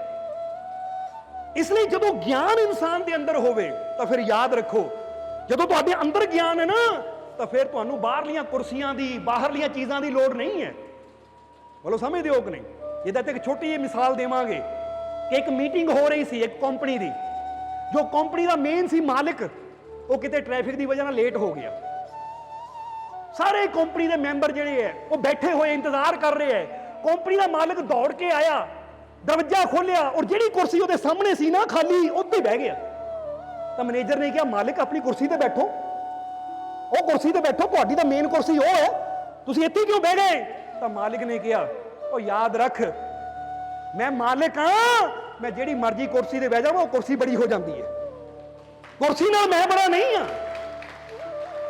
ਹੁਣ ਜ਼ਰਾ ਗੌਰ ਕਰਨਾ, ਕਈ ਵਾਰ ਅਜੀਬ ਕਹਿੰਦੇ ਮਾਲਕ ਉੱਚੀ ਜਗ੍ਹਾ ਆਸਣ ਲਾਉਂਦੇ ਆ, ਇਹ ਕਿ ਉੱਚੀ ਜਗ੍ਹਾ ਇਸ ਲਈ ਲਾਉਂਦੇ ਕਿ ਪਿੱਛੇ ਤੱਕ ਜੀਵਨ ਨੂੰ ਦਰਸ਼ਨ ਹੋ ਸਕਣ। ਨਹੀਂ ਤਾਂ ਸਾਡਾ ਜੋ ਗਿਆਨ ਹੈ ਜ਼ਮੀਨ ਤੇ ਬਹਿ ਜਾਈਏ ਤਾਂ ਵੀ ਅਸੀਂ ਉਨੇ ਗਿਆਨਵਾਨ ਰਹਿਣਾ ਹੈ, ਕਿਉਂਕਿ ਕੁਰਸੀਆਂ ਨਾਲ ਆਸਣਾਂ ਨਾਲ ਸਾਡੇ ਗਿਆਨ ਨੂੰ ਕੋਈ ਫਰਕ ਨਹੀਂ ਪੈਂਦਾ ਕਿ ਥੱਲੇ ਬਹਿ ਕੇ ਤਾਂ ਗਿਆਨ ਘਟ ਗਿਆ, ਉੱਪਰ ਬਹਿ ਕੇ ਤਾਂ ਗਿਆਨ ਵੱਧ ਗਿਆ। ਕੀਮਤ ਵੈਲਿਊ ਤੁਹਾਡੀ ਹੋਣੀ ਚਾਹੀਦੀ ਹੈ, ਇੰਨੀ ਵੈਲਿਊ ਹੋਣੀ ਚਾਹੀਦੀ ਕਿ ਜਿਹੜੀ ਚੀਜ਼ ਤੇ ਤੁਸੀਂ ਬੈਠ ਜਾਓ ਉਹਨੂੰ ਵੀ ਵੈਲਿਊ ਮਿਲ ਜਾਵੇ। ਸਮਝ ਆ ਰਹੀ ਹੈ? ਅੱਜ ਇਨਸਾਨ ਕਹਿੰਦਾ ਹੈ ਉਹ ਕੱਪੜਾ ਪਾਣਾ ਜਿਹਦੀ ਵੈਲਿਊ ਹੋਵੇ, ਉਹ ਬ੍ਰਾਂਡ ਲੈਣਾ ਜਿਹਦੀ ਕੀਮਤ ਹੋਵੇ। ਇਹ ਕਹਿੰਦੇ ਆਪਣੇ ਆਪ ਨੂੰ ਬ੍ਰਾਂਡਾਂ ਮਗਰ ਕਿਉਂ ਦੌੜਦੇ ਹੋ? ਆਪਣੇ ਆਪ ਨੂੰ ਹੀ ਬ੍ਰਾਂਡ ਬਣਾਓ। ਬੰਦਾ ਆਪਣੇ ਆਪ ਨੂੰ ਹੀ ਇਦਾਂ ਦਾ ਬਣਾਵੇ ਕਿ ਜਿਹੜੀ ਚੀਜ਼ ਮੈਂ ਪਾ ਲਵਾਂ ਉਹੀ ਬ੍ਰਾਂਡਡ ਹੋ ਜਾਵੇ, ਕਿਉਂਕਿ ਤੁਹਾਡੇ ਅੰਦਰ ਪ੍ਰਮਾਤਮਾ ਹੈ, ਤੁਹਾਡੇ ਅੰਦਰ ਪ੍ਰਭੂ। ਕੋਈ ਛੋਟੀ ਮੋਟੀ ਚੀਜ਼ ਨਹੀਂ ਹੈ ਤੁਹਾਡੇ ਅੰਦਰ। ਇਹ ਲੱਕੜ ਦੀਆਂ ਕੁਰਸੀਆਂ ਨੇ, ਇਹ ਸੋਫਿਆਂ ਨੇ ਤੁਹਾਡੀ ਇੱਜ਼ਤ ਕੀ ਵਧਾਣੀ ਹੈ? ਤੁਹਾਡੀ ਇੱਜ਼ਤ ਤਾਂ ਵਧੀ ਹੋਈ ਹੈ ਕਿਉਂਕਿ ਤੁਸੀਂ ਤਾਂ ਪਰਮਾਨੰਦ ਨੂੰ ਆਪਣੇ ਅੰਦਰ ਲੈ ਕੇ ਬੈਠੇ ਹੋ। ਪਰ ਅਫਸੋਸ ਕਿ ਸਾਨੂੰ ਕੁਰਸੀ ਦੀ ਕੀਮਤ ਦਾ ਪਤਾ, ਤਾਂ ਹੀ ਤਾਂ ਕੁਰਸੀ ਮਗਰ ਦੌੜਦਿਆਂ ਬੰਦਾ ਮਰ ਜਾਂਦਾ ਹੈ। ਆਹ ਕੁਰਸੀ ਮਿਲ ਜਾਵੇ, ਉਹ ਕੁਰਸੀ ਮਿਲ ਜਾਵੇ, ਆਹ ਪਦਵੀ ਮਿਲ ਜਾਵੇ, ਪਰ ਆਪਣੇ ਅੰਦਰ ਉਹ ਪਰਮਾਨੰਦ ਦੀ ਪਦਵੀ ਨੂੰ ਬੰਦਾ ਸਮਝ ਹੀ ਨਹੀਂ ਪਾਉਂਦਾ, ਜਾਣ ਹੀ ਨਹੀਂ ਪਾਉਂਦਾ ਕਿ ਐਡਾ ਵੱਡਾ ਆਨੰਦ ਮੇਰੇ ਲਾਗੇ ਜਿਹਦੇ ਸਾਹਮਣੇ ਪੂਰਾ ਬ੍ਰਹਿਮੰਡ ਹੀ ਛੋਟਾ ਹੈ, ਉਹਨੂੰ ਜਾਣ ਲਵਾਂ ਤਾਂ ਫਿਰ ਤਾਂ ਮੈਂ ਜਿੱਥੇ ਬਹਿ ਜਾਵਾਂ। ਹੁਣ ਜਰਾ ਸੋਚੋ, ਜੇ ਮਹਾਤਮਾ ਬੁੱਧ ਜ਼ਮੀਨ ਤੇ ਬਹਿ ਗਏ ਤਾਂ ਉਹ ਮਹਾਤਮਾ ਬੁੱਧ ਦੀ ਕੀਮਤ ਨਹੀਂ ਘਟੀ, ਬਲਕਿ ਉਹ ਜ਼ਮੀਨ ਦੀ ਕੀਮਤ ਵੀ ਵੱਧ ਗਈ ਕਿ ਇੱਥੇ ਸੰਤ ਬੈਠੇ। ਕਹਿੰਦੇ ਨਾ, ਸੋ ਧਰਤ ਪਈ ਹਰਿਆਵਲੀ ਜਿੱਥੇ ਮੇਰਾ ਸਤਿਗੁਰ ਬੈਠਾ। ਜ਼ਰਾ ਸੋਚੋ, ਇਦਾਂ ਦੀ ਤੁਹਾਡੀ ਕਰਨੀ ਹੋਣੀ ਚਾਹੀਦੀ ਹੈ, ਇਦਾਂ ਦੇ ਤੁਹਾਡੇ ਕਰਮ ਹੋਣੇ ਚਾਹੀਦੇ ਹੈ। ਤੁਹਾਡੇ ਅੰਦਰ ਉਹ ਹੋਣਾ ਚਾਹੀਦਾ ਕਿ ਤੁਸੀਂ ਪੱਥਰ ਤੇ ਬਹਿ ਜਾਵੋ ਤਾਂ ਪੱਥਰ ਦੀ ਪੂਜਾ ਹੋਣੀ ਸ਼ੁਰੂ ਹੋ ਜਾਵੇ। ਬੋਲੋ ਸਮਝਦੇ ਹੋ ਕਿ ਨਹੀਂ? ਔਰ ਇਹ ਹੁੰਦੀ ਹੈ ਕਰਨੀ ਦੇ ਨਾਲ। ਤਾਂ ਹੀ ਤਾਂ ਇੱਕ ਕਿਤਾਬ ਹੈ, ਜਹਾਂ ਜਹਾਂ ਚਰਨ ਪੜੇ ਗੌਤਮ ਕੇ, ਯਾਨੀ ਮਹਾਤਮਾ ਬੁੱਧ ਬਾਰੇ ਹੈ ਕਿ ਜਿੱਥੇ ਜਿੱਥੇ ਉਹਦੇ ਚਰਨ ਪਏ ਉਹ ਧਰਤੀ ਉਹ ਦੱਸਦੇ ਹੈ ਭਾਗਾਂ ਵਾਲੀ ਹੋ ਗਈ। ਦੱਸਣਾ ਕੀ ਚਾਹੁੰਦੇ? ਅੱਜ ਬੰਦਾ ਕਹਿੰਦਾ ਲੈ ਮੈਂ ਉੱਚੀ ਜਗ੍ਹਾ ਬੈਠਣਾ ਫੇਰ ਹੀ ਮੇਰੀ ਸ਼ਾਨ ਹੈ, ਮੈਂ ਏਦਾਂ ਦੀ ਜਗ੍ਹਾ ਬੈਠਣਾ ਫੇਰ ਹੀ ਮੇਰੀ ਸ਼ਾਨ ਹੈ। ਸ਼ਾਨ ਉੱਚੀਆਂ ਜਗ੍ਹਾਵਾਂ ਦੇ ਨਾਲ ਨਹੀਂ ਹੁੰਦੀ। ਹੁਣ ਜ਼ਰਾ ਸੋਚੋ, ਇੱਕ ਗਧਾ ਪਹਾੜ ਦੀ ਚੋਟੀ ਤੇ ਖੜ ਜਾਵੇ ਤਾਂ ਕੀ ਬਣ ਜਾਣਾ ਉਹਨਾਂ? ਸੋਚ ਕੇ ਜਵਾਬ ਦਿਓ। ਇੱਕ ਗਧਾ ਪਹਾੜ ਦੀ ਚੋਟੀ ਤੇ ਖੜ ਜਾਵੇ, ਉੱਪਰ ਸਿਖਰ ਤੇ ਪਹੁੰਚ ਜਾਵੇ, ਉਹ ਖੜਾ ਗਧਾ ਪਹਾੜ ਦੀ ਚੋਟੀ ਤੇ, ਕੀ ਬਣੇਗਾ? ਉਹ ਕੁਝ ਬਣ ਜਾਏਗਾ? ਰਹਿਣਾ ਫਿਰ ਵੀ ਹੁਣ ਗਧੇ ਦਾ ਗਧਾ ਹੈ, ਕਿਉਂਕਿ ਉਚਾਈ ਤੇ ਬੈਠਣ ਨਾਲ ਕੀ ਫਾਇਦਾ ਜੇ ਅੰਦਰ ਗਿਆਨ ਹੀ ਨਹੀਂ ਹੈ, ਅੰਦਰ ਕਰਨੀ ਅੱਛੀ ਨਹੀਂ ਹੈ। ਤੁਹਾਡੀ ਕਰਨੀ ਅੱਛੀ ਹੋਵੇ, ਤੁਹਾਡੇ ਗਿਆਨ ਇਦਾਂ ਦਾ ਅੰਦਰ ਹੋਵੇ ਕਿ ਤੁਸੀਂ ਜ਼ਮੀਨ ਤੇ ਵੀ ਬੈਠੋ ਤਾਂ ਵੀ ਉੱਚੇ, ਕਿਉਂਕਿ ਉਚਾਈ ਇਨਸਾਨ ਦੀ ਜਗ੍ਹਾ ਦੇ ਨਾਲ ਨਹੀਂ, ਇਨਸਾਨ ਦੀ ਕਰਨੀ ਨਾਲ ਹੁੰਦੀ ਹੈ, ਇਨਸਾਨ ਦੇ ਕਰਮਾਂ ਨਾਲ ਹੁੰਦੀ ਹੈ। ਜਿਹਦੇ ਜਿੰਨੇ ਅੱਛੇ ਕਰਮ ਹੈ, ਜਿਹਦੇ ਅੰਦਰ ਜਿੰਨੀ ਜ਼ਿਆਦਾ ਅੱਛਾਈ ਹੈ, ਉਨਾ ਹੀ ਦੁਨੀਆ ਦੀ ਨਜ਼ਰਾਂ 'ਚ ਉਹ ਉੱਚਾ ਔਰ ਅੱਛਾ ਹੁੰਦਾ ਚਲਾ ਜਾਂਦਾ ਹੈ। ਤੇ ਜਿਹਦੀ ਕਰਨੀ ਮਾੜੀ ਹੈ, ਜਿਹਦੇ ਕਰਮ ਮਾੜੇ ਹੈ, ਉਹਨੂੰ ਚਾਹੇ ਜਿੰਨੀ ਮਰਜ਼ੀ ਉੱਚੀ ਜਗ੍ਹਾ ਬਿਠਾ ਦਿਓ, ਉਹਨੇ ਰਹਿਣਾ ਫਿਰ ਵੀ ਮਾੜੇ ਦਾ ਮਾੜਾ ਹੀ ਹੈ। ਇਸ ਲਈ ਆਪਣੀ ਕਰਨੀ ਅੱਛੀ ਕਰੀਏ। ਇਹ ਚੀਜ਼ ਦੇਖੀਏ ਕਿਹੜੀ ਚੀਜ਼ ਹੈ ਜੋ ਰੱਬ ਦੇ ਘਰ ਮੇਰੇ ਨਾਲ ਜਾਣੀ ਹੈ। ਇਹ ਥੋੜਾ ਜਿਹਾ ਵਿਚਾਰ ਕਰਨਾ। 24 ਘੰਟੇ ਜਿੱਦਾਂ ਦੱਸਿਆ ਦੁਨੀਆ ਵਾਸਤੇ ਕੰਮ ਕਰਦੇ ਹੋ, ਪਰ ਥੋੜਾ ਟਾਈਮ ਕੱਢ ਕੇ ਆਪਣੇ ਤੇ ਵਿਚਾਰ ਕਰਿਆ ਕਰੋ ਕਿ ਅੱਜ ਮੈਂ ਐਸਾ ਕੀ ਕੀਤਾ ਜੋ ਮੇਰੇ ਕੰਮ ਆਣਾ ਹੈ, ਜਿਹੜਾ ਮੇਰੇ ਰੱਬ ਦੇ ਘਰ ਨਾਲ ਜਾਣਾ ਹੈ। ਬਸ ਥੋੜਾ ਜਿਹਾ ਵਿਚਾਰ ਕਰ ਲਿਆ ਕਰੋ। ਇੰਨਾ ਵਿਚਾਰ ਕਰਨ ਦੇ ਨਾਲ ਹੀ ਸਾਡੇ ਜੀਵਨ 'ਚ ਬਦਲਾਅ ਆਣਾ ਸ਼ੁਰੂ ਹੋ ਜਾਏਗਾ। ਹੁਣ ਉਸ ਦਿਨ ਤੋਂ ਮੀਆਂ ਮੁਹੰਮਦ ਬਖਸ਼ ਦੀ ਜ਼ਿੰਦਗੀ 'ਚ ਬਦਲਾਅ ਆ ਗਿਆ। ਪਰ ਸਭ ਤੋਂ ਬੜਾ ਬਦਲਾਅ ਕਦੋਂ ਆਇਆ? 19 ਸਾਲ ਦੀ ਉਮਰ 'ਚ, ਜਦੋਂ ਮੀਆਂ ਮੁਹੰਮਦ ਬਖਸ਼ ਨੂੰ ਇੱਕ ਫਕੀਰ ਮਿਲਿਆ। ਉਹ ਫਕੀਰ ਜਿਹੜਾ ਪੀਰ ਸ਼ਾਹ ਕਲੰਦਰ ਉਹਦਾ ਨਾਮ ਸੀ। ਉਹ ਫਕੀਰ ਦਾ ਨਾਮ ਕੀ ਸੀ? ਪੀਰ ਸ਼ਾਹ ਕਲੰਦਰ। ਜਦੋਂ ਪੀਰ ਸ਼ਾਹ ਕਲੰਦਰ ਦੇ ਨਾਲ ਮੁਲਾਕਾਤ ਹੋਈ ਤਾਂ ਉਸ ਵੇਲੇ ਮੀਆਂ ਮੁਹੰਮਦ ਬਖਸ਼ ਨੇ ਤਾਂ ਆਮ ਫਕੀਰ ਸਮਝ ਕੇ ਉਹਨਾਂ ਕੋਲ ਚਲੇ ਗਏ, ਜਿੱਦਾਂ ਆਦਤ ਸੀ, ਜਿਹੜਾ ਫਕੀਰ ਆ ਗਿਆ ਉਹਨਾਂ ਕੋਲ ਬੈਠਣਾ। ਪਰ ਜਦੋਂ ਪੀਰ ਸ਼ਾਹ ਕਲੰਦਰ ਦੇ ਦਰਸ਼ਨ ਹੋਏ, ਉਹਨਾਂ ਕੋਲ ਬੈਠੇ, ਤਾਂ ਉਸ ਵੇਲੇ ਪੀਰ ਸ਼ਾਹ ਕਲੰਦਰ ਨੇ ਮੀਆਂ ਮੁਹੰਮਦ ਬਖਸ਼ ਨੂੰ ਦੇਖਿਆ। ਕਿਉਂਕਿ ਦੇਖਿਆ ਕਿ ਜਿੱਦਾਂ ਇੱਕ ਮਾਲੀ ਦੇਖ ਲੈਂਦਾ ਨਾ, ਇੱਕ ਬੀਜ ਹੈ ਜਿਹਦੇ ਅੰਦਰ ਬਹੁਤ ਬੜਾ ਪੇੜ ਛੁਪਿਆ ਹੋਇਆ ਹੈ, ਬਸ ਹੁਣ ਇਹ ਬੀਜ ਨੂੰ ਬ੍ਰਿਕਸ਼ ਬਣਾਉਣਾ ਹੈ। ਇਸ ਲਈ ਮਾਲੀ ਬੀਜ ਚੁਣ ਕੇ ਬੀਜਦਾ ਹੈ। ਹੁਣ ਜੇ ਮਾਲੀ ਨੂੰ ਤੁਸੀਂ ਕੋਈ ਸੜਿਆ ਗਲਿਆ ਬੀਜ ਦੇ ਦਿਓ ਤਾਂ ਮਾਲੀ ਨੇ ਉੱਤੇ ਮਿਹਨਤ ਨਹੀਂ ਕਰਨੀ। ਉਹਨਾਂ ਕਹਿਣਾ ਫਾਇਦਾ ਕੀ ਮਿਹਨਤ ਕਰਨ ਦਾ, ਇੱਥੋਂ ਤਾਂ ਫਲ ਆਣਾ ਹੀ ਨਹੀਂ ਹੈ। ਇਸ ਲਈ ਪੀਰ ਸ਼ਾਹ ਕਲੰਦਰ ਦੀ ਨਜ਼ਰ ਜਦੋਂ ਮੁਹੰਮਦ ਬਖਸ਼ ਤੇ ਗਈ, ਦੇਖ ਲਿਆ ਇਹ ਤਾਂ ਉਹ ਬੀਜ ਹੈ ਜਿਹਦੇ ਅੰਦਰ ਉਹ ਬ੍ਰਿਕਸ਼ ਹੈ ਜਿਹਨਾਂ ਕਈਆਂ ਨੂੰ ਠੰਡੀ ਛਾਂ ਦੇਣੀ ਹੈ। ਇਸ ਲਈ ਹੁਣ ਇਹ ਬੀਜ ਨੂੰ ਬ੍ਰਿਕਸ਼ ਕਿੱਦਾਂ ਬਣਾਇਆ ਜਾਵੇ? ਔਰ ਬੀਜ ਨੂੰ ਬ੍ਰਿਕਸ਼ ਬਣਾਉਣ ਵਾਸਤੇ ਬੀਜ ਦਾ ਜ਼ਮੀਨ ਤੱਕ ਪਹੁੰਚਣਾ ਜ਼ਰੂਰੀ ਹੈ। ਜੇ ਬੀਜ ਘਰ ਪਿਆ ਤਾਂ ਉਹਦੇ ਨਾਲ ਬ੍ਰਿਕਸ਼ ਨਹੀਂ ਬਣਨਾ। ਘਰੋਂ ਚੱਕੋ, ਜਾ ਕੇ ਖੇਤ ਵਿੱਚ ਉਹ ਜਗ੍ਹਾ ਜ਼ਮੀਨ 'ਚ ਬੋ ਦਿਓ, ਫਿਰ ਉਹ ਬ੍ਰਿਕਸ਼ ਬਣਨਾ ਹੈ। ਹੁਣ ਦੇਖ ਲਿਆ ਜੀ, ਘਰ ਦੇ ਵਿੱਚ ਬੈਠਾ ਹੈ, ਯਾਨੀ ਆਪਣੇ ਨਗਰ ਵਿੱਚ ਬੈਠਾ ਮੀਆਂ ਮੁਹੰਮਦ ਬਖਸ਼। ਇੱਥੇ ਇਹ ਬੀਜ ਨੇ ਬੀਜ ਹੀ ਰਹਿ ਜਾਣਾ ਹੈ। ਇਹਦੇ ਅੰਦਰ ਬਹੁਤ ਬੜਾ ਬ੍ਰਿਕਸ਼ ਹੈ ਜਿਹਨਾਂ ਪੂਰੀ ਦੁਨੀਆ ਨੂੰ ਅਗਿਆਨ ਦੀ ਠੰਡੀ ਛਾਂ ਦੇਣੀ ਹੈ। ਇਹਨੂੰ ਬੀਜ ਨੂੰ ਕਿਸੇ ਤਰ੍ਹਾਂ ਜ਼ਮੀਨ ਤੱਕ ਪਹੁੰਚਾਇਆ ਜਾਵੇ ਤਾਂ ਕਿ ਬੀਜ ਬ੍ਰਿਕਸ਼ ਬਣ ਸਕੇ। ਤਾਂ ਹੁਣ ਉਹ ਯੁਕਤੀ ਕੀ ਸੀ? ਉਹ ਯੁਕਤੀ ਕੀ ਸੀ? ਹੁਣ ਜ਼ਰਾ ਦੇਖੋ, ਸ਼ਾਹ ਕਲੰਦਰ ਨੇ ਮੁਹੰਮਦ ਬਖਸ਼ ਨੂੰ ਪੁੱਛਿਆ, ਬੇਟਾ ਤੇਰਾ ਨਾਮ ਕੀ ਹੈ? ਉਹ ਕਹਿੰਦਾ ਜੀ ਮੇਰਾ ਨਾਮ ਮੁਹੰਮਦ ਬਖਸ਼। ਜਰਾ ਗੌਰ ਕਰ, ਮੁਹੰਮਦ ਮੈਨੂੰ ਕਹਿੰਦੇ ਆ। ਤਾਂ ਉਸ ਵੇਲੇ ਪੀਰ ਸ਼ਾਹ ਕਲੰਦਰ ਨੇ ਮੁਹੰਮਦ ਬਖਸ਼ ਨੂੰ ਕਿਹਾ, ਬੇਟਾ ਤੈਨੂੰ ਖੁਦਾ ਤੇ ਵਿਸ਼ਵਾਸ ਹੈ? ਕਹਿੰਦਾ ਜੀ ਮੈਨੂੰ ਬਹੁਤ ਵਿਸ਼ਵਾਸ ਹੈ, ਬਹੁਤ ਵਿਸ਼ਵਾਸ ਹੈ। ਤਾਂ ਸ਼ਾਹ ਕਲੰਦਰ ਨੇ ਕਿਹਾ, ਬੇਟਾ ਮੈਨੂੰ ਲੱਗਦਾ ਨਹੀਂ ਵਿਸ਼ਵਾਸ ਪੂਰਾ ਹੈ। ਕਹਿੰਦਾ ਮਹਾਰਾਜ ਕੀ ਮਤਲਬ? ਐ ਪੀਰ ਕੀ ਮਤਲਬ ਕਿ ਮੈਨੂੰ ਵਿਸ਼ਵਾਸ ਪੂਰਾ ਨਹੀਂ ਹੈ? ਉਹ ਕਹਿੰਦੇ ਲੱਗਦਾ ਸਾਨੂੰ ਤੈਨੂੰ ਵਿਸ਼ਵਾਸ ਪੂਰਾ ਨਹੀਂ ਹੈ, ਤੈਨੂੰ ਯਕੀਨ ਪੂਰਾ ਨਹੀਂ ਹੈ। ਚੱਲ ਇਹ ਦੱਸ ਤੂੰ ਖੁਦਾ ਨੂੰ ਕਿੱਥੇ ਮੰਨਦਾ ਹੈ? ਤਾਂ ਮੁਹੰਮਦ ਬਖਸ਼ ਨੇ ਕਿਹਾ, ਜਿੱਥੇ ਤੱਕ ਮੈਂ ਫਕੀਰਾਂ ਤੋਂ ਸੁਣਿਆ ਹੈ ਕਿ ਖੁਦਾ ਸਾਡੇ ਅੰਦਰ ਵਸਦਾ ਹੈ, ਖੁਦਾ ਸਾਡੇ ਅੰਦਰ ਵਸਦਾ ਹੈ। ਕਹਿੰਦੇ ਤੂੰ ਮੰਨਦਾ ਖੁਦਾ ਤੇਰੇ ਅੰਦਰ ਹੈ? ਹੁਣ ਅਸੀਂ ਤੁਹਾਨੂੰ ਹੀ ਪੁੱਛ ਲਈਏ ਸਵਾਲ, ਤੁਸੀਂ ਮੰਨਦੇ ਹੋ ਰੱਬ ਤੁਹਾਡੇ ਅੰਦਰ ਹੈ? ਕਿਹੜਾ ਕਿਹੜਾ ਜੀ ਮੰਨਦਾ ਹੈ? ਹੱਥ ਖੜਾ ਕਰਕੇ ਦੱਸਿਓ। ਅੱਛਾ, ਕਈਆਂ ਨੇ ਕੀਤਾ ਨਹੀਂ, ਲੱਗਦਾ ਮੰਨਦੇ ਹੀ ਨਹੀਂ ਹੈ। ਇਹੀ ਤਾਂ ਦੁੱਖਾਂ ਦਾ ਕਾਰਨ, ਉਹ ਮੰਨਦੇ ਰੱਬ ਤਾਂ ਦੂਰ ਹੈ, ਸ਼ੈਤਾਨ ਮੇਰੇ ਅੰਦਰ ਹੈ। ਸ਼ੈਤਾਨ ਨੂੰ ਅਸੀਂ ਅੰਦਰ ਮੰਨਦੇ ਆ, ਭਗਵਾਨ ਨੂੰ ਦੂਰ ਮੰਨਦੇ, ਤਾਂ ਹੀ ਦੁਖੀ। ਸੋ ਜਦੋਂ ਮੰਨ ਲਿਆ ਕਿ ਰੱਬ ਸਾਡੇ ਅੰਦਰ ਹੈ, ਤਾਂ ਹੁਣ ਜਰਾ ਗੌਰ ਕਰੋ, ਜੇ ਤੁਸੀਂ ਵੀ ਮੰਨਦੇ ਹੋ ਕਿ ਰੱਬ ਤੁਹਾਡੇ ਅੰਦਰ ਹੈ, ਪਰਮਾਤਮਾ ਤੁਹਾਡੇ ਅੰਦਰ ਹੈ, ਤਾਂ ਇਹੀ ਕਹਾਂਗੇ ਹਾਲੇ ਫਿਰ ਤੁਹਾਡੀ ਸ਼ਰਧਾ, ਤੁਹਾਡਾ ਵਿਸ਼ਵਾਸ ਪੂਰਾ ਨਹੀਂ ਹੈ। ਜਿਹਦਾ ਸ਼ਾਹ ਕਲੰਦਰ ਨੇ ਮੁਹੰਮਦ ਬਖਸ਼ ਨੂੰ ਕਿਹਾ ਕਿ ਬੇਟਾ ਜੇ ਤੂੰ ਮੰਨਦਾ ਰੱਬ ਤੇਰੇ ਅੰਦਰ ਹੈ ਤਾਂ ਤੇਰਾ ਵਿਸ਼ਵਾਸ ਵੀ ਪੂਰਾ ਨਹੀਂ ਹੈ, ਕਿ ਤੂੰ ਸਿਰਫ ਕਹਿੰਦਾ ਆ ਕਿ ਰੱਬ ਮੇਰੇ ਅੰਦਰ ਹੈ, ਹਾਲੇ ਪੂਰੀ ਤਰ੍ਹਾਂ ਵਿਸ਼ਵਾਸ ਨਹੀਂ ਹੈ, ਯਕੀਨ ਨਹੀਂ ਹੈ ਕਿ ਰੱਬ ਮੇਰੇ ਅੰਦਰ ਹੈ। ਮੁਹੰਮਦ ਬਖਸ਼ ਨੇ ਕਿਹਾ ਜੀ ਕੀ ਮਤਲਬ? ਤਾਂ ਉਸ ਵੇਲੇ ਸ਼ਾਹ ਕਲੰਦਰ ਨੇ ਇੱਕ ਕਹਾਣੀ ਸੁਣਾਈ। ਕਹਿੰਦੇ ਬੇਟਾ ਮੇਰੀ ਇੱਕ ਕਹਾਣੀ ਦਾ ਜਵਾਬ ਨਹੀਂ, ਸਵਾਲ ਦਾ ਜਵਾਬ ਨਹੀਂ, ਕਿ ਇੱਕ ਦਿਨ ਮੈਂ ਸਫ਼ਰ ਕਰਦਾ ਕਰਦਾ ਇੱਕ ਇਦਾਂ ਦੀ ਜਗ੍ਹਾ ਪਹੁੰਚਿਆ ਜਿੱਥੇ ਇੱਕ ਸਰਾਂ ਸੀ। ਉਹ ਸਰਾਂ ਦੇ ਵਿੱਚ ਇੱਕੋ ਹੀ ਕਮਰਾ ਖਾਲੀ, ਬਾਕੀ ਕਮਰੇ ਭਰੇ ਹੋਏ ਸੀ। ਜਦੋਂ ਮੈਂ ਉਸ ਸਰਾਂ 'ਚ ਰੁਕਣ ਗਿਆ ਤਾਂ ਸਰਾਂ ਦੇ ਮਾਲਿਕ ਨੇ ਕਿਹਾ ਕਿ ਮਹਾਰਾਜ ਸਰਾਂ ਤਾਂ ਭਰੀ ਹੋਈ ਹੈ, ਪਰ ਤੁਸੀਂ ਫਕੀਰ ਹੋ, ਤੁਹਾਨੂੰ ਨਾ ਨਹੀਂ ਕਰ ਸਕਦਾ। ਇੱਕ ਕਮਰਾ ਮੇਰੇ ਕੋਲ ਹੈ, ਉੱਥੇ ਇੱਕੋ ਹੀ ਆਦਮੀ ਰੁਕਿਆ ਹੋਇਆ ਹੈ। ਉਹਨੂੰ ਬੇਨਤੀ ਕਰਕੇ ਮੈਂ ਕਿਸੇ ਤਰ੍ਹਾਂ ਤੁਹਾਨੂੰ ਉਹਦੇ ਨਾਲ ਠਹਿਰਾ ਸਕਦਾ ਹੈ। ਜੇ ਤੁਹਾਨੂੰ ਕੋਈ ਇਤਰਾਜ਼ ਨਾ ਹੋਵੇ ਤਾਂ ਉਹਦੇ ਨਾਲ ਤੁਸੀਂ ਕਮਰੇ 'ਚ ਰੁਕ ਸਕਦੇ ਹੋ।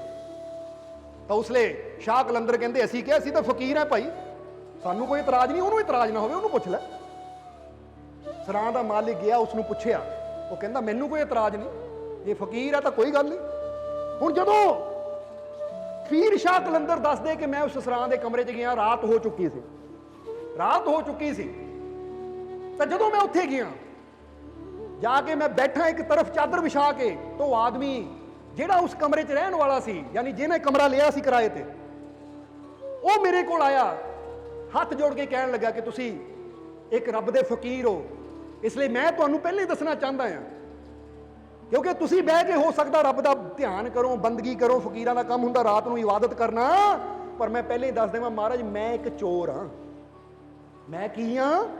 ਮੈਂ ਇੱਕ ਚੋਰ ਹਾਂ, ਔਰ ਮੈਂ ਇਸ ਕਮਰੇ 'ਚ ਕਿਸੇ ਮਕਸਦ ਨਾਲ ਰੁਕਿਆ, ਕਿਸੇ ਮਕਸਦ ਨਾਲ, ਔਰ ਉਹ ਮਕਸਦ ਅੱਜ ਰਾਤ ਨੂੰ ਹੀ ਪੂਰਾ ਹੋਣਾ, ਕਿਉਂਕਿ ਕੱਲ ਸਵੇਰੇ ਫਿਰ ਉਹ ਸਮਾਂ ਨਿਕਲ ਜਾਣਾ ਹੈ। ਇਸ ਲਈ ਹੋ ਸਕਦਾ ਰਾਤ ਨੂੰ ਤੁਹਾਨੂੰ ਖਟੜ ਪਟੜ ਦੀ ਆਵਾਜ਼ ਸੁਣੇ, ਦੀਵਾਰ ਨੂੰ ਤੋੜਨ ਦੀ ਆਵਾਜ਼ ਸੁਣੇ। ਸੋ ਪਹਿਲੇ ਹੀ ਦੱਸ ਦੇਵਾਂ, ਗੁੱਸਾ ਨਾ ਕਰਿਓ, ਮਾਫ ਕਰ ਦਿਓ, ਕਿਉਂਕਿ ਜੇ ਮੈਂ ਇਹ ਮੌਕਾ ਗਵਾ ਦਿੱਤਾ ਤਾਂ ਮੁੜ ਕੇ ਮੈਨੂੰ ਇਹ ਮੌਕਾ ਨਹੀਂ ਮਿਲਣਾ। ਇਸ ਲਈ ਪਹਿਲੇ ਹੀ ਤੁਹਾਨੂੰ ਦੱਸ ਦੇਵਾਂ, ਫਕੀਰਾਂ ਨੇ ਦੇਖਿਆ ਦੀ ਸੱਚਾਈ ਹੈ, ਚੋਰ ਆ ਤਾਂ ਮੰਨ ਵੀ ਰਿਹਾ ਮੈਂ ਚੋਰ ਆ। ਉਹ ਕਹਿੰਦੇ ਨਹੀਂ ਤੂੰ ਜੋ ਕਰਨਾ ਕਰ ਭਾਈ, ਮੈਂ ਬੈਠਾ, ਮੈਂ ਜਦੋਂ ਧਿਆਨ ਕਰਦਾ ਆ ਰੱਬ ਨਾਲ ਜੁੜ ਜਾਂਦਾ ਤਾਂ ਫਿਰ ਮੈਨੂੰ ਪਤਾ ਨਹੀਂ ਲੱਗਦਾ ਬਾਹਰ ਕੀ ਆਵਾਜ਼ਾਂ ਆ ਰਹੀਆਂ ਹੈ। ਪਰ ਮੇਰੇ ਇੱਕ ਸਵਾਲ ਦਾ ਜਵਾਬ ਦੇ ਦੇ। ਸ਼ਾਹ ਕਲੰਦਰ ਕਹਿਣ ਲੱਗੇ ਕਿ ਆਖਿਰ ਇਦਾਂ ਦਾ ਹੈ ਕਿ ਜਿਹੜਾ ਅੱਜ ਦੀ ਰਾਤ ਹੀ ਮੌਕਾ ਆ, ਕੱਲ ਨੂੰ ਨਹੀਂ ਮਿਲਣਾ, ਹੈ ਕਿ ਇਦਾਂ ਦਾ? ਤਾਂ ਚੋਰ ਨੇ ਕਿਹਾ ਮਹਾਰਾਜ, ਆ ਜਿਹੜਾ ਨਾਲ ਦਾ ਕਮਰਾ ਹੈ ਨਾ, ਇੱਥੇ ਖਜ਼ਾਨਾ ਹੈ, ਕਿਉਂਕਿ ਰਾਜੇ ਦੇ ਕੋਈ ਸੈਨਿਕ ਹੈ, ਕਰਮਚਾਰੀ ਹੈ, ਜਿਹੜੇ ਅੱਜ ਇਸ ਖਜ਼ਾਨੇ ਦੇ ਸੰਦੂਕ ਨੂੰ ਇੱਥੇ ਲੈ ਕੇ ਬੈਠੇ ਹੈ, ਔਰ ਸਵੇਰ ਨੂੰ ਇਹਨਾਂ ਨੇ ਚਲੇ ਜਾਣਾ ਹੈ, ਔਰ ਮੈਂ ਇਹ ਖਜ਼ਾਨਾ ਅੱਜ ਦੀ ਰਾਤ ਹੀ ਚੁਰਾਣਾ ਹੈ, ਕਿਉਂਕਿ ਮੈਂ ਜਾਣਦਾ ਕਿ ਜਦੋਂ ਸੈਨਿਕ ਥੱਕੇ ਹੋਏ ਆ, ਬੜਾ ਲੰਬਾ ਸਫ਼ਰ ਕਰਕੇ ਆਏ ਆ, ਭੋਜਨ ਕਰ ਲਿਆ, ਇਹਨੂੰ ਨੀਂਦ ਆ ਜਾਣੀ, ਮੈਂ ਹੌਲੀ ਹੌਲੀ ਇਹ ਦੀਵਾਰ ਦੇ ਵਿੱਚ ਸੁਰਾਖ ਕਰਨਾ ਹੈ, ਔਰ ਉਹ ਸੰਦੂਕ ਨੂੰ ਉਠਾ ਕੇ ਚਲੇ ਜਾਣਾ ਹੈ, ਕਿਉਂਕਿ ਸਵੇਰ ਹੁੰਦੇ ਹੀ ਇਹਨਾਂ ਨੇ ਆਪਣੀ ਯਾਤਰਾ ਤੇ ਨਿਕਲ ਜਾਣਾ, ਫਿਰ ਮੈਨੂੰ ਮੌਕਾ ਮਿਲਣਾ ਨਹੀਂ। ਤਾਂ ਫਕੀਰ ਕਹਿੰਦੇ ਐਡੀ ਮੋਟੀ ਦੀਵਾਰ ਤੋੜ ਲਏਗਾ ਰਾਤ ਨੂੰ? ਉਹ ਕਹਿੰਦਾ ਮਹਾਰਾਜ ਦੀਵਾਰ ਮੋਟੀ ਹੈ ਕਿੱਥੇ, ਪਤਲੀ ਜਿਹੀ ਦੀਵਾਰ ਹੈ, ਬਸ ਥੋੜੀ ਜਿਹੀ ਕੋਸ਼ਿਸ਼ ਕਰਨ ਦੀ ਦੇਰ ਹੈ, ਮੈਂ ਤੋੜ ਦੇਣੀ ਹੈ। ਕਹਿ ਕੇ ਉਹ ਚੋਰ ਟਹਿਲ ਰਿਹਾ ਹੈ। ਟਹਿਲ ਕਿਉਂ ਰਿਹਾ ਹੈ? ਕਿ ਕਦੋਂ ਮੌਕਾ ਮਿਲੇ, ਪਤਾ ਲੱਗੇ ਕਿ ਸੈਨਿਕ ਸੌਂ ਗਏ ਆ ਤਾਂ ਮੈਂ ਆਪਣਾ ਕੰਮ ਕਰ ਲਵਾਂ, ਆਪਣਾ ਕੰਮ ਕਰ ਲਵਾਂ। ਤਾਂ ਉਸ ਵੇਲੇ ਪੀਰ ਸ਼ਾਹ ਕਲੰਦਰ ਮੁਹੰਮਦ ਬਖਸ਼ ਨੂੰ ਕਹਿੰਦੇ, ਹੁਣ ਬੇਟਾ ਇੱਕ ਗੱਲ ਦੱਸ, ਹੁਣ ਉਹ ਚੋਰ ਕੋਲ ਇੱਕੋ ਹੀ ਮੌਕਾ ਹੈ, ਕੀ ਉਹ ਚੋਰ ਨੂੰ ਨੀਂਦ ਆਏਗੀ? ਤੁਸੀਂ ਵੀ ਜਵਾਬ ਦਿਓ। ਕੀ ਉਹ ਚੋਰ ਤਸੱਲੀ ਨਾਲ ਸੋਏਗਾ? ਕਿਉਂ ਨਹੀਂ ਸੋਏਗਾ? ਜਵਾਬ ਵੀ ਦੇ ਦਿਓ। ਕਿਉਂਕਿ ਉਹਨੂੰ ਪਤਾ ਹੈ ਇੱਕੋ ਹੀ ਮੌਕਾ ਹੈ, ਨਾਲ ਦੇ ਕਮਰੇ ਏਡਾ ਵੱਡਾ ਖਜ਼ਾਨਾ ਹੈ, ਪਤਲੀ ਜਿਹੀ ਦੀਵਾਰ ਹੈ, ਜੇ ਹੁਣ ਨਾ ਤੋੜ ਕੇ ਮੈਂ ਉਹਨੂੰ ਚੁਰਾਇਆ ਤਾਂ ਸਾਰੀ ਜ਼ਿੰਦਗੀ ਵਾਸਤੇ ਮੌਕਾ ਹੱਥੋਂ ਨਿਕਲ ਜਾਣਾ ਹੈ। ਉਹਨੂੰ ਵਿਸ਼ਵਾਸ ਹੈ ਕਿ ਨਾਲ ਖਜ਼ਾਨਾ ਹੈ, ਕਿਉਂਕਿ ਉਹਨੂੰ ਜਾਣਿਆ ਹੈ ਕਿ ਹੈ, ਦੇਖਿਆ ਹੈ। ਇਸ ਲਈ ਸਾਰੀ ਰਾਤ ਉਹ ਮੌਕਾ ਲੱਭ ਰਿਹਾ ਹੈ, ਕੋਸ਼ਿਸ਼ ਕਰ ਰਿਹਾ ਹੈ ਕਦੋਂ ਮੌਕਾ ਮਿਲੇ ਤਾਂ ਮੈਂ ਇਹਨੂੰ ਚੱਕ ਕੇ ਦੌੜ ਜਾਵਾਂ। ਹੁਣ ਜ਼ਰਾ ਸੋਚਣਾ। ਕਹਿ ਕੇ ਪੀਰ ਕਲੰਦਰ ਸ਼ਾਹ ਚੁੱਪ ਹੋ ਗਏ। ਕਹਿੰਦੇ ਨੂੰ ਬੇਟਾ ਤੂੰ ਦੱਸ।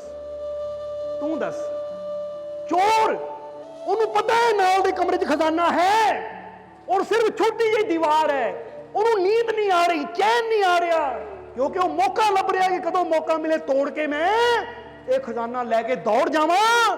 ਉਹ ਕਹਿੰਦੇ ਫਿਰ ਤੂੰ ਦੱਸ ਬੇਟਾ, ਤੇਰੇ ਅੰਦਰ ਵੀ ਉਹ ਪ੍ਰਮਾਤਮਾ ਦਾ ਖਜ਼ਾਨਾ ਹੈ, ਵਿੱਚ ਨਿੱਕੀ ਜਿਹੀ ਪਰਦਾ ਹੈ, ਦੀਵਾਰ ਹੈ, ਪਰ ਤੂੰ ਤਾਂ ਆਰਾਮ ਨਾਲ ਸੁੱਤਾ ਪਿਆ ਹੈ। ਜੇ ਤੈਨੂੰ ਵਿਸ਼ਵਾਸ ਹੈ ਕਿ ਰੱਬ ਦਾ ਖਜ਼ਾਨਾ ਮੇਰੇ ਅੰਦਰ ਹੈ ਤਾਂ ਤੂੰ ਕੋਸ਼ਿਸ਼ ਕਿਉਂ ਨਹੀਂ ਕਰ ਰਿਹਾ ਉਹਨੂੰ ਪਾਉਣ ਦੀ? ਹੁਣ ਜਵਾਬ ਦੇ ਦਿਓ। ਇਹਦਾ ਮਤਲਬ ਵਿਸ਼ਵਾਸ ਦੀ ਕਮੀ ਹੈ, ਹਾਲੇ ਤੂੰ ਜਾਣੇ ਨਹੀਂ ਕਿ ਮੇਰੇ ਅੰਦਰ ਹੈ। ਇਹ ਤਾਂ ਤੁਹਾਨੂੰ ਪੁੱਛਾਂਗੇ, ਜੇ ਤੁਸੀਂ ਜਾਣਦੇ ਹੋ ਕਿ ਐਡਾ ਵੱਡਾ ਖਜ਼ਾਨਾ ਮੇਰੇ ਅੰਦਰ ਹੈ ਤਾਂ ਅੱਜ ਤੱਕ ਕੋਸ਼ਿਸ਼ ਕਿਉਂ ਨਹੀਂ ਕਰ ਰਹੇ? ਇਹਦਾ ਮਤਲਬ ਇਹੀ ਹੈ ਕਿ ਹਾਲੇ ਅਸੀਂ ਸਿਰਫ ਕਹਿੰਦੇ ਹਾਂ ਕਿ ਰੱਬ ਮੇਰੇ ਅੰਦਰ ਹੈ, ਹਾਲੇ ਤੱਕ ਉਹਨੂੰ ਜਾਣਿਆ ਨਹੀਂ। ਨਹੀਂ ਤਾਂ ਜਿੱਦਾਂ ਚੋਰ ਨੂੰ ਪਤਾ ਕਿ ਅੱਜ ਦੀ ਰਾਤ ਦਾ ਹੀ ਮੌਕਾ ਹੈ, ਜੇ ਇਹ ਮੌਕਾ ਨਿਕਲ ਗਿਆ ਤਾਂ ਮੁੜ ਕੇ ਮੌਕਾ ਹੱਥ ਨਹੀਂ ਆਣਾ। ਉਹ ਮੌਕਾ ਲੱਭ ਰਿਹਾ ਹੈ, ਚਹਿਲ ਕਦਮੀ ਕਰ ਰਿਹਾ, ਕਦੋਂ ਦੀਵਾਰ ਤੋੜਾਂ ਤਾਂ ਲੈ ਕੇ ਚਲਾ ਜਾਵਾਂ। ਤਾਂ ਤੁਹਾਡੇ ਕੋਲ ਵੀ ਇੱਕੋ ਹੀ ਰਾਤ ਦਾ ਮੌਕਾ ਹੈ, ਇੱਕ ਰਾਤ ਯਾਨੀ ਇੱਕ ਜੀਵਨ ਦਾ ਮੌਕਾ, ਇੱਕ ਜਨਮ ਦਾ ਮੌਕਾ ਹੈ। ਜਰਾ ਸੋਚੋ, ਜੇ ਇਹ ਜਨਮ ਨਿਕਲ ਗਿਆ ਹੱਥੋਂ ਤਾਂ ਫਿਰ ਉਹ ਖਜ਼ਾਨਾ ਕਿੱਦਾਂ ਪਾਵਾਂਗੇ? ਇਸੇ ਲਈ ਤਾਂ ਸ਼੍ਰੀ ਗੁਰੂ ਰਵਿਦਾਸ ਜੀ ਵੀ ਕਹਿੰਦੇ ਨਾ, ਬਹੁਤ ਜਨਮ ਵਿਛੜੇ ਥੇ ਮਾਧੋ ਜੇ ਜਨਮ ਤੁਮਹਾਰੇ ਲੇਖੇ। ਉਹ ਪਰਮਾਤਮਾ ਰੂਪੀ ਖਜ਼ਾਨਾ ਤੁਹਾਡੇ ਅੰਦਰ ਹੈ, ਪਰ ਪਤਾ ਨਹੀਂ ਬੰਦੇ ਨੂੰ ਵਿਸ਼ਵਾਸ ਹੀ ਨਹੀਂ ਹੈ, ਤਾਂ ਹੀ ਤਾਂ ਬੰਦਾ ਉਹਨੂੰ ਪਾਉਣ ਦੀ ਕੋਸ਼ਿਸ਼ ਨਹੀਂ ਕਰਦਾ। ਇਹ ਤਾਂ ਜ਼ਰਾ ਸੋਚ ਕੇ ਦੇਖੋ, ਪਤਾ ਲੱਗ ਜਾਵੇ ਨਾਲ ਦੇ ਕਮਰੇ 'ਚ ਨਾ ਕੋਈ ਚੀਜ਼ ਕੀਮਤੀ ਹੈ ਤਾਂ ਬੰਦੇ ਨੇ ਕਹਿਣਾ ਜਿੱਦਾਂ ਮਰਜ਼ੀ ਹੋਵੇ ਉਹਨੂੰ ਹਾਸਲ ਕਰਨਾ ਹੀ ਹੈ। ਫਿਰ ਬੰਦਾ ਪਲੈਨਿੰਗ ਕਰਦਾ ਹੈ, ਕੋਸ਼ਿਸ਼ ਕਰਦਾ ਹੈ, ਤਰੀਕੇ ਲੱਭਦਾ ਕਿੱਦਾਂ ਮੈਂ ਉਹਨੂੰ ਪਾ ਲਵਾਂ। ਤਾਂ ਹੁਣ ਜੇ ਤੁਸੀਂ ਮੰਨਦੇ ਹੋ ਕਿ ਪ੍ਰਮਾਤਮਾ ਤੁਹਾਡੇ ਅੰਦਰ ਹੈ, ਤੁਸੀਂ ਕੀ ਪਲੈਨਿੰਗ ਕਰ ਰਹੇ ਹੋ? ਕੀ ਪਲੈਨਿੰਗ ਕਰ ਰਹੇ ਹੋ ਆਪਣੇ ਪ੍ਰਮਾਤਮਾ ਨੂੰ ਪਾਉਣ ਦੀ? ਲੱਗੇ ਹੋ ਝੂਠ ਬੋਲਣ, ਲੱਗੇ ਹੋ ਹੇਰਾ ਫੇਰੀਆਂ ਕਰਨ, ਲੱਗੇ ਹੋ ਗਾਲੀ ਗਲੋਚ ਕਰਨ, ਲੱਗੇ ਹੋ ਨਸ਼ੇ ਕਰਨ। ਇਹਦਾ ਮਤਲਬ ਹੈ ਕਹਿ ਤਾਂ ਦਿੱਤਾ ਪ੍ਰਮਾਤਮਾ ਅੰਦਰ ਹੈ, ਪਰ ਹਾਲੇ ਉਹਨੂੰ ਪਾਉਣ ਦੀ ਕੋਈ ਕੋਸ਼ਿਸ਼ ਨਹੀਂ ਹੈ। ਕੋਸ਼ਿਸ਼ ਕਿਉਂ ਨਹੀਂ ਹੈ? ਕਿਉਂਕਿ ਅਸੀਂ ਕਹਿੰਦੇ ਆ ਸਾਨੂੰ ਪੂਰਾ ਯਕੀਨ ਨਹੀਂ ਹੈ, ਵਿਸ਼ਵਾਸ ਨਹੀਂ ਹੈ ਕਿ ਸਾਡੇ ਅੰਦਰ ਹੈ। ਇਹ ਤਾਂ ਬੰਦਾ ਸੋਚੇ ਜੇ ਮੈਂ ਮੰਨਦਾ ਹਾਂ ਕਿ ਮੇਰਾ ਰੱਬ ਮੇਰੇ ਅੰਦਰ ਹੈ, ਤਾਂ ਫਿਰ ਅੱਜ ਤੱਕ ਪਾਉਣ ਦੀ ਕੋਸ਼ਿਸ਼ ਕਿਉਂ ਨਹੀਂ ਕੀਤੀ? ਅੱਜ ਤੋਂ ਕੋਸ਼ਿਸ਼ ਕਰੋਗੇ ਕਿ ਨਹੀਂ? अच्छाई दे, सच्चाई दे, नेकी दे, सेवा दे, सिमरन दे मार्ग ते चलना है। क्योंकि जो इस मार्ग ते असीं चलदे हां, तो इहदा मतलब है असीं मनदे हां मेरा मालिक अंदर है, हुण मैं कोशिश भी उहनूं पाउण दी शुरू कर दित्ती। इन्नी गल जदों शाह कलंदर ने कही तां मियां मुहम्मद बख्श एक चोट पै गई। कहंदे शाह कलंदर उठे चले गए, पर मियां मुहम्मद बख्श नूं फिर चैन नहीं आई। 19 साल दी उम्र च फिर ओह घरों गए और खानगाह जिथे ਉਹਦੇ मुर्शद सी पीर शाह कलंदर, ਤੇ ਸਾਰੀ ਜ਼ਿੰਦਗੀ ਉਹਨਾਂ ਕੋ ਰਹਿ ਕੇ ਉਸ ਮੰਜ਼ਿਲ ਨੂੰ ਪ੍ਰਾਪਤ ਕੀਤਾ। ਉਹਨਾਂ ਨੇ ਜ਼ਿੰਦਗੀ 'ਚ ਬਦਲਾਅ ਆ ਗਿਆ। ਹੁਣ ਅਸੀਂ ਇਹ ਨਹੀਂ ਕਹਾਂਗੇ ਪੀਰ ਮੁਹੰਮਦ ਬਖਸ਼ ਦੀ ਤਰ੍ਹਾਂ ਤੁਸੀਂ ਸਾਰੀ ਜ਼ਿੰਦਗੀ ਬੰਦਾ ਕਹੇ ਨਹੀਂ। ਹਾਂ, ਤੁਸੀਂ 24 ਘੰਟਿਆਂ 'ਚੋਂ ਥੋੜਾ ਸਮਾਂ ਤਾਂ ਕੱਢੋ, ਆਪਣੀ ਕਰਨੀ ਤਾਂ ਅੱਛੀ ਕਰੋ ਕਿ ਮੈਂ ਉਹ ਕਰਮ ਕਰਾਂ, ਆਪਣੇ ਜੀਵਨ 'ਚ ਪਿਆਰ ਲਿਆਵਾਂ, ਆਪਣੇ ਜੀਵਨ 'ਚ ਅੱਛਾਈ ਲਿਆਵਾਂ, ਸੱਚਾਈ ਲਿਆਵਾਂ, ਆਪਣੇ ਜੀਵਨ 'ਚ ਅੱਛੀ ਕਰਨੀ ਕਰਾਂ। ਕਿਉਂਕਿ ਅੱਛਾਈ, ਸੱਚਾਈ, ਇਹ ਨੇਕੀਆਂ ਹੀ ਸਾਨੂੰ ਪ੍ਰਭੂ ਦੇ ਨੇੜੇ ਕਰਦੀਆਂ ਹੈ। ਕਿ ਜੇ ਮੈਂ ਜਾਣ ਲਿਆ ਕਿ ਮੇਰਾ ਮਾਲਿਕ ਮੇਰੇ ਅੰਦਰ ਹੈ, ਤਾਂ ਮੈਨੂੰ ਪਾਉਣ ਦੀ ਕੋਸ਼ਿਸ਼ ਵੀ ਸ਼ੁਰੂ ਕਰ ਦਿੱਤੀ ਹੈ। ਬੋਲੋ ਸਮਝਦੇ ਹੋ ਕਿ ਨਹੀਂ? ਅੱਜ ਤੋਂ ਕੋਸ਼ਿਸ਼ ਕਰੋਗੇ ਜਾਂ ਨਹੀਂ? ਇਸ ਲਈ ਅੱਜ ਤੋਂ ਕੋਸ਼ਿਸ਼ ਸ਼ੁਰੂ ਕਰੋ। ਔਰ ਹੁਣ ਟਾਈਮ ਵੀ ਕਾਫੀ ਹੁੰਦਾ ਜਾ ਰਿਹਾ ਹੈ, ਇਸ ਲਈ ਸਤਸੰਗ ਨੂੰ ਥੋੜਾ ਆਖਰਲੇ ਵਚਨਾਂ ਦੀ ਤਰਫ ਲੈ ਕੇ ਚਲੀਏ। ਕਿ ਪਹਿਲਾਂ ਇੱਕ ਵਾਰ ਫਿਰ ਕਵਾਂਗੇ, ਇਹ ਕੋਸ਼ਿਸ਼ ਕਰਨੀ ਹੈ। ਕਿਉਂਕਿ ਜਿੱਦਾਂ ਦੱਸਿਆ ਹੈ ਮੀਆਂ ਮੁਹੰਮਦ ਬਖਸ਼ ਨੇ ਕਿ ਇਸ ਤਨ ਭੀਤਰ ਰੱਬ ਦਾ ਖੇਲਾ ਦੇਖਣ ਵਾਲੇ ਥੋੜੇ ਜੀ ਬਿਨ ਮੁਰਸ਼ਿਦ ਕੋਈ ਸਮਝ ਨਾ ਪਾਵੇ ਰਹਿਤ ਕੋਰੇ ਕੇ ਕੋਰੇ ਜੀ। ਕਿ ਅਸੀਂ ਵੀ ਮੁਰਸ਼ਿਦ ਵਾਲੇ ਬਣਨਾ ਹੈ, ਮੁਰਸ਼ਿਦ ਨਾਲ ਜੁੜਨਾ ਹੈ, ਤਾਂ ਕਿ ਆਪਣੇ ਅੰਦਰ ਉਸ ਚੀਜ਼ ਨੂੰ ਸਮਝ ਸਕੀਏ। ਕਿਉਂਕਿ ਸਭ ਕੁਝ ਤਾਂ ਇਨਸਾਨ ਦੇ ਅੰਦਰ ਹੀ ਹੈ, ਇਸ ਤਨ ਭੀਤਰ। ਬਾਹਰ ਲੱਭਣ ਦੀ ਲੋੜ ਨਹੀਂ। ਜਿੱਦਾਂ ਦੱਸਿਆ ਬ੍ਰਿਕਸ਼ ਬੀਜ ਦੇ ਅੰਦਰ ਹੀ ਹੈ। ਬਸ ਹੁਣ ਦੇਖੋ ਜਿੱਦਾਂ ਮੀਆਂ ਮੁਹੰਮਦ ਬਖਸ਼ ਨੂੰ ਇਦਾਂ ਦੀ ਗੱਲ ਕਹਿ ਦਿੱਤੀ ਕਿ ਬੀਜ ਜ਼ਮੀਨ ਦੇ ਤੱਕ ਪਹੁੰਚ ਗਿਆ ਔਰ ਉਹਦੇ ਅੰਦਰਲਾ ਬੂਟਾ ਪ੍ਰਗਟ ਹੋ ਗਿਆ। ਅਸੀਂ ਵੀ ਇਹ ਸ਼ਬਦਾਂ ਦੀ ਚੋਟ ਇਸੇ ਲਈ ਕਰ ਰਹੇ ਹਾਂ ਤਾਂ ਕਿ ਤੁਹਾਡੇ ਜੀਵਨ ਦਾ ਬੀਜ ਵੀ ਸਹੀ ਜ਼ਮੀਨ ਤੇ ਪਹੁੰਚ ਜਾਵੇ, ਤਾਂ ਕਿ ਤੁਹਾਡੇ ਅੰਦਰ ਬੈਠਾ ਪਰਮਾਤਮਾ ਰੂਪੀ ਬ੍ਰਿਕਸ਼ ਪ੍ਰਗਟ ਹੋ ਜਾਵੇ। ਕੋਸ਼ਿਸ਼ ਕਰਦੇ ਹਾਂ। ਇਸ ਲਈ ਸਭ ਕੁਝ ਤਾਂ ਤੁਹਾਡੇ ਅੰਦਰ ਹੈ। ਜਿੱਦਾਂ ਮਹਾਤਮਾ ਬੁੱਧ ਇੱਕ ਸਵਾਲ ਪੁੱਛਦੇ ਸੀ, ਇੱਥੇ ਤੁਹਾਨੂੰ ਵੀ ਸਵਾਲ ਪੁੱਛਾਂਗੇ। ਮਹਾਤਮਾ ਬੁੱਧ ਪੁੱਛਦੇ ਸੀ ਕਿ ਤੁਸੀਂ ਮਨ ਨੂੰ ਚਲਾ ਰਹੇ ਹੋ ਜਾਂ ਮਨ ਤੁਹਾਨੂੰ ਚਲਾ ਰਿਹਾ ਹੈ? ਜਰਾ ਜਵਾਬ ਦਿਓ ਤੁਸੀਂ ਕਿ ਤੁਸੀਂ ਮਨ ਨੂੰ ਚਲਾ ਰਹੇ ਹੋ ਜਾਂ ਮਨ ਤੁਹਾਨੂੰ ਚਲਾ ਰਿਹਾ ਹੈ? ਜਵਾਬ ਦਿਓ।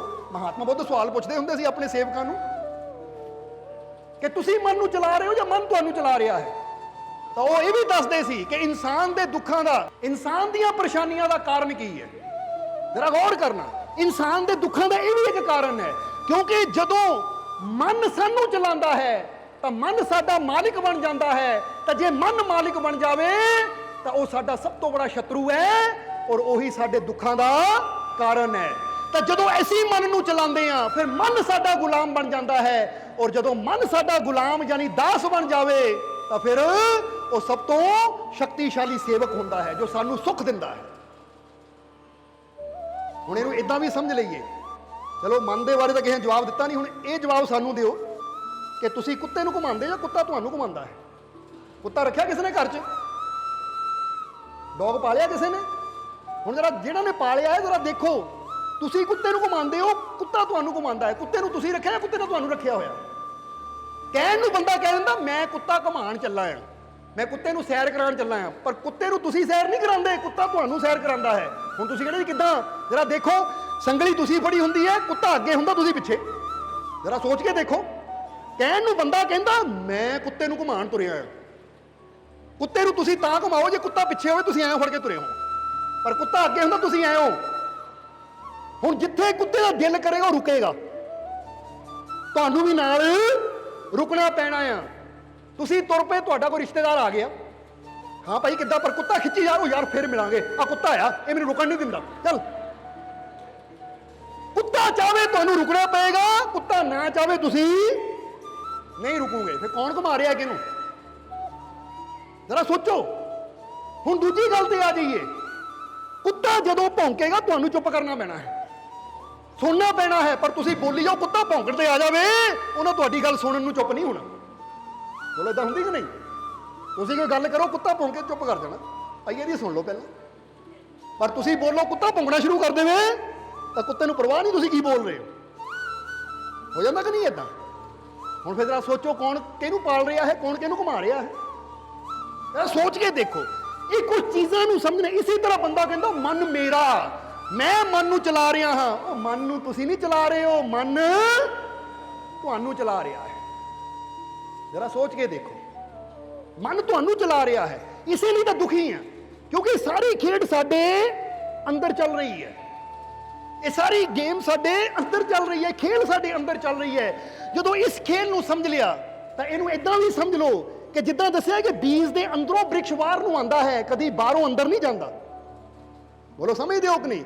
ਇਸੇ ਤਰ੍ਹਾਂ ਤੁਹਾਡੇ ਜੀਵਨ 'ਚ ਜਿੰਨੀਆਂ ਖੁਸ਼ੀਆਂ, ਜਿੰਨਾ ਆਨੰਦ, ਜਿੰਨੀ ਸ਼ਾਂਤੀ ਹੈ, ਤੁਹਾਡੇ ਅੰਦਰੋਂ ਬਾਹਰ ਨੂੰ ਆਣੀ ਹੈ, ਬਾਹਰੋਂ ਅੰਦਰ ਨੂੰ ਨਹੀਂ ਜਾਣੀ। ਕਿ ਬਾਹਰੋਂ ਕਿਤੇ ਸ਼ਾਂਤੀ ਮੈਨੂੰ ਮਿਲ ਜਾਵੇ, ਬਾਹਰੋਂ ਕਿਤੇ ਆਨੰਦ ਮੈਨੂੰ ਮਿਲ ਜਾਵੇ, ਬਾਹਰੋਂ ਕਿਤੇ ਖੁਸ਼ੀ ਮੈਨੂੰ ਮਿਲ ਜਾਵੇ ਤਾਂ ਮੈਂ ਖੁਸ਼ ਹੋ ਜਾਵਾਂ। ਕਿਉਂਕਿ ਜਿਹੜੀ ਚੀਜ਼ ਬਾਰੇ ਤੁਸੀਂ ਆਪਣੇ ਮਨ ਦੇ ਵਿੱਚ ਵਿਚਾਰ ਕਰਦੇ ਰਹਿੰਦੇ ਹੋ, ਜਿਹੜੀ ਚੀਜ਼ ਤੇ ਤੁਸੀਂ ਵਿਚਾਰ ਕਰਦੇ ਹੋ ਨਾ, ਉਹੀ ਚੀਜ਼ ਤੁਹਾਡੇ ਜੀਵਨ 'ਚ ਬਦਲਣੀ ਸ਼ੁਰੂ ਹੋ ਜਾਂਦੀ ਹੈ। ਇਹ ਗੱਲ ਯਾਦ ਰੱਖਿਓ। ਜੇ ਤੁਸੀਂ ਦੁੱਖ ਤੇ ਵਿਚਾਰ ਕਰਦੇ ਹੋ, ਮੈਂ ਦੁਖੀ, ਮੈਂ ਦੁਖੀ, ਮੈਂ ਦੁਖੀ, ਮੈਂ ਬਹੁਤ ਪਰੇਸ਼ਾਨ, ਮੈਂ ਬਹੁਤ ਪਰੇਸ਼ਾਨ, ਮੈਂ ਬਹੁਤ ਪਰੇਸ਼ਾਨ, ਤਾਂ ਤੁਹਾਡੇ ਜੀਵਨ 'ਚ ਦੁੱਖ ਪਰੇਸ਼ਾਨੀਆਂ ਵਧਣੀਆਂ ਸ਼ੁਰੂ ਹੋ ਜਾਂਦੀਆਂ ਹੈ। ਕਿਉਂਕਿ ਜਿਹੜੀ ਚੀਜ਼ ਤੇ ਤੁਸੀਂ ਜ਼ਿਆਦਾ ਵਿਚਾਰ ਕਰਦੇ ਹੋ, ਜਿਹੜੀ ਚੀਜ਼ ਬਾਰੇ ਜ਼ਿਆਦਾ ਸੋਚਦੇ ਹੋ, ਉਹੀ ਚੀਜ਼ ਤੁਹਾਡੇ ਜੀਵਨ 'ਚ ਵੱਧਦੀ ਚਲੀ ਜਾਂਦੀ ਹੈ। ਹੁਣ ਜਰਾ ਸੋਚੋ, ਬੰਦਾ ਚਾਹੁੰਦਾ ਖੁਸ਼ੀ ਹੈ, ਪਰ ਸੋਚ ਹਰ ਵੇਲੇ ਦੁੱਖਾਂ ਬਾਰੇ ਰਿਹਾ ਹੈ, ਪਰੇਸ਼ਾਨੀਆਂ ਬਾਰੇ ਰਿਹਾ। ਮੈਨੂੰ ਆਹ ਦੁੱਖ ਹੈ, ਮੈਨੂੰ ਉਹ ਦੁੱਖ ਹੈ, ਮੈਨੂੰ ਆਹ ਪਰੇਸ਼ਾਨੀ ਹੈ, ਮੇਰੇ ਕੋ ਆਹ ਹੈ ਨਹੀਂ, ਮੇਰੇ ਕੋ ਉਹ ਹੈ ਨਹੀਂ। ਇਹ ਚੀਜ਼ਾਂ ਸੋਚਦੇ ਰਵਾਂਗੇ ਤਾਂ ਸਾਡੇ ਜੀਵਨ 'ਚ ਖੁਸ਼ੀ ਆਏਗੀ ਕਿੱਦਾਂ? ਜੇ ਖੁਸ਼ੀ ਚਾਹੁੰਦੇ ਹੋ ਤਾਂ ਅਸੀਂ ਖੁਸ਼ੀ ਬਾਰੇ ਸੋਚੀਏ, ਤੰਦਰੁਸਤੀ ਚਾਹੁੰਦੇ ਆ ਤਾਂ ਤੰਦਰੁਸਤੀ ਬਾਰੇ ਸੋਚੀਏ, ਬਰਕਤ ਚਾਹੁੰਦੇ ਆ ਤਾਂ ਬਰਕਤ ਬਾਰੇ ਸੋਚੀਏ ਕਿ ਮੇਰੇ ਘਰ 'ਚ ਬਹੁਤ ਬਰਕਤ ਹੈ, ਰਹਿਮਤ ਚਾਹੁੰਦੇ ਆ ਤਾਂ ਰਹਿਮਤ ਬਾਰੇ ਸੋਚੀਏ ਕਿ ਮੇਰੇ ਘਰ 'ਚ ਬਹੁਤ ਰਹਿਮਤ ਹੈ। ਜਿੱਦਾਂ ਦੱਸਿਆ, ਤੰਦਰੁਸਤੀ ਚਾਹੁੰਦੇ ਸੋਚੀਏ ਮੈਂ ਤੰਦਰੁਸਤ ਹਾਂ, ਮੈਂ ਠੀਕ ਹਾਂ। ਚਾਹੇ ਬੁਖਾਰ ਵੀ ਹੋਵੇ ਤਾਂ ਵੀ ਕਹੋ ਮੈਂ ਠੀਕ ਹਾਂ। ਤਾਂ ਤੁਸੀਂ ਇੱਕ ਪੋਜ਼ਿਟਿਵ એનર્ਜੀ ਨੂੰ ਆਪਣੇ ਅੰਦਰ ਇਕੱਠੀ ਕਰ ਰਹੇ ਹੋ। ਬਿਮਾਰ ਹੋਣ ਦੇ ਬਾਵਜੂਦ ਵੀ ਜਦੋਂ ਤੁਸੀਂ ਠੀਕ ਠੀਕ ਠੀਕ ਕਹਿੰਦੇ ਹੋ ਤਾਂ ਕੁਦਰਤ ਤੁਹਾਨੂੰ ਠੀਕ ਕਰਦੀ ਚਲੀ ਜਾਂਦੀ ਹੈ। ਤਾਂ ਜੇ ਤੁਸੀਂ ਠੀਕ ਹੋਣ ਦੇ ਬਾਵਜੂਦ ਵੀ ਕਹਿੰਦੇ ਹੋ ਮੈਂ ਬਹੁਤ ਦੁਖੀ ਹਾਂ, ਮੈਂ ਬਹੁਤ ਦੁਖੀ ਹਾਂ, ਮੈਂ ਬਹੁਤ ਦੁਖੀ ਹਾਂ, ਤਾਂ ਕੁਦਰਤ ਤੁਹਾਨੂੰ ਦੁਖੀ ਕਰਦੀ ਚਲੀ ਜਾਂਦੀ ਹੈ। ਇਹ ਤਾਂ ਕਦੀ ਅਜਮਾ ਕੇ ਦੇਖ ਲਿਓ। ਆਪਣੀ ਉਂਗਲੀ ਆਪਣੇ ਸਿਰ ਤੇ ਰੱਖੋ, ਪਰ ਰਹਿਣ ਦਿਓ, ਇਹ ਰਹਿਣ ਦਿੰਦੇ। ਜਿੱਦਾਂ ਤੁਸੀਂ ਕਹਿਣਾ ਮਾਲਕਾਂ ਨੇ ਤਾਂ ਸਿਰ ਦੁਖਾ ਕੇ ਭੇਜ ਦਿੱਤਾ, ਨਹੀਂ ਤਾਂ ਅਸੀਂ ਕਹਿਣਾ ਸੀ ਆਪਣੀ ਉਂਗਲੀ ਸਿਰ ਤੇ ਰੱਖੋ, ਸੋਚੋ ਮੇਰਾ ਸਿਰ ਦੁਖ ਰਿਹਾ, ਮੇਰਾ ਸਿਰ ਦੁਖ ਰਿਹਾ। 10 ਮਿੰਟ 'ਚ ਦੁਖਣ ਲੱਗ ਜਾਣਾ ਹੈ, ਪਰ ਅਸੀਂ ਨਹੀਂ ਚਾਹੁੰਦੇ ਤੁਹਾਡਾ ਸਿਰ ਦੁਖੇ, ਇਸ ਲਈ ਉਲਟਾ ਕਰੀਏ। ਏਦਾਂ ਰੱਖੋ, ਮੈਂ ਬਹੁਤ ਖੁਸ਼ ਹਾਂ, ਮੈਂ ਬਹੁਤ ਖੁਸ਼ ਹਾਂ, ਮੈਂ ਬਹੁਤ ਖੁਸ਼ ਹਾਂ, ਮੈਂ ਬਹੁਤ ਖੁਸ਼ ਹਾਂ, ਮੈਂ ਬਹੁਤ ਖੁਸ਼ ਹਾਂ, ਮੈਂ ਬਹੁਤ ਖੁਸ਼ ਹਾਂ, ਮੈਂ ਖੁਸ਼ ਹਾਂ, ਮੈਂ ਖੁਸ਼ ਹਾਂ। ਤਾਂ ਤੁਸੀਂ ਦੇਖੋ ਅੰਦਰ ਖੁਸ਼ੀ ਆਉਂਦੀ ਹੈ ਕਿ ਨਹੀਂ? ਕੀ ਹੈ? ਅਸੀਂ ਬਾਹਰੋਂ ਕੁਛ ਕੀਤਾ? ਬਾਹਰੋਂ ਕੁਛ ਕਿਸੇ ਨੇ ਤੁਹਾਨੂੰ ਦਿੱਤਾ? ਕੁਛ ਕੋਈ ਗੱਲ ਹੋਈ ਖੁਸ਼ੀ ਦੀ? ਸਿਰਫ ਅੰਦਰ ਤੁਹਾਡੀ ਸੋਚ ਬਦਲੀ। ਇਸ ਲਈ ਇਹ ਇਨਸਾਨ ਦਾ ਨਜ਼ਰੀਆ ਹੈ ਕਿ ਇਨਸਾਨ ਦਾ ਧਿਆਨ ਜੇ ਦੁੱਖਾਂ ਵੱਲ ਹੈ ਤਾਂ ਦੁੱਖ ਜੀਵਨ 'ਚ ਵੱਧਦੇ ਆ, ਤਾਂ ਜੇ ਉਹ ਮਾਲਕ ਦੀਆਂ ਰਹਿਮਤਾਂ ਵੱਲ ਹੈ ਤਾਂ ਜੀਵਨ 'ਚ ਰਹਿਮਤਾਂ ਵੱਧਦੀਆਂ ਹੈ। ਇੱਕ ਪ੍ਰੈਕਟੀਕਲ ਕਰਕੇ ਦਿਖਾਵਾਂਗੇ। ਇੱਥੇ ਡੰਡਾ ਹੈ, ਡੰਡਾ ਹੈ ਤਾਂ ਲਿਆਓ ਜਰਾ। ਫਿਕਰ ਨਾ ਕਰੋ, ਫੇਰ ਨਹੀਂ ਲੱਗੇ, ਕਿਉਂਕਿ ਕੁਛ ਚੀਜ਼ਾਂ ਪ੍ਰੈਕਟੀਕਲੀ ਦੱਸਣੀਆਂ। ਜਿਹਦਾ ਕਹਿੰਦੇ ਟੀਚਰ ਨੇ ਡੰਡਾ ਮੰਗਾ ਲੈਣ, ਬੱਚਿਆਂ ਨੇ ਡਰ ਜਾਂਦੇ, ਬੱਚੇ ਪਤਾ ਨਹੀਂ ਡੰਡਾ ਕਿਹਦੇ ਫਿਰਨਾ ਹੈ। ਚਲੋ ਇਹ ਡੰਡਾ ਹੈ, ਇਹਨੂੰ 2 ਉਂਗਲੀਆਂ ਤੇ ਖੜਾ ਕਰਨਾ ਹੈ। ਹਾਂ ਹਾਂ ਹਾਂ, 2 ਉਂਗਲੀਆਂ ਖੜਾ। ਨਜ਼ਰ ਆ ਰਿਹਾ ਸਾਰਿਆਂ ਨੂੰ?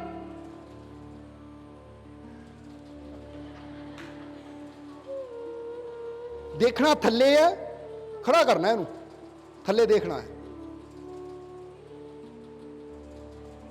ਨਹੀਂ ਹੁੰਦਾ?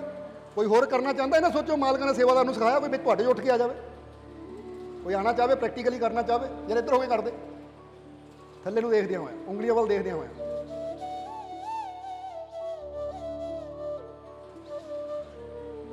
ਹੁਣ ਏਦਾਂ ਕਰ, ਡੰਡੇ ਦੇ ਉੱਪਰ ਦੇਖ, ਉੱਪਰ ਦੇਖ ਕੇ ਕਰ। ਉੱਪਰ ਦੇਖਣਾ, ਹੁਣ ਥੱਲੇ ਨਹੀਂ ਦੇਖਣਾ। ਹਾਂ ਦੇਖ, ਉੱਪਰ, ਉੱਪਰ ਦੇਖ।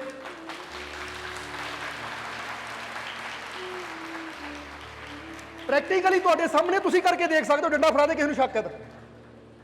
ਜਦੋਂ ਤੁਸੀਂ ਡੰਡੇ ਦੇ ਥੱਲੇ ਦੇਖੋਗੇ ਤਾਂ ਕਦੀ ਬੈਲੈਂਸ ਬਣੇਗਾ ਹੀ ਨਹੀਂ, ਡੰਡਾ ਗਿਰੇਗਾ। ਪਰ ਜਿੱਦਾਂ ਤੁਸੀਂ ਡੰਡੇ ਦੇ ਉੱਪਰ ਦੇਖਣਾ ਸ਼ੁਰੂ ਕਰ ਦਿੱਤਾ, ਬੈਲੈਂਸ ਬਣਨਾ ਸ਼ੁਰੂ ਹੋ ਜਾਏਗਾ।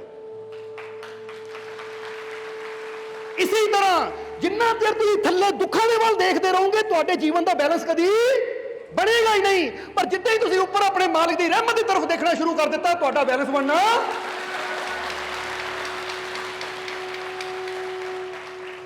ਫਿਰ ਤੁਹਾਡੇ ਜੀਵਨ ਦਾ ਬੈਲੈਂਸ ਕਿਉਂ ਨਹੀਂ ਬਣ ਰਿਹਾ? ਕਾਰਨ ਇਹੀ ਹੈ, ਮੈਂ ਦੁਖੀ, ਮੈਨੂੰ ਬੜੀਆਂ ਤਕਲੀਫਾਂ, ਮੈਂ ਬੜਾ ਬਿਮਾਰ ਹਾਂ, ਮੈਨੂੰ ਆਹ ਦੁੱਖ ਹੈ, ਮੈਨੂੰ ਉਹ ਦੁੱਖ ਹੈ। ਧਿਆਨ ਤੁਹਾਡਾ ਦੁੱਖਾਂ ਵੱਲ ਹੈ, ਤਾਂ ਹੀ ਤਾਂ ਤੁਹਾਡੇ ਜੀਵਨ 'ਚ ਤੁਸੀਂ ਅਨਬੈਲੈਂਸ ਹੋਏ ਹੋ, ਡਿੱਗਦੇ ਫਿਰਦੇ ਹੋ, ਠੋਕਰਾਂ ਖਾਂਦੇ ਫਿਰਦੇ ਹੋ।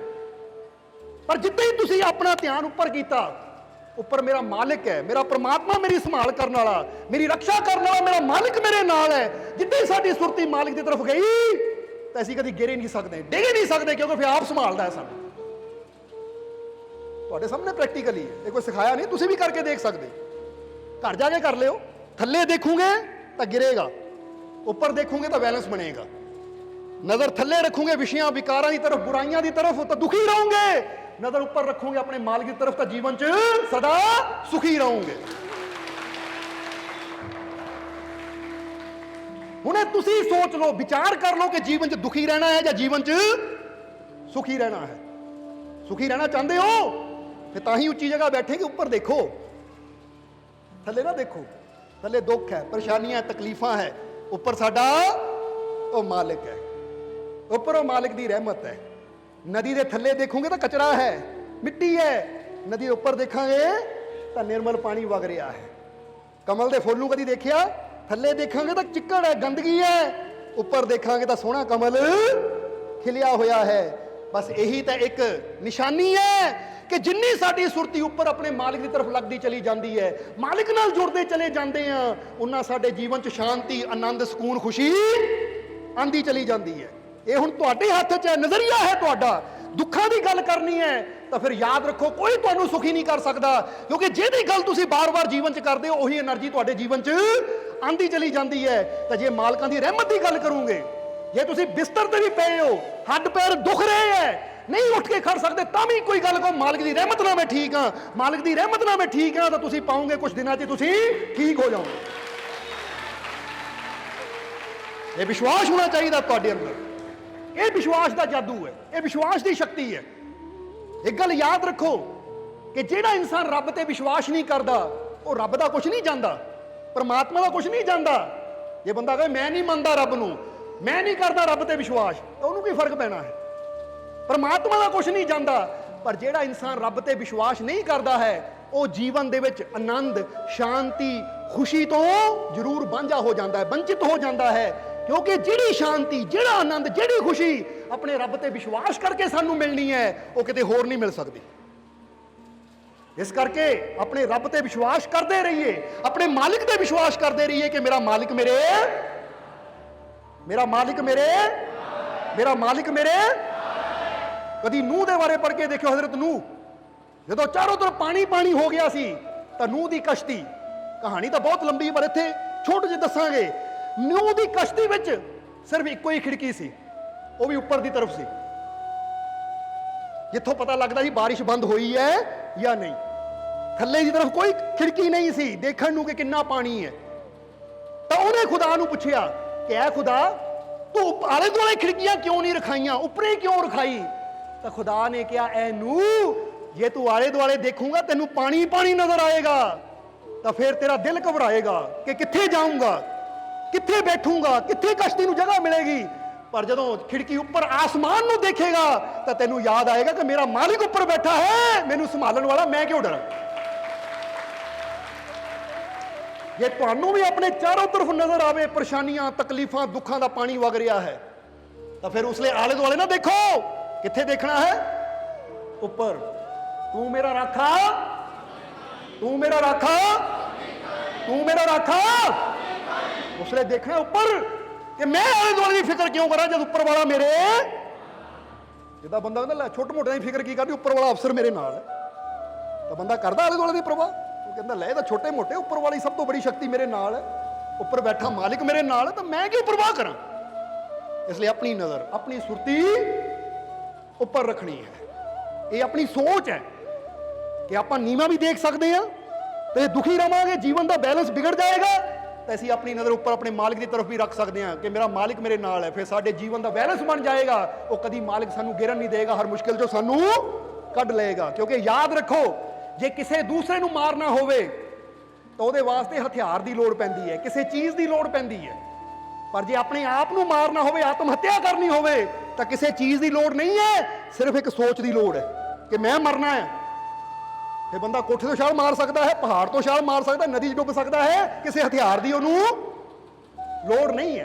ਕਿਸੇ ਦੂਜੇ ਨੂੰ ਮਾਰੋ ਤਾਂ ਚਾਕੂ, ਛੁਰੀ, ਪਿਸਤੌਲ ਦੀ ਲੋੜ ਪਏਗੀ। ਪਰ ਆਪਣੇ ਆਪ ਨੂੰ ਮਾਰਨ ਵਾਸਤੇ ਬਸ ਇੱਕ ਸੋਚ ਹੀ ਕਾਫੀ ਹੈ। ਜੇ ਇੱਕ ਸੋਚ ਨਾਲ ਬੰਦਾ ਮਰ ਸਕਦਾ ਹੈ ਤਾਂ ਇੱਕ ਸੋਚ ਨਾਲ ਮਰਿਆ ਬੰਦਾ ਦੁਬਾਰਾ ਹਿੰਮਤ ਨਾਲ ਖੜਾ ਵੀ ਹੋ ਸਕਦਾ ਹੈ। ਬੋਲੋ, ਸਮਝਦੇ ਹੋ ਕਿ ਨਹੀਂ? ਨਿਰਾਸ਼ਾ ਦੀ ਸੋਚ, ਨਿਰਾਸ਼ਾ ਕਿਹਨੂੰ ਕਹਿੰਦੇ? ਮੈਂ ਟੁੱਟ ਗਿਆ, ਮੈਂ ਹਾਰ ਗਿਆ, ਮੈਂ ਮਰ ਗਿਆ। ਨਿਰਾਸ਼ਾ ਦੀ ਸੋਚ ਸਾਨੂੰ ਮਾਰ ਸਕਦੀ ਹੈ, ਤਾਂ ਵਿਸ਼ਵਾਸ ਔਰ ਸਰਦਾ ਦੀ ਸੋਚ ਸਾਨੂੰ ਮਰਿਆਂ ਨੂੰ ਦੁਬਾਰਾ ਜੀਵਨ ਦੇ ਸਕਦੀ ਹੈ। ਯਾਨੀ ਸਾਡੀ ਟੁੱਟੀ ਆਸ ਨੂੰ ਦੁਬਾਰਾ ਬੰਨ ਸਕਦੀ ਹੈ। ਇਸ ਲਈ ਅਸੀਂ ਆਪਣੇ ਅੰਦਰ ਵਿਸ਼ਵਾਸ ਦੀ ਸੋਚ ਰੱਖਣੀ ਹੈ, ਸ਼ਰਧਾ ਦੀ ਸੋਚ ਰੱਖਣੀ ਹੈ ਕਿ ਮੇਰਾ ਮਾਲਿਕ ਮੇਰੇ ਨਾਲ ਹੈ, ਮੈਂ ਕਿਉਂ ਚਿੰਤਾ ਕਰਾਂ, ਮੈਂ ਕਿਉਂ ਫਿਕਰ ਕਰਾਂ, ਜਦ ਮੇਰੀ ਸੰਭਾਲ ਕਰਨ ਵਾਲਾ ਮੇਰਾ ਮਾਲਿਕ ਮੇਰੇ ਨਾਲ ਬੈਠਾ ਹੈ। ਇਸ ਲਈ ਡੰਡਾ ਸਮਝ ਲਓ ਤੁਹਾਡੀ ਜ਼ਿੰਦਗੀ ਹੈ। ਥੱਲੇ ਬੈਲੈਂਸ ਵਿਗੜ ਗਿਆ, ਯਾਨੀ ਦੁੱਖਾਂ ਵੱਲ ਦੇਖਿਆ, ਬੁਰਾਈਆਂ ਵੱਲ ਦੇਖਿਆ, ਬੈਲੈਂਸ ਵਿਗੜ ਗਿਆ। ਉੱਪਰ ਉਚਾਈ ਦੀ ਤਰਫ ਦੇਖਿਆ ਕਿ ਉੱਪਰ ਹੈ ਸਾਡਾ ਮਾਲਿਕ, ਉਹਦੀ ਤਰਫ ਧਿਆਨ ਰੱਖਿਆ ਤਾਂ ਸਾਡੇ ਜੀਵਨ ਦਾ ਬੈਲੈਂਸ ਬਣ ਗਿਆ। ਫਿਰ ਸਾਡੇ ਜੀਵਨ ਦੀਆਂ ਸਾਰੀਆਂ ਪਰੇਸ਼ਾਨੀਆਂ, ਸਾਰੀਆਂ ਤਕਲੀਫਾਂ, ਸਾਰੇ ਦੁੱਖ ਦੂਰ ਹੋ ਜਾਂਦੇ ਹੈ। ਇਸ ਲਈ ਇੱਕ ਵਾਰ ਫਿਰ ਤੁਹਾਨੂੰ ਇਹ ਗੱਲ ਸਮਝਾਵਾਂਗੇ ਕਿ ਅੱਜ ਮਨ ਤੁਹਾਨੂੰ ਚਲਾ ਰਿਹਾ ਹੈ, ਇਸ ਲਈ ਤੁਸੀਂ ਦੁਖੀ ਹੋ। ਅੱਜ ਤੋਂ ਮਨ ਨੂੰ ਤੁਸੀਂ ਚਲਾਓ। ਮਨ ਤੁਹਾਨੂੰ ਚਲਾ ਰਿਹਾ ਕਿਉਂਕਿ ਮਨ ਹਰ ਵੇਲੇ ਬੁਰਾ ਹੀ ਸੋਚ ਰਿਹਾ ਹੈ। ਮਨ ਹਰ ਵੇਲੇ ਨੁਕਸਾਨ ਦੀ ਤਰਫ ਦੇਖ ਰਿਹਾ, ਨੈਗੇਟਿਵਿਟੀ ਦੀ ਤਰਫ ਚੱਲਦਾ ਹੈ। ਕੋਈ ਕੰਮ ਕਰਦੇ ਮਨ ਅੰਦਰੋਂ ਕਹਿੰਦਾ ਨਹੀਂ ਹੋਣਾ, ਮੈਂ ਠੀਕ ਨਹੀਂ ਹੋਣਾ, ਮੈਨੂੰ ਇਹ ਨਹੀਂ ਹੋਣਾ, ਉਹ ਨਹੀਂ ਹੋਣਾ। ਜਦੋਂ ਇਦਾਂ ਦੇ ਵਿਚਾਰ ਲੈ ਕੇ ਅਸੀਂ ਚੱਲਦੇ ਹਾਂ, ਮੈਂ ਗਰੀਬ ਹਾਂ, ਮੈਂ ਦੁਖੀ ਹਾਂ, ਮੈਂ ਪਰੇਸ਼ਾਨ ਹਾਂ, ਤਾਂ ਸਮਝ ਲਓ ਮਨ ਤੁਹਾਨੂੰ ਚਲਾ ਰਿਹਾ ਹੈ। ਤਾਂ ਜਦੋਂ ਤੁਸੀਂ ਇਹਨੂੰ ਜਵਾਬ ਦਿੰਦੇ ਹੋ, ਮੇਰਾ ਮਾਲਿਕ ਮੇਰੇ ਨਾਲ ਹੈ, ਮੇਰੇ ਜੀਵਨ 'ਚ ਖੁਸ਼ੀ ਹੈ, ਮੇਰਾ ਮਾਲਿਕ ਮੇਰੇ ਨਾਲ ਹੈ, ਮੇਰੇ ਜੀਵਨ 'ਚ ਤੰਦਰੁਸਤੀ ਹੈ, ਮੇਰਾ ਮਾਲਿਕ ਮੇਰੇ ਨਾਲ ਹੈ, ਮੇਰੇ ਜੀਵਨ 'ਚ ਆਨੰਦ ਹੈ, ਤਾਂ ਸਮਝ ਲਓ ਹੁਣ ਤੁਸੀਂ ਮਨ ਨੂੰ ਚਲਾਣਾ ਸ਼ੁਰੂ ਕਰ ਦਿੱਤਾ। ਹੁਣ ਤੁਸੀਂ ਚਲਾਣਾ ਕਿੱਦਾਂ ਸ਼ੁਰੂ ਕੀਤਾ ਕਿ ਤੁਸੀਂ ਖੁਸ਼ੀ ਵੱਲ ਜਾਣਾ ਚਾਹੁੰਦੇ ਹੋ, ਹੁਣ ਤੁਸੀਂ ਖੁਸ਼ੀ ਵੱਲ ਤੁਰ ਪਏ। ਜਾਂ ਕੋਈ ਦੁੱਖ ਵੱਲ ਜਾਣਾ ਚਾਹੁੰਦਾ? ਜਵਾਬ ਦਿਓ ਸਾਨੂੰ। ਕੋਈ ਪਰੇਸ਼ਾਨੀ ਵੱਲ ਜਾਣਾ ਚਾਹੁੰਦਾ? ਤਾਂ ਜਦੋਂ ਮਨ ਹਰ ਵੇਲੇ ਪਰੇਸ਼ਾਨੀ ਬਾਰੇ ਸੋਚਦਾ ਹੈ, ਪਰੇਸ਼ਾਨੀ ਤੇ ਵਿਚਾਰ ਕਰਦਾ, ਦੁੱਖਾਂ ਤੇ ਵਿਚਾਰ ਕਰਦਾ, ਤਾਂ ਮਤਲਬ ਜਿੱਥੇ ਤੁਸੀਂ ਨਹੀਂ ਜਾਣਾ ਚਾਹੁੰਦੇ ਉੱਥੇ ਤੁਸੀਂ ਜਾ ਰਹੇ ਹੋ। ਤੇ ਇਹਦਾ ਮਤਲਬ ਤੁਸੀਂ ਮਨ ਨੂੰ ਨਹੀਂ, ਮਨ ਤੁਹਾਨੂੰ ਚਲਾ ਰਿਹਾ, ਤਾਂ ਹੀ ਦੁਖੀ ਹੋ। ਤੁਸੀਂ ਖੁਸ਼ੀ ਵੱਲ ਜਾਣਾ ਚਾਹੁੰਦੇ ਹੋ, ਤੁਸੀਂ ਆਨੰਦ ਵੱਲ ਜਾਣਾ ਚਾਹੁੰਦੇ ਹੋ, ਮਾਲਿਕ ਦੀਆਂ ਰਹਿਮਤਾਂ ਵੱਲ ਜਾਣਾ ਚਾਹੁੰਦੇ ਹੋ, ਤਾਂ ਮਨ ਦਾ ਕੰਟਰੋਲ ਆਪਣੇ ਹੱਥ 'ਚ ਲਓ ਕਿ ਹਰ ਵੇਲੇ ਬੁਰਾ ਸੋਚਣ ਦੀ ਬਜਾਏ, ਯਾਨੀ ਜੇ ਮਨ 'ਚ ਬੁਰਾ ਆਵੇ ਤਾਂ ਉਸੇ ਅੱਛਾ ਸੋਚੋ। ਜੇ ਮਨ ਕਹੇ ਤੂੰ ਕਾਮਯਾਬ ਨਹੀਂ ਹੋਣਾ, ਤਾਂ ਮਨ ਨੂੰ ਕਹੋ ਕਿਉਂ ਨਹੀਂ ਕਾਮਯਾਬ ਹੋਣਾ, ਮੇਰਾ ਮਾਲਿਕ ਮੇਰੇ ਨਾਲ ਹੈ। ਤੂੰ ਠੀਕ ਨਹੀਂ ਹੋਣਾ, ਕਿਉਂ ਨਹੀਂ ਠੀਕ ਹੋਣਾ, ਮੇਰਾ ਮਾਲਿਕ ਬੈਠਾ ਮੈਨੂੰ ਠੀਕ ਕਰਨ ਵਾਲਾ, ਕਿਉਂਕਿ ਮੇਰਾ ਮਾਲਿਕ ਮੇਰੇ ਨਾਲ ਹੈ। ਜਦੋਂ ਤੁਸੀਂ ਮਨ ਨੂੰ ਅੱਛੀ ਸੋਚ ਦੇਣੀ ਸ਼ੁਰੂ ਕਰ ਦਿੱਤੀ, ਤੇ ਇਹਦਾ ਮਤਲਬ ਹੁਣ ਤੁਸੀਂ ਮਨ ਨੂੰ ਚਲਾਉਣਾ ਸ਼ੁਰੂ ਕਰ ਦਿੱਤਾ, ਕਿਉਂਕਿ ਹੁਣ ਤੁਸੀਂ ਉਸ ਦਿਸ਼ਾ ਨੂੰ ਜਾ ਰਹੇ ਹੋ ਜਿਹੜੀ ਦਿਸ਼ਾ ਤੁਸੀਂ ਪਾਣੀ ਚਾਹੁੰਦੇ ਹੋ। ਸਮਝ ਆ ਗਈ ਕਿ ਨਹੀਂ? ਸੋ ਅੱਜ ਤੋਂ ਤੁਸੀਂ ਮਨ ਰੂਪੀ ਕੁੱਤੇ ਨੂੰ ਘੁਮਾਉਣਾ ਹੈ, ਇਹ ਨਾ ਕਿ ਮਨ ਰੂਪੀ ਕੁੱਤਾ ਤੁਹਾਨੂੰ ਘੁਮਾਈ ਜਾਵੇ। ਸਮਝਦੇ ਹੋ ਕਿ ਨਹੀਂ? ਇਹ ਮਨ ਤੁਹਾਡਾ ਹੈ, ਇਹਨੂੰ ਤੁਸੀਂ ਆਪਣੇ ਅੰਡਰ ਲੈਣਾ ਹੈ, ਆਪਣੇ ਜਿੱਦਾਂ ਤੁਸੀਂ ਚਾਹੁੰਦੇ ਹੋ ਉੱਦਾਂ ਚਲਾਉਣਾ ਹੈ, ਆਪਣੇ ਹੁਕਮ ਅੰਦਰ ਲੈਣਾ ਹੈ। ਇਹ ਨਾ ਹੋਵੇ ਕਿ ਮਨ ਤੁਹਾਨੂੰ ਦੌੜਾਈ ਜਾਵੇ ਤਾਂ ਤੁਸੀਂ ਦੌੜੀ ਜਾਓ, ਤਾਂ ਫਿਰ ਜੀਵਨ 'ਚ ਕਦੀ ਖੁਸ਼ੀ ਸੁੱਖ ਆਏਗਾ ਨਹੀਂ। ਹੁਣ ਜ਼ਰਾ ਸੋਚ ਕੇ ਦੇਖੋ, ਜਦੋਂ ਆਪਾਂ ਕੁੱਤੇ ਦੀ ਗੱਲ ਕੀਤੀ, ਫਿਰ ਮਿਸਾਲ ਦੇਵਾਂਗੇ ਕਿ ਹੁਣ ਜਦੋਂ ਤੁਸੀਂ ਘਰ ਨੂੰ ਵਾਪਸ ਜਾਣਾ ਹੋਵੇ ਤਾਂ ਫਿਰ ਤੁਸੀਂ ਕੀ ਕਰਦੇ ਹੋ? ਫਿਰ ਕੁੱਤਾ ਚਾਹੇ ਜਿੱਧਰ ਮਰਜ਼ੀ ਦੌੜੇ, ਉਹਨੂੰ ਖਿੱਚ ਕੇ ਲਿਜਾਂਦੇ ਉਹਨੂੰ, ਕਿਉਂਕਿ ਪਤਾ ਹੈ ਕਿ ਹੁਣ ਮੈਂ ਕੁੱਤੇ ਦੇ ਮਗਰ ਤੁਰਿਆ ਤਾਂ ਘਰ ਕਦੀ ਪਹੁੰਚਣਾ ਨਹੀਂ ਹੈ, ਕਿਉਂਕਿ ਕੁੱਤੇ ਨੇ ਤਾਂ ਅੱਗੇ ਅੱਗੇ ਅੱਗੇ ਤੁਰਿਆ ਰਹਿਣਾ ਹੈ। ਹੁਣ ਜੇ ਮੈਂ ਘਰ ਜਾਣਾ ਤਾਂ ਕੁੱਤਾ ਨਾ ਵੀ ਚਾਹੇ ਤਾਂ ਵੀ ਖਿੱਚ ਕੇ ਮੈਂ, ਇਹ ਤਾਂ ਹੁੰਦਾ ਕਿ ਨਹੀਂ ਜਿਹੜੇ ਕੁੱਤੇ ਨੂੰ ਸੈਰ ਕਰਾਉਂਦੇ ਆ। ਬਸ ਇਹੀ ਗੱਲ ਹੈ। ਹੁਣ ਇਹ ਮਨ ਰੂਪੀ ਕੁੱਤੇ ਨੂੰ ਅਸੀਂ ਉਹ ਰਹਿਮਤਾਂ ਦੇ ਘਰ ਤੱਕ ਲੈ ਕੇ ਜਾਣਾ ਹੈ। ਹੁਣ ਇਹ ਨਹੀਂ ਦੇਖਣਾ ਮਨ ਕਿੱਥੇ ਜਾਣਾ ਚਾਹੁੰਦਾ ਹੈ, ਹੁਣ ਇਹ ਦੇਖਣਾ ਮੈਂ ਕਿੱਥੇ ਲਿਜਾਣਾ ਚਾਹੁੰਦਾ। ਹੁਣ ਮੈਂ ਜ਼ਬਰਦਸਤੀ ਇਹਨੂੰ ਉੱਥੇ ਲੈ ਕੇ ਜਾਣਾ ਹੈ। ਉਹਨੂੰ ਕਹਿੰਦੇ ਮਨ ਤੇ ਜਿੱਤ। ਇਸ ਲਈ ਮਨ ਤੇ ਜਿੱਤ ਹਾਸਲ ਕਰਨੀ ਹੈ ਅਸੀਂ। ਇਹੀ ਹੈ ਸਾਡੇ ਸਾਰੇ ਦੁੱਖਾਂ ਦਾ ਦੂਰ ਕਰਨ ਦਾ ਦਾਰੂ, ਖੁਸ਼ੀਆਂ ਦੀ ਚਾਬੀ। ਇਸ ਲਈ ਆਓ ਆਪਣੇ ਮਨ ਨੂੰ ਵਿਸ਼ਵਾਸ ਨਾਲ ਭਰਪੂਰ ਕਰੀਏ, ਸ਼ਰਧਾ ਨਾਲ ਭਰਪੂਰ ਕਰੀਏ, ਯਕੀਨ ਨਾਲ ਭਰਪੂਰ ਕਰੀਏ, ਔਰ ਪੂਰੀ ਤਰ੍ਹਾਂ ਆਪਣੇ ਮਾਲਿਕ ਦੇ ਨਾਲ ਜੁੜ ਕੇ ਉਸ ਮਾਲਿਕ ਦੇ ਹੋ ਜਾਈਏ, ਤਾਂ ਕਿ ਸਾਡੀ ਜ਼ਿੰਦਗੀ, ਸਾਡਾ ਜੀਵਨ ਆਨੰਦ ਨਾਲ ਭਰਪੂਰ ਹੋ ਜਾਵੇ। ਔਰ ਹੁਣ ਸਮਾਂ ਕਾਫੀ ਹੋ ਗਿਆ, ਇਸ ਲਈ ਆਖਰਲੇ ਵਚਨਾਂ ਚੋਂ ਇਹੀ ਕਵਾਂਗੇ, ਇੱਕ ਵਾਰ ਫਿਰ ਕਵਾਂਗੇ ਮੁਹੰਮਦ ਬਖਸ਼ ਵਾਲੀ ਗੱਲ ਕਿ ਇਹ ਦੇਖੋ ਇੱਕ ਦਿਨ ਮੈਂ ਆਪਣੇ ਰੱਬ ਦੇ ਘਰ ਜਾਣਾ ਹੈ, ਆਪਣੇ ਮਾਲਿਕ ਦੇ ਘਰ ਜਾਣਾ ਹੈ। ਕਿਉਂਕਿ ਆਪਣੇ ਪਿਆਰੇ ਦੇ ਘਰ ਖਾਲੀ ਹੱਥ ਨਹੀਂ ਜਾਈਦਾ। ਉਹ ਚੀਜ਼ਾਂ ਜੋੜ ਲਵਾਂ ਜਿਹੜੀਆਂ ਮੇਰੇ ਰੱਬ ਦੇ ਘਰ ਕੰਮ ਆਣੀਆਂ ਹੈ। ਇਸ ਲਈ ਸਭ ਤੋਂ ਪਹਿਲਾਂ ਤਾਂ ਦੁਆਵਾਂ ਜੋੜੋ ਫਕੀਰਾਂ ਦੀਆਂ, ਕਿਉਂਕਿ ਇਹਦਾ ਅਸਰ ਸਭ ਤੋਂ ਜਲਦੀ ਹੁੰਦਾ ਹੈ। ਟਾਈਮ ਤਾਂ ਹੋ ਗਿਆ, ਪਰ ਇੱਕ ਸ਼ਾਹ ਮਨਸੂਰ ਦੀ ਗੱਲ ਯਾਦ ਆ ਗਈ, ਦੱਸ ਦਈਏ ਫਿਰ ਸਤਸੰਗ ਦੀ ਸਮਾਪਤੀ ਕਰੀਏ। ਕਿ ਇੱਕ ਦਿਨ ਬਾਜ਼ਾਰ ਦੇ ਅੰਦਰ, ਕਿਉਂਕਿ ਸ਼ਾਹ ਮਨਸੂਰ ਮਸਤ ਰਹਿੰਦੇ ਸੀ, ਐਨਲ ਹੱਕ ਕਰਦੇ। ਇੱਕ ਦਿਨ ਬਾਜ਼ਾਰ 'ਚ ਬੈਠੇ ਹੈ ਔਰ ਆਵਾਜ਼ ਦੇ ਰਹੇ ਹੈ ਕੋਈ ਐਸਾ ਜੋ ਇਸ ਫਕੀਰ ਨੂੰ ਇੱਕ ਦਿਨਾਰ ਦੇ ਦੇਵੇ ਤਾਂ ਫਕੀਰ ਕੋਲੋਂ ਇੱਕ ਦੁਆ ਲੈ ਜਾਵੇ। ਉਹਨਾਂ ਨੂੰ ਇੱਕ ਦਿਨਾਰ ਦੀ ਜ਼ਰੂਰਤ ਸੀ। ਦਿਨਾਰ ਯਾਨੀ 1 ਰੁਪਇਆ, ਉਧਰਲਾ ਰੁਪਇਆ ਉਧਰ ਦਿਨਾਰ ਚੱਲਦੇ ਸੀ ਜਿੱਥੇ ਸ਼ਾਹ ਮਨਸੂਰ ਰਹਿੰਦੇ ਸੀ। ਉਹ ਕਹਿੰਦੇ ਹੈ ਕੋਈ ਜਿਹੜਾ ਫਕੀਰ ਨੂੰ ਇੱਕ ਦਿਨਾਰ ਦੇ ਦੇਵੇ ਔਰ ਫਕੀਰ ਦੇ ਕੋਲੋਂ ਦੁਆ ਲੈ ਜਾਵੇ। ਤਾਂ ਲੋਕ ਕਹਿ ਰਹੇ ਸੀ ਪਾਗਲ ਹੈ, ਕਿਉਂਕਿ 1 ਰੁਪਏ ਬਦਲੇ ਕਹਿੰਦਾ ਇੱਕ ਦੁਆ ਲੈ ਜਾਵੇ। ਤਾਂ ਸਿੱਧਾ ਦੁਆਵਾਂ ਮਿਲਦੀਆਂ। ਕੋਈ ਉਹਨਾਂ ਦੀ ਗੱਲ ਤੇ ਯਕੀਨ ਨਹੀਂ ਕਰ ਰਿਹਾ ਸੀ, ਲੋਕ ਆ ਜਾ ਰਹੇ ਸੀਗੇ। ਆਖਿਰ ਉੱਥੋਂ ਦੀ ਇੱਕ ਸੇਠ ਗੁਜ਼ਰਿਆ, ਸ਼ਾਮ ਦਾ ਸਮਾਂ, ਸੇਠ ਆਪਣੀ ਦੁਕਾਨ ਬੰਦ ਕਰਕੇ ਗੁਜ਼ਰਿਆ। ਜਦੋਂ ਸ਼ਾਹ ਮਨਸੂਰ ਦੀ ਨਜ਼ਰ ਉਸ ਨਵਾਬ ਤੇ ਗਈ, ਸੇਠ ਤੇ ਗਈ, ਤਾਂ ਸ਼ਾਹ ਮਨਸੂਰ ਨੇ ਕਿਹਾ, ਐ ਨਵਾਬ, ਐ ਸੇਠ ਰੁਕ, ਤੈਨੂੰ ਦੁਆਵਾਂ ਦੀ ਬੜੀ ਜ਼ਰੂਰਤ ਹੈ, 1 ਦਿਨਾਰ ਦੇ ਜਾ, ਫਕੀਰ ਦੀ ਦੁਆ ਲੈ ਜਾ। ਤਾਂ ਸੇਠ ਰੁਕਿਆ। ਸੇਠ ਕਹਿੰਦਾ ਐ ਫਕੀਰ। ਤਾਂ ਨਾਲ ਦੇ ਲੋਕ ਕਹਿੰਦੇ ਸੇਠ ਜੀ, ਐ ਨਵਾਬ ਸਾਹਿਬ ਇਹ ਪਾਗਲ ਹੈ, ਇਹਦੀ ਗੱਲ ਨਾ ਸੁਣੋ, ਜਾਓ ਤੁਸੀਂ। ਕਿਉਂਕਿ ਲੋਕਾਂ ਨੇ ਫਕੀਰਾਂ ਦੇ ਅਸਲੀ ਰੁਤਬੇ ਨੂੰ ਕਦੀ ਸਮਝਣ ਦੀ ਕੋਸ਼ਿਸ਼ ਹੀ ਨਹੀਂ ਕੀਤੀ। ਉਹਨਾਂ ਨੇ ਪਾਗਲ ਪਾਗਲ ਕਹਿਣਾ ਸ਼ੁਰੂ ਕਰ ਦਿੱਤਾ। ਇਸ ਲਈ ਕਿਸੇ ਨੇ ਪੱਥਰ ਮਾਰੇ, ਕਿਸੇ ਨੇ ਕੁਛ ਕੀਤਾ, ਕਿਸੇ ਨੇ ਕੁਛ ਕੀਤਾ, ਇੱਥੇ ਤੱਕ ਕਿ ਅੰਤ ਵਿੱਚ ਤਾਂ ਹੱਥ ਪੈਰ ਕੱਟ ਕੇ, ਕੰਨ ਨੱਕ ਜ਼ੁਬਾਨ ਕੱਟ ਕੇ ਉਹਨਾਂ ਨੂੰ ਸੂਲੀ ਵੀ ਚੜਾ ਦਿੱਤਾ। ਇਹ ਤਾਂ ਪਾਗਲ ਹੈ। ਜੀਸਸ ਕ੍ਰਾਈਸਟ ਨੂੰ ਸਲੀਬ ਤੇ ਚੜਾ ਦਿੱਤਾ ਇਹ ਕਹਿ ਕੇ ਕਿ ਇਹ ਤਾਂ ਪਾਗਲ ਹੈ। ਕਿਉਂਕਿ ਹਮੇਸ਼ਾ ਸੰਤਾਂ ਗੁਰੂਆਂ ਰਹਿਬਰਾਂ ਨੂੰ ਸਮਝਣ ਵਾਸਤੇ ਦਿਮਾਗ ਨਹੀਂ, ਦਿਲ ਚਾਹੀਦਾ ਹੈ। ਕਿਉਂਕਿ ਦਿਮਾਗ ਨਾਲ ਅਸੀਂ ਦੁਨੀਆ ਨੂੰ ਸਮਝ ਸਕਦੇ ਹਾਂ, ਪਰ ਰੱਬ ਨੂੰ ਸਮਝਣਾ, ਰੱਬ ਦੇ ਪਿਆਰੇ ਨੂੰ ਸਮਝਣਾ ਤਾਂ ਉੱਥੇ ਦਿਮਾਗ ਦੀ ਨਹੀਂ, ਦਿਲ ਦੀ ਯਾਨੀ ਪ੍ਰੇਮ ਦੀ ਜ਼ਰੂਰਤ ਹੈ। ਹੁਣ ਨਵਾਬ ਨੂੰ ਲੋਕਾਂ ਨੇ ਕਿਹਾ ਮਾਰੇ ਪਾਗਲ ਹੈ, ਛੱਡੋ ਤੁਸੀਂ। ਪਰ ਨਵਾਬ ਫਿਰ ਵੀ ਥੋੜਾ ਸਮਝਦਾਰ ਸੀ, ਰੁਕਿਆ। ਜਦੋਂ ਸ਼ਾਹ ਮਨਸੂਰ ਨੇ ਕਿਹਾ ਤੈਨੂੰ ਦੁਆ ਦੀ ਜ਼ਰੂਰਤ ਹੈ, ਐ ਸੇਠ ਦਰਾਮ ਦੇ ਜਾ, ਦੁਆ ਲੈ ਜਾ, ਤੈਨੂੰ ਬਹੁਤ ਜ਼ਰੂਰਤ ਹੈ। ਤਾਂ ਉਸਲੇ ਸੇਠ ਨੇ ਕਿਹਾ ਇਹ ਮਹਾਰਾਜ ਮੈਨੂੰ ਦੁਆ ਦੀ ਕੀ ਜ਼ਰੂਰਤ ਹੈ, ਮੇਰੇ ਕੋਲ ਸਭ ਕੁਝ ਹੀ ਹੈ। ਰੱਬ ਦੀ ਕਿਰਪਾ ਨਾਲ ਪੈਸਾ ਹੈ, ਨੌਕਰ ਚਾਕਰ ਹੈ, ਚੰਗਾ ਕਾਰੋਬਾਰ ਹੈ, ਅੱਛਾ ਪਾਣ ਨੂੰ, ਅੱਛਾ ਖਾਣ ਨੂੰ ਹੈ, ਪਤਨੀ ਹੈ, ਸਭ ਕੁਝ ਹੈ ਮੇਰੇ ਕੋਲ, ਮੈਨੂੰ ਦੁਆ ਦੀ ਕੀ ਜ਼ਰੂਰਤ। ਤਾਂ ਸ਼ਾਹ ਮਨਸੂਰ ਹੱਸ ਕੇ ਕਹਿਣ ਲੱਗੇ ਸੇਠ ਐ ਨਵਾਬ ਠੀਕ ਹੈ, ਤੇਰੇ ਕੋਲ ਸਭ ਕੁਝ ਹੈ, ਪਰ ਯਾਦ ਰੱਖ ਜਿੱਥੇ ਇਸ ਫਕੀਰ ਦੀਆਂ ਦੁਆਵਾਂ ਨੇ ਕੰਮ ਆਣਾ ਹੈ, ਉੱਥੇ ਆ ਤੇਰਾ ਸਭ ਕੁਝ ਕੰਮ ਨਹੀਂ ਆਣਾ। ਠੀਕ ਹੈ, ਤੁਹਾਡੇ ਕੋਲ ਸਭ ਕੁਝ ਹੋਏਗਾ, ਪਰ ਜਿੱਥੇ ਫਕੀਰ ਦੀਆਂ ਦੁਆਵਾਂ ਨੇ ਕੰਮ ਆਣਾ ਹੈ, ਉੱਥੇ ਤੁਹਾਡਾ ਇਹ ਸਭ ਕੁਝ ਕੰਮ ਨਹੀਂ ਆਣਾ। ਸਭ ਕੁਝ ਦੇ ਵਿੱਚ ਸਭ ਕੁਝ ਆ ਜਾਂਦਾ। ਬੰਦਾ ਕਹਿੰਦਾ ਘਰ ਹੈ, ਪਰਿਵਾਰ ਹੈ, ਨੌਕਰ ਹੈ, ਚਾਕਰ ਹੈ, ਪੈਸਾ ਹੈ, ਕੱਪੜਾ ਹੈ, ਭੋਜਨ ਹੈ। ਸ਼ਾਹ ਮਨਸੂਰ ਕਹਿੰਦੇ ਆ ਨਵਾਬ ਠੀਕ ਹੈ ਤੇਰੇ ਕੋਲ ਸਭ ਕੁਝ ਹੈ, ਪਰ ਜਿੱਥੇ ਇਸ ਫਕੀਰ ਦੀਆਂ ਦੁਆਵਾਂ ਨੇ ਕੰਮ ਆਣਾ ਹੈ, ਉੱਥੇ ਤੇਰਾ ਸਭ ਕੁਝ ਕੰਮ ਨਹੀਂ ਆਣਾ। ਫਿਰ ਮੈਂ ਤੈਨੂੰ ਕਹੂੰਗਾ ਸਮਾਂ ਨਾ ਗਵਾ, ਕਿਉਂਕਿ ਤੈਨੂੰ ਦੁਆ ਦੀ ਜ਼ਰੂਰਤ ਹੈ, 1 ਦਰਾਮ ਦੇ, ਦੁਆ ਲੈ ਜਾ। ਜਦੋਂ ਇੰਨੀ ਗੱਲ ਸੁਣੀ, ਗੱਲ ਤਾਂ ਨਵਾਬ ਨੂੰ ਠੀਕ ਲੱਗੀ ਕਿ ਵਾਕਈ ਜਿੱਥੇ ਦੁਆਵਾਂ ਨੇ ਕੰਮ ਆਣਾ ਹੈ, ਰੱਬ ਦੀਆਂ ਰਹਿਮਤਾਂ ਨੇ ਕੰਮ ਆਣਾ, ਉੱਥੇ ਕਿਸੇ ਹੋਰ ਚੀਜ਼ ਨੇ ਕੰਮ ਨਹੀਂ ਆਣਾ। ਇੱਕ ਸਵਾਲ ਹੋਰ ਪੁੱਛ ਲਈਏ ਤੁਹਾਨੂੰ। ਹੁਣ ਕਈ ਇਨਸਾਨ ਕਹਿੰਦੇ ਆ ਕਿ ਪੈਸੇ ਨਾਲ ਸ਼ਾਂਤੀ ਨਹੀਂ ਖਰੀਦੀ ਜਾ ਸਕਦੀ, ਪੈਸੇ ਨਾਲ ਖੁਸ਼ੀ ਨਹੀਂ ਖਰੀਦੀ ਜਾ ਸਕਦੀ, ਪੈਸੇ ਨਾਲ ਸੁੱਖ ਨਹੀਂ ਖਰੀਦਿਆ ਜਾ ਸਕਦਾ। ਇਹ ਗੱਲ ਸਹੀ ਹੈ ਕਿ ਨਹੀਂ? ਜਵਾਬ ਦਿਓ, ਇਹ ਗੱਲ ਸਹੀ ਹੈ ਕਿ ਨਹੀਂ? ਕਿਹੜਾ ਕਿਹੜਾ ਕਹਿੰਦਾ ਗੱਲ ਸਹੀ ਹੈ?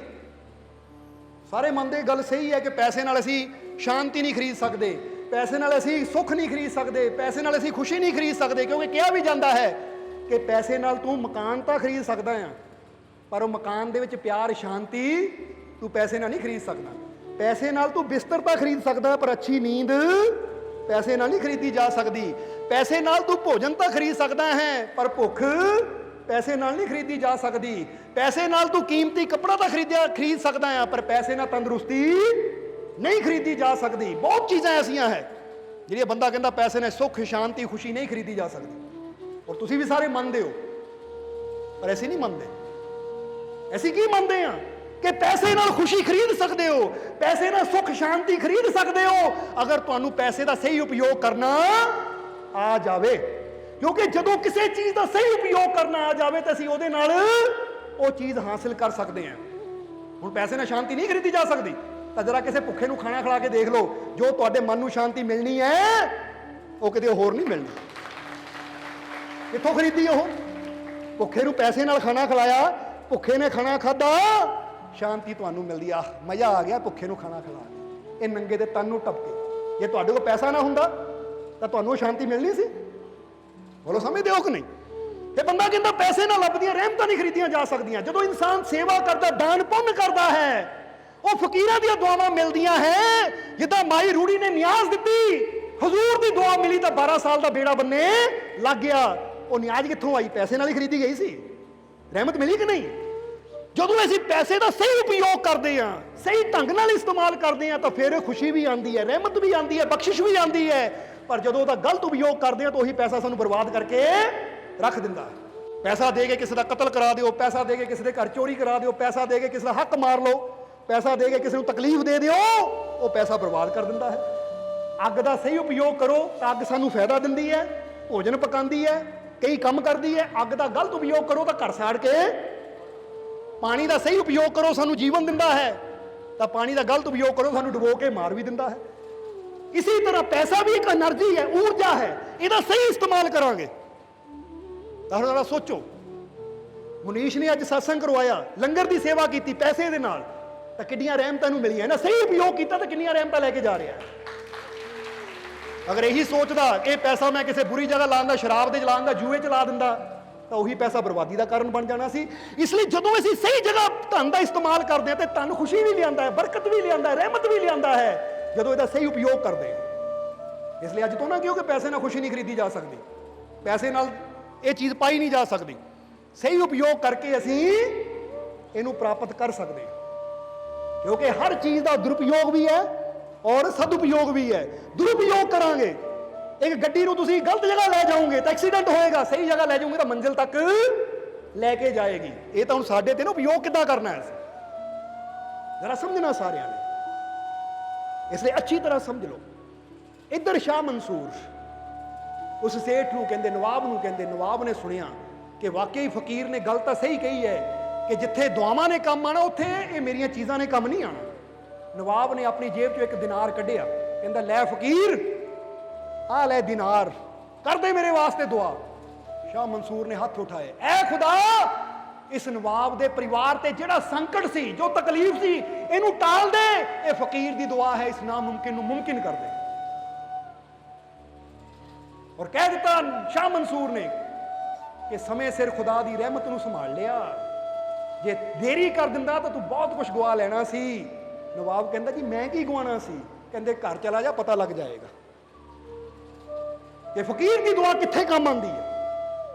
ਜਦੋਂ ਨਵਾਬ ਉੱਥੋਂ ਘਰ ਪਹੁੰਚਿਆ, ਜਦੋਂ ਗਿਆ ਘਰ ਤਾਂ ਕੀ ਦੇਖਿਆ, ਘਰ ਦੇ ਵਿੱਚ ਬੜਾ ਰਸ਼ ਹੈ, ਕੁਝ ਲੋਕ ਇਕੱਠੇ ਹੋਏ ਹੈ। ਨਵਾਬ ਘਬਰਾ ਗਿਆ, ਕੀ ਹੋਇਆ ਕੀ ਹੋਇਆ? ਤਾਂ ਨਵਾਬ ਦੀ ਪਤਨੀ ਗਰਭਵਤੀ ਸੀ, ਜਿਹਨੂੰ 8ਵਾਂ ਮਹੀਨਾ ਸੀ। ਜਦੋਂ ਇਕੱਠੇ ਹੋਏ ਦੇਖਿਆ ਪਤਨੀ ਬੈਠੀ ਹੋਈ ਹੈ। ਨਵਾਬ ਕਹਿੰਦਾ ਕੀ ਹੋ ਗਿਆ ਇਹਨੂੰ? ਤਾਂ ਘਰ ਦੇ ਨੌਕਰਾਂ ਨੇ ਦੱਸਿਆ ਕਿ ਮਾਲਿਕ ਚਮਤਕਾਰ ਹੋ ਗਿਆ। ਮਾਲਕਿਨ ਕੋਠੇ ਦੀ ਛੱਤ ਤੇ ਸੈਰ ਕਰ ਰਹੇ ਸੀ ਕਿ ਪੈਰ ਫਿਸਲਿਆ, ਕੋਠੇ ਤੋਂ ਗਿਰੇ, ਪਤਾ ਨਹੀਂ ਕਿਹੜੀ ਤਾਕਤ ਨੇ ਇਹਨਾਂ ਨੂੰ ਬਚਾ ਲਿਆ। ਪਤਨੀ ਨੂੰ ਪੁੱਛਿਆ ਕੀ ਹੋਇਆ ਤੇਰੇ ਨਾਲ? ਉਹ ਕਹਿੰਦੀ ਕੀ ਹੋਇਆ ਇਹ ਤਾਂ ਪਤਾ ਨਹੀਂ, ਸੈਰ ਕਰਦੀ ਕਰਦੀ ਪੈਰ ਫਿਸਲਿਆ, ਪਰ ਇੰਨਾ ਜ਼ਰੂਰ ਪਤਾ ਇੱਕ ਫਕੀਰ ਆਇਆ ਔਰ ਮੈਨੂੰ ਜ਼ਮੀਨ ਤੇ ਗਿਰਨ ਨਹੀਂ ਦਿੱਤਾ, ਉਹਦੀਆਂ ਬਾਹਾਂ ਨੇ ਮੈਨੂੰ ਸਹਾਰਾ ਦੇ ਦਿੱਤਾ। ਤਾਂ ਉਸ ਵੇਲੇ ਨਵਾਬ ਨੇ ਕਿਹਾ ਕਿਹੜਾ ਫਕੀਰ, ਕਿੱਥੇ ਆ ਉਹ? ਕਹਿੰਦੀ ਪਤਾ ਨਹੀਂ, ਪਰ ਇਦਾਂ ਦਾ ਹੁਲੀਆ ਸੀ। ਹੁਲੀਆ ਦੱਸਿਆ, ਇਦਾਂ ਦੇ ਕੱਪੜੇ ਪਾਏ ਸੀ। ਤਾਂ ਨਵਾਬ ਦੀਆਂ ਅੱਖਾਂ 'ਚ ਪਾਣੀ ਆ ਗਿਆ ਕਿ ਤਾਂ ਸ਼ਾਹ ਮਨਸੂਰ ਨੇ ਕੱਪੜੇ ਪਾਏ ਸੀ। ਇਹ ਤਾਂ ਉਹ ਹੁਲੀਆ ਦੱਸ ਰਹੀ ਹੈ, ਇਦਾਂ ਦੀ ਦਾੜੀ, ਇਦਾਂ ਦਾ ਚਿਹਰਾ, ਇਦਾਂ ਦੇ ਕੱਪੜੇ, ਉਹ ਤਾਂ ਸ਼ਾਹ ਮਨਸੂਰ ਨੇ ਪਾਏ ਸੀ। ਉਸ ਲਈ ਉਹਦੀਆਂ ਅੱਖਾਂ 'ਚ ਪਾਣੀ ਆ ਗਿਆ। ਕਹਿੰਦਾ ਸ਼ੁਕਰ ਹੈ, ਵਾਕਈ ਜੇ ਅੱਜ ਇਹ ਪਤਨੀ ਗਿਰਦੀ, ਮੇਰੇ ਬੱਚੇ ਨੇ ਵੀ ਮਰਨਾ ਸੀ, ਮੇਰੀ ਪਤਨੀ ਨੇ ਵੀ ਮਰਨਾ ਸੀ, ਤਾਂ ਮੇਰਾ ਪੈਸਾ, ਮੇਰੇ ਨੌਕਰ, ਮੇਰੇ ਘਰ ਨੇ ਕਿੱਥੇ ਕੰਮ ਆਣਾ ਸੀ। ਵਾਕਈ ਫਕੀਰ ਨੇ ਸਹੀ ਕਿਹਾ ਕਿ ਜਿੱਥੇ ਦੁਆਵਾਂ ਨੇ ਕੰਮ ਆਣਾ ਹੈ, ਉੱਥੇ ਤੇਰੀਆਂ ਇਹ ਚੀਜ਼ਾਂ ਨੇ ਕੰਮ ਨਹੀਂ ਆਣਾ। ਉਸ ਦਿਨ ਤੋਂ ਨਵਾਬ ਫਕੀਰਾਂ ਦਾ ਆਸ਼ਿਕ ਹੋ ਗਿਆ, ਯਾਨੀ ਸ਼ਾਹ ਮਨਸੂਰ ਦਾ ਆਸ਼ਿਕ ਹੋ ਗਿਆ। ਹੁਣ ਤਾਂ ਰੋਜ਼ ਜਾਣਾ ਔਰ ਸ਼ਾਹ ਮਨਸੂਰ ਨੂੰ ਕਹਿਣਾ ਕਿ ਲਓ ਮਹਾਰਾਜ, ਤੁਹਾਨੂੰ ਕਿਸੇ ਤੋਂ ਮੰਗਣ ਦੀ ਲੋੜ ਨਹੀਂ, ਜੋ ਚਾਹੀਦਾ ਮੈਨੂੰ ਦੱਸੋ, ਬਸ ਆਪਣੀਆਂ ਦੁਆਵਾਂ ਦਿੰਦੇ ਰਹੋ, ਕਿਉਂਕਿ ਫਕੀਰਾਂ ਦੀ ਦੁਆ ਨਾਮੁਮਕਿਨ ਨੂੰ ਮੁਮਕਿਨ ਕਰ ਜਾਂਦੀ ਹੈ। ਇਹ ਹੈ ਫਕੀਰ ਦੀ ਦੁਆ ਦਾ ਅਸਰ। ਤੁਹਾਡੇ ਜੀਵਨ 'ਚ ਵੀ ਤੁਹਾਡੇ ਕੋਲ ਸਭ ਕੁਝ ਹੋਵੇ, ਪਰ ਕਈ ਜਗ੍ਹਾ ਤੁਸੀਂ ਦੇਖਦੇ ਹੋ ਕਿ ਤੁਸੀਂ ਇੱਕ ਜਗ੍ਹਾ ਜਾ ਕੇ ਇਦਾਂ ਪਾਉਂਦੇ ਹੋ ਕਿ ਮੇਰਾ ਸਭ ਕੁਝ ਬੇਕਾਰ ਹੋ ਗਿਆ। ਬੋਲੋ ਸਮਝਦੇ ਹੋ? ਹੁਣ ਮਨੀਸ਼ ਜਿਹੜਾ ਅੱਜ ਸਤਸੰਗ ਕਰਵਾ ਰਿਹਾ ਹੈ, ਇਹਦੀ ਘਟਨਾ ਹੀ ਲੈ ਲਓ। ਮੰਮੀ ਇੰਨੀ ਬਿਮਾਰ, ਹਸਪੀਟਲ ਦਾਖਲ, ਡਾਕਟਰ ਕਹਿੰਦੇ ਠੀਕ ਨਹੀਂ ਹੋਣਾ। ਇਹਨਾਂ ਫਰਿਆਦ ਕੀਤੀ, ਨਿਆਜ਼ ਦਿੱਤੀ, ਅੱਜ ਉਹ ਆਪ ਚੱਲ ਕੇ ਆਏ। ਜਿਨ੍ਹਾਂ ਦੇ ਗਲ 'ਚ ਰਹਿਮਤ ਪਾਈ ਹੈ, ਦੇਖਿਆ ਨਾ ਤੁਸੀਂ, ਉਹਦੀ ਖੁਸ਼ੀ ਵਿੱਚ ਸਤਸੰਗ ਕਰਵਾ ਰਹੇ ਹੈ ਕਿ ਮਾਲਕਾਂ ਨੇ ਨਵੀਂ ਜ਼ਿੰਦਗੀ ਦਿੱਤੀ ਮੇਰੀ ਮੰਮੀ ਨੂੰ। ਅਸੀਂ ਖੁਸ਼ੀ ਨਾਲ ਸਤਸੰਗ ਕਰਵਾਉਣਾ ਹੈ। ਹੁਣ ਉੱਥੇ ਇਹਨਾਂ ਦਾ ਪੈਸਾ ਜਾਂ ਕਿਹੜੀਆਂ ਚੀਜ਼ਾਂ ਕੰਮ ਆਈਆਂ? ਡਾਕਟਰਾਂ ਨੇ ਤਾਂ ਜਵਾਬ ਹੀ ਦੇ ਦਿੱਤਾ ਸੀ, ਉੱਥੇ ਕੰਮ ਆਈ, ਨਿਆਜ਼ ਦਿੱਤੀ ਸੀ ਤਾਂ ਉਹਦੀ ਰਹਿਮਤ। ਜਿਹਦਾ ਦੱਸਿਆ ਕਿ ਮਾਈ ਰੂੜੀ ਨੇ ਨਿਆਜ਼ ਦਿੱਤੀ ਤਾਂ 12 ਸਾਲ ਦਾ ਡੁੱਬਾ ਬੇੜਾ ਬੰਨੇ ਲੱਗ ਗਿਆ। ਇਸ ਲਈ ਵਿਸ਼ਵਾਸ ਰੱਖੋ, ਯਕੀਨ ਰੱਖੋ, ਉੱਪਰ ਨਜ਼ਰ ਰੱਖੋ ਕਿ ਮੇਰਾ ਮਾਲਿਕ ਮੇਰੇ ਨਾਲ ਹੈ। ਮੈਂ ਉਹ ਕਰਮ ਕਰਾਂ ਕਿ ਮੈਨੂੰ ਉਹਦੀਆਂ ਦੁਆਵਾਂ ਮਿਲਦੀਆਂ ਰਹਿਣ ਤਾਂ ਕਿ ਮੇਰੀ ਜ਼ਿੰਦਗੀ ਦੀ ਗੱਡੀ ਖੁਸ਼ੀਆਂ ਨਾਲ ਚੱਲਦੀ ਰਹੇ। ਇਸ ਲਈ ਹਮੇਸ਼ਾ ਅਸੀਂ ਤਾਂ ਹੀ ਦੱਸੀਦਾ ਜੋ ਖੁਸ਼ੀ ਨਾਲ ਨਿਆਜ਼ ਦਿੰਦੇ ਹੈ, ਜੋ ਹਜ਼ੂਰ ਦੇ ਨਾਮ ਦੀਆਂ ਨਿਆਜ਼ਾਂ ਦਿੰਦੇ ਹੈ, ਖੁਸ਼ੀ ਦੀ ਨਿਆਜ਼ ਦਿੰਦੇ ਹੈ, ਫਿਰ ਉਹਨਾਂ ਦੇ ਜੀਵਨ 'ਚ ਸਦਾ ਖੁਸ਼ੀਆਂ ਵੀ ਬਣੀਆਂ ਰਹਿੰਦੀਆਂ ਹੈ। ਕਿਉਂਕਿ ਨਿਆਜ਼ ਇੱਕ ਜਰੀਆ ਹੈ। ਸਮਝ ਲਓ ਤੁਸੀਂ ਆਪਣੇ ਪੈਸੇ ਦਾ ਸਦਉਪਯੋਗ ਕਰ ਰਹੇ ਹੋ, ਉਹਨੂੰ ਉੱਧਰ ਲਾ ਰਹੇ ਹੋ ਜਿੱਥੋਂ ਰਹਿਮਤ ਸਾਡੇ ਤੱਕ ਪਹੁੰਚਣੀ ਹੈ। ਇਹਦਾ ਬੰਦਾ ਸੋਚੇ ਇੰਨੇ ਪੈਸਿਆਂ ਦੀ ਮੈਂ ਟੀ-ਸ਼ਰਟ ਖਰੀਦ ਸਕਦਾ, ਇੰਨੇ ਪੈਸਿਆਂ ਦੀ ਮੈਂ ਪੈਂਟ ਖਰੀਦ ਸਕਦਾ, ਇੰਨੇ ਪੈਸਿਆਂ ਦਾ ਮੈਂ ਬੱਚਿਆਂ ਨੂੰ ਪੀਜ਼ਾ 버ਗਰ ਖਿਲਾ ਸਕਦਾ ਹਾਂ, ਪਰ ਉਹਦੇ ਨਾਲ ਰਹਿਮਤ ਮਿਲੇਗੀ? ਪਰ ਉਹੀ ਜਦੋਂ ਅਸੀਂ ਨਿਆਜ਼ ਵਿੱਚ ਲਾਉਂਦੇ ਹਾਂ, ਸੇਵਾ 'ਚ ਲਾਉਂਦੇ ਹਾਂ, ਅੱਛੀ ਜਗ੍ਹਾ ਲਾਉਂਦੇ ਹਾਂ, ਤਾਂ ਫਿਰ ਉਹਦੇ ਨਾਲ ਉਹ ਦੁਆਵਾਂ, ਉਹ ਰਹਿਮਤਾਂ ਸਾਨੂੰ ਮਿਲ ਜਾਂਦੀਆਂ ਹੈ ਜੋ ਸਾਡੀ ਜ਼ਿੰਦਗੀ ਨੂੰ ਬਦਲ ਕੇ ਰੱਖ ਦਿੰਦੀਆਂ ਹੈ। ਕਹਿੰਦੇ ਫਿਰ ਸੇਠ ਗਿਆ, ਸ਼ਾਹ ਮਨਸੂਰ ਦੇ ਕਦਮਾਂ ਜਾ ਕੇ ਸ਼ੁਕਰਾਨਾ ਕੀਤਾ ਤਾਂ ਸ਼ਾਹ ਮਨਸੂਰ ਨੇ ਕਿਹਾ, ਸੇਠ ਇਸੇ ਲਈ ਤੈਨੂੰ ਕਹਿ ਰਹੇ ਸੀ, ਅੱਜ ਤੈਨੂੰ ਬੜੀ ਲੋੜ ਹੈ ਦੁਆਵਾਂ ਦੀ, ਤੂੰ ਦੁਆ ਜ਼ਰੂਰ ਲੈ ਲੈ। ਕਿਉਂਕਿ ਹੋਣਾ ਸੀ ਘਟਨਾ, ਪਰ ਇਹ ਤੇਰੀ ਦਾਨ ਨੇ ਉਹ ਘਟਨਾ ਨੂੰ ਨਾਮੁਮਕਿਨ ਨੂੰ ਮੁਮਕਿਨ ਕਰ ਦਿੱਤਾ। ਹੁਣ ਤੁਸੀਂ ਵੀ ਸੋਚੋ, ਤੁਹਾਨੂੰ ਦੁਆਵਾਂ ਦੀ ਲੋੜ ਹੈ ਜਾਂ ਨਹੀਂ? ਤੁਹਾਨੂੰ ਪਤਾ ਜੀਵਨ 'ਚ ਕਿਹੜੇ ਮੁਕਾਮ ਤੇ ਕਿਹੜੀ ਘਟਨਾ ਕਦੋਂ ਹੋ ਜਾਣੀ ਹੈ? ਕਿਸੇ ਨੂੰ ਪਤਾ ਹੈ ਮੈਂ ਜਾ ਰਿਹਾ ਕਿਹੜੀ ਘਟਨਾ ਹੋਣੀ ਹੈ, ਮੈਂ ਕਿਤੇ ਆ ਰਿਹਾ ਕਿਹੜੀ ਘਟਨਾ ਹੋਣੀ ਹੈ, ਜਾਂ ਮੈਂ ਰਹਿੰਦਾ ਹਾਂ ਕਿਹੜੀ ਘਟਨਾ ਹੋਣੀ ਹੈ? ਬੰਦੇ ਨੂੰ ਕੋਈ ਪਤਾ ਨਹੀਂ ਕਿ ਆਉਣ ਵਾਲੇ ਸਮੇਂ 'ਚ, ਆਉਣ ਵਾਲੇ ਪਲ 'ਚ, ਆਉਣ ਵਾਲੇ ਦਿਨ, ਮਹੀਨੇ, ਸਾਲ 'ਚ ਕਿਹੜੀਆਂ ਘਟਨਾਵਾਂ ਮੇਰੇ ਨਾਲ ਹੋਣੀਆਂ ਹੈ।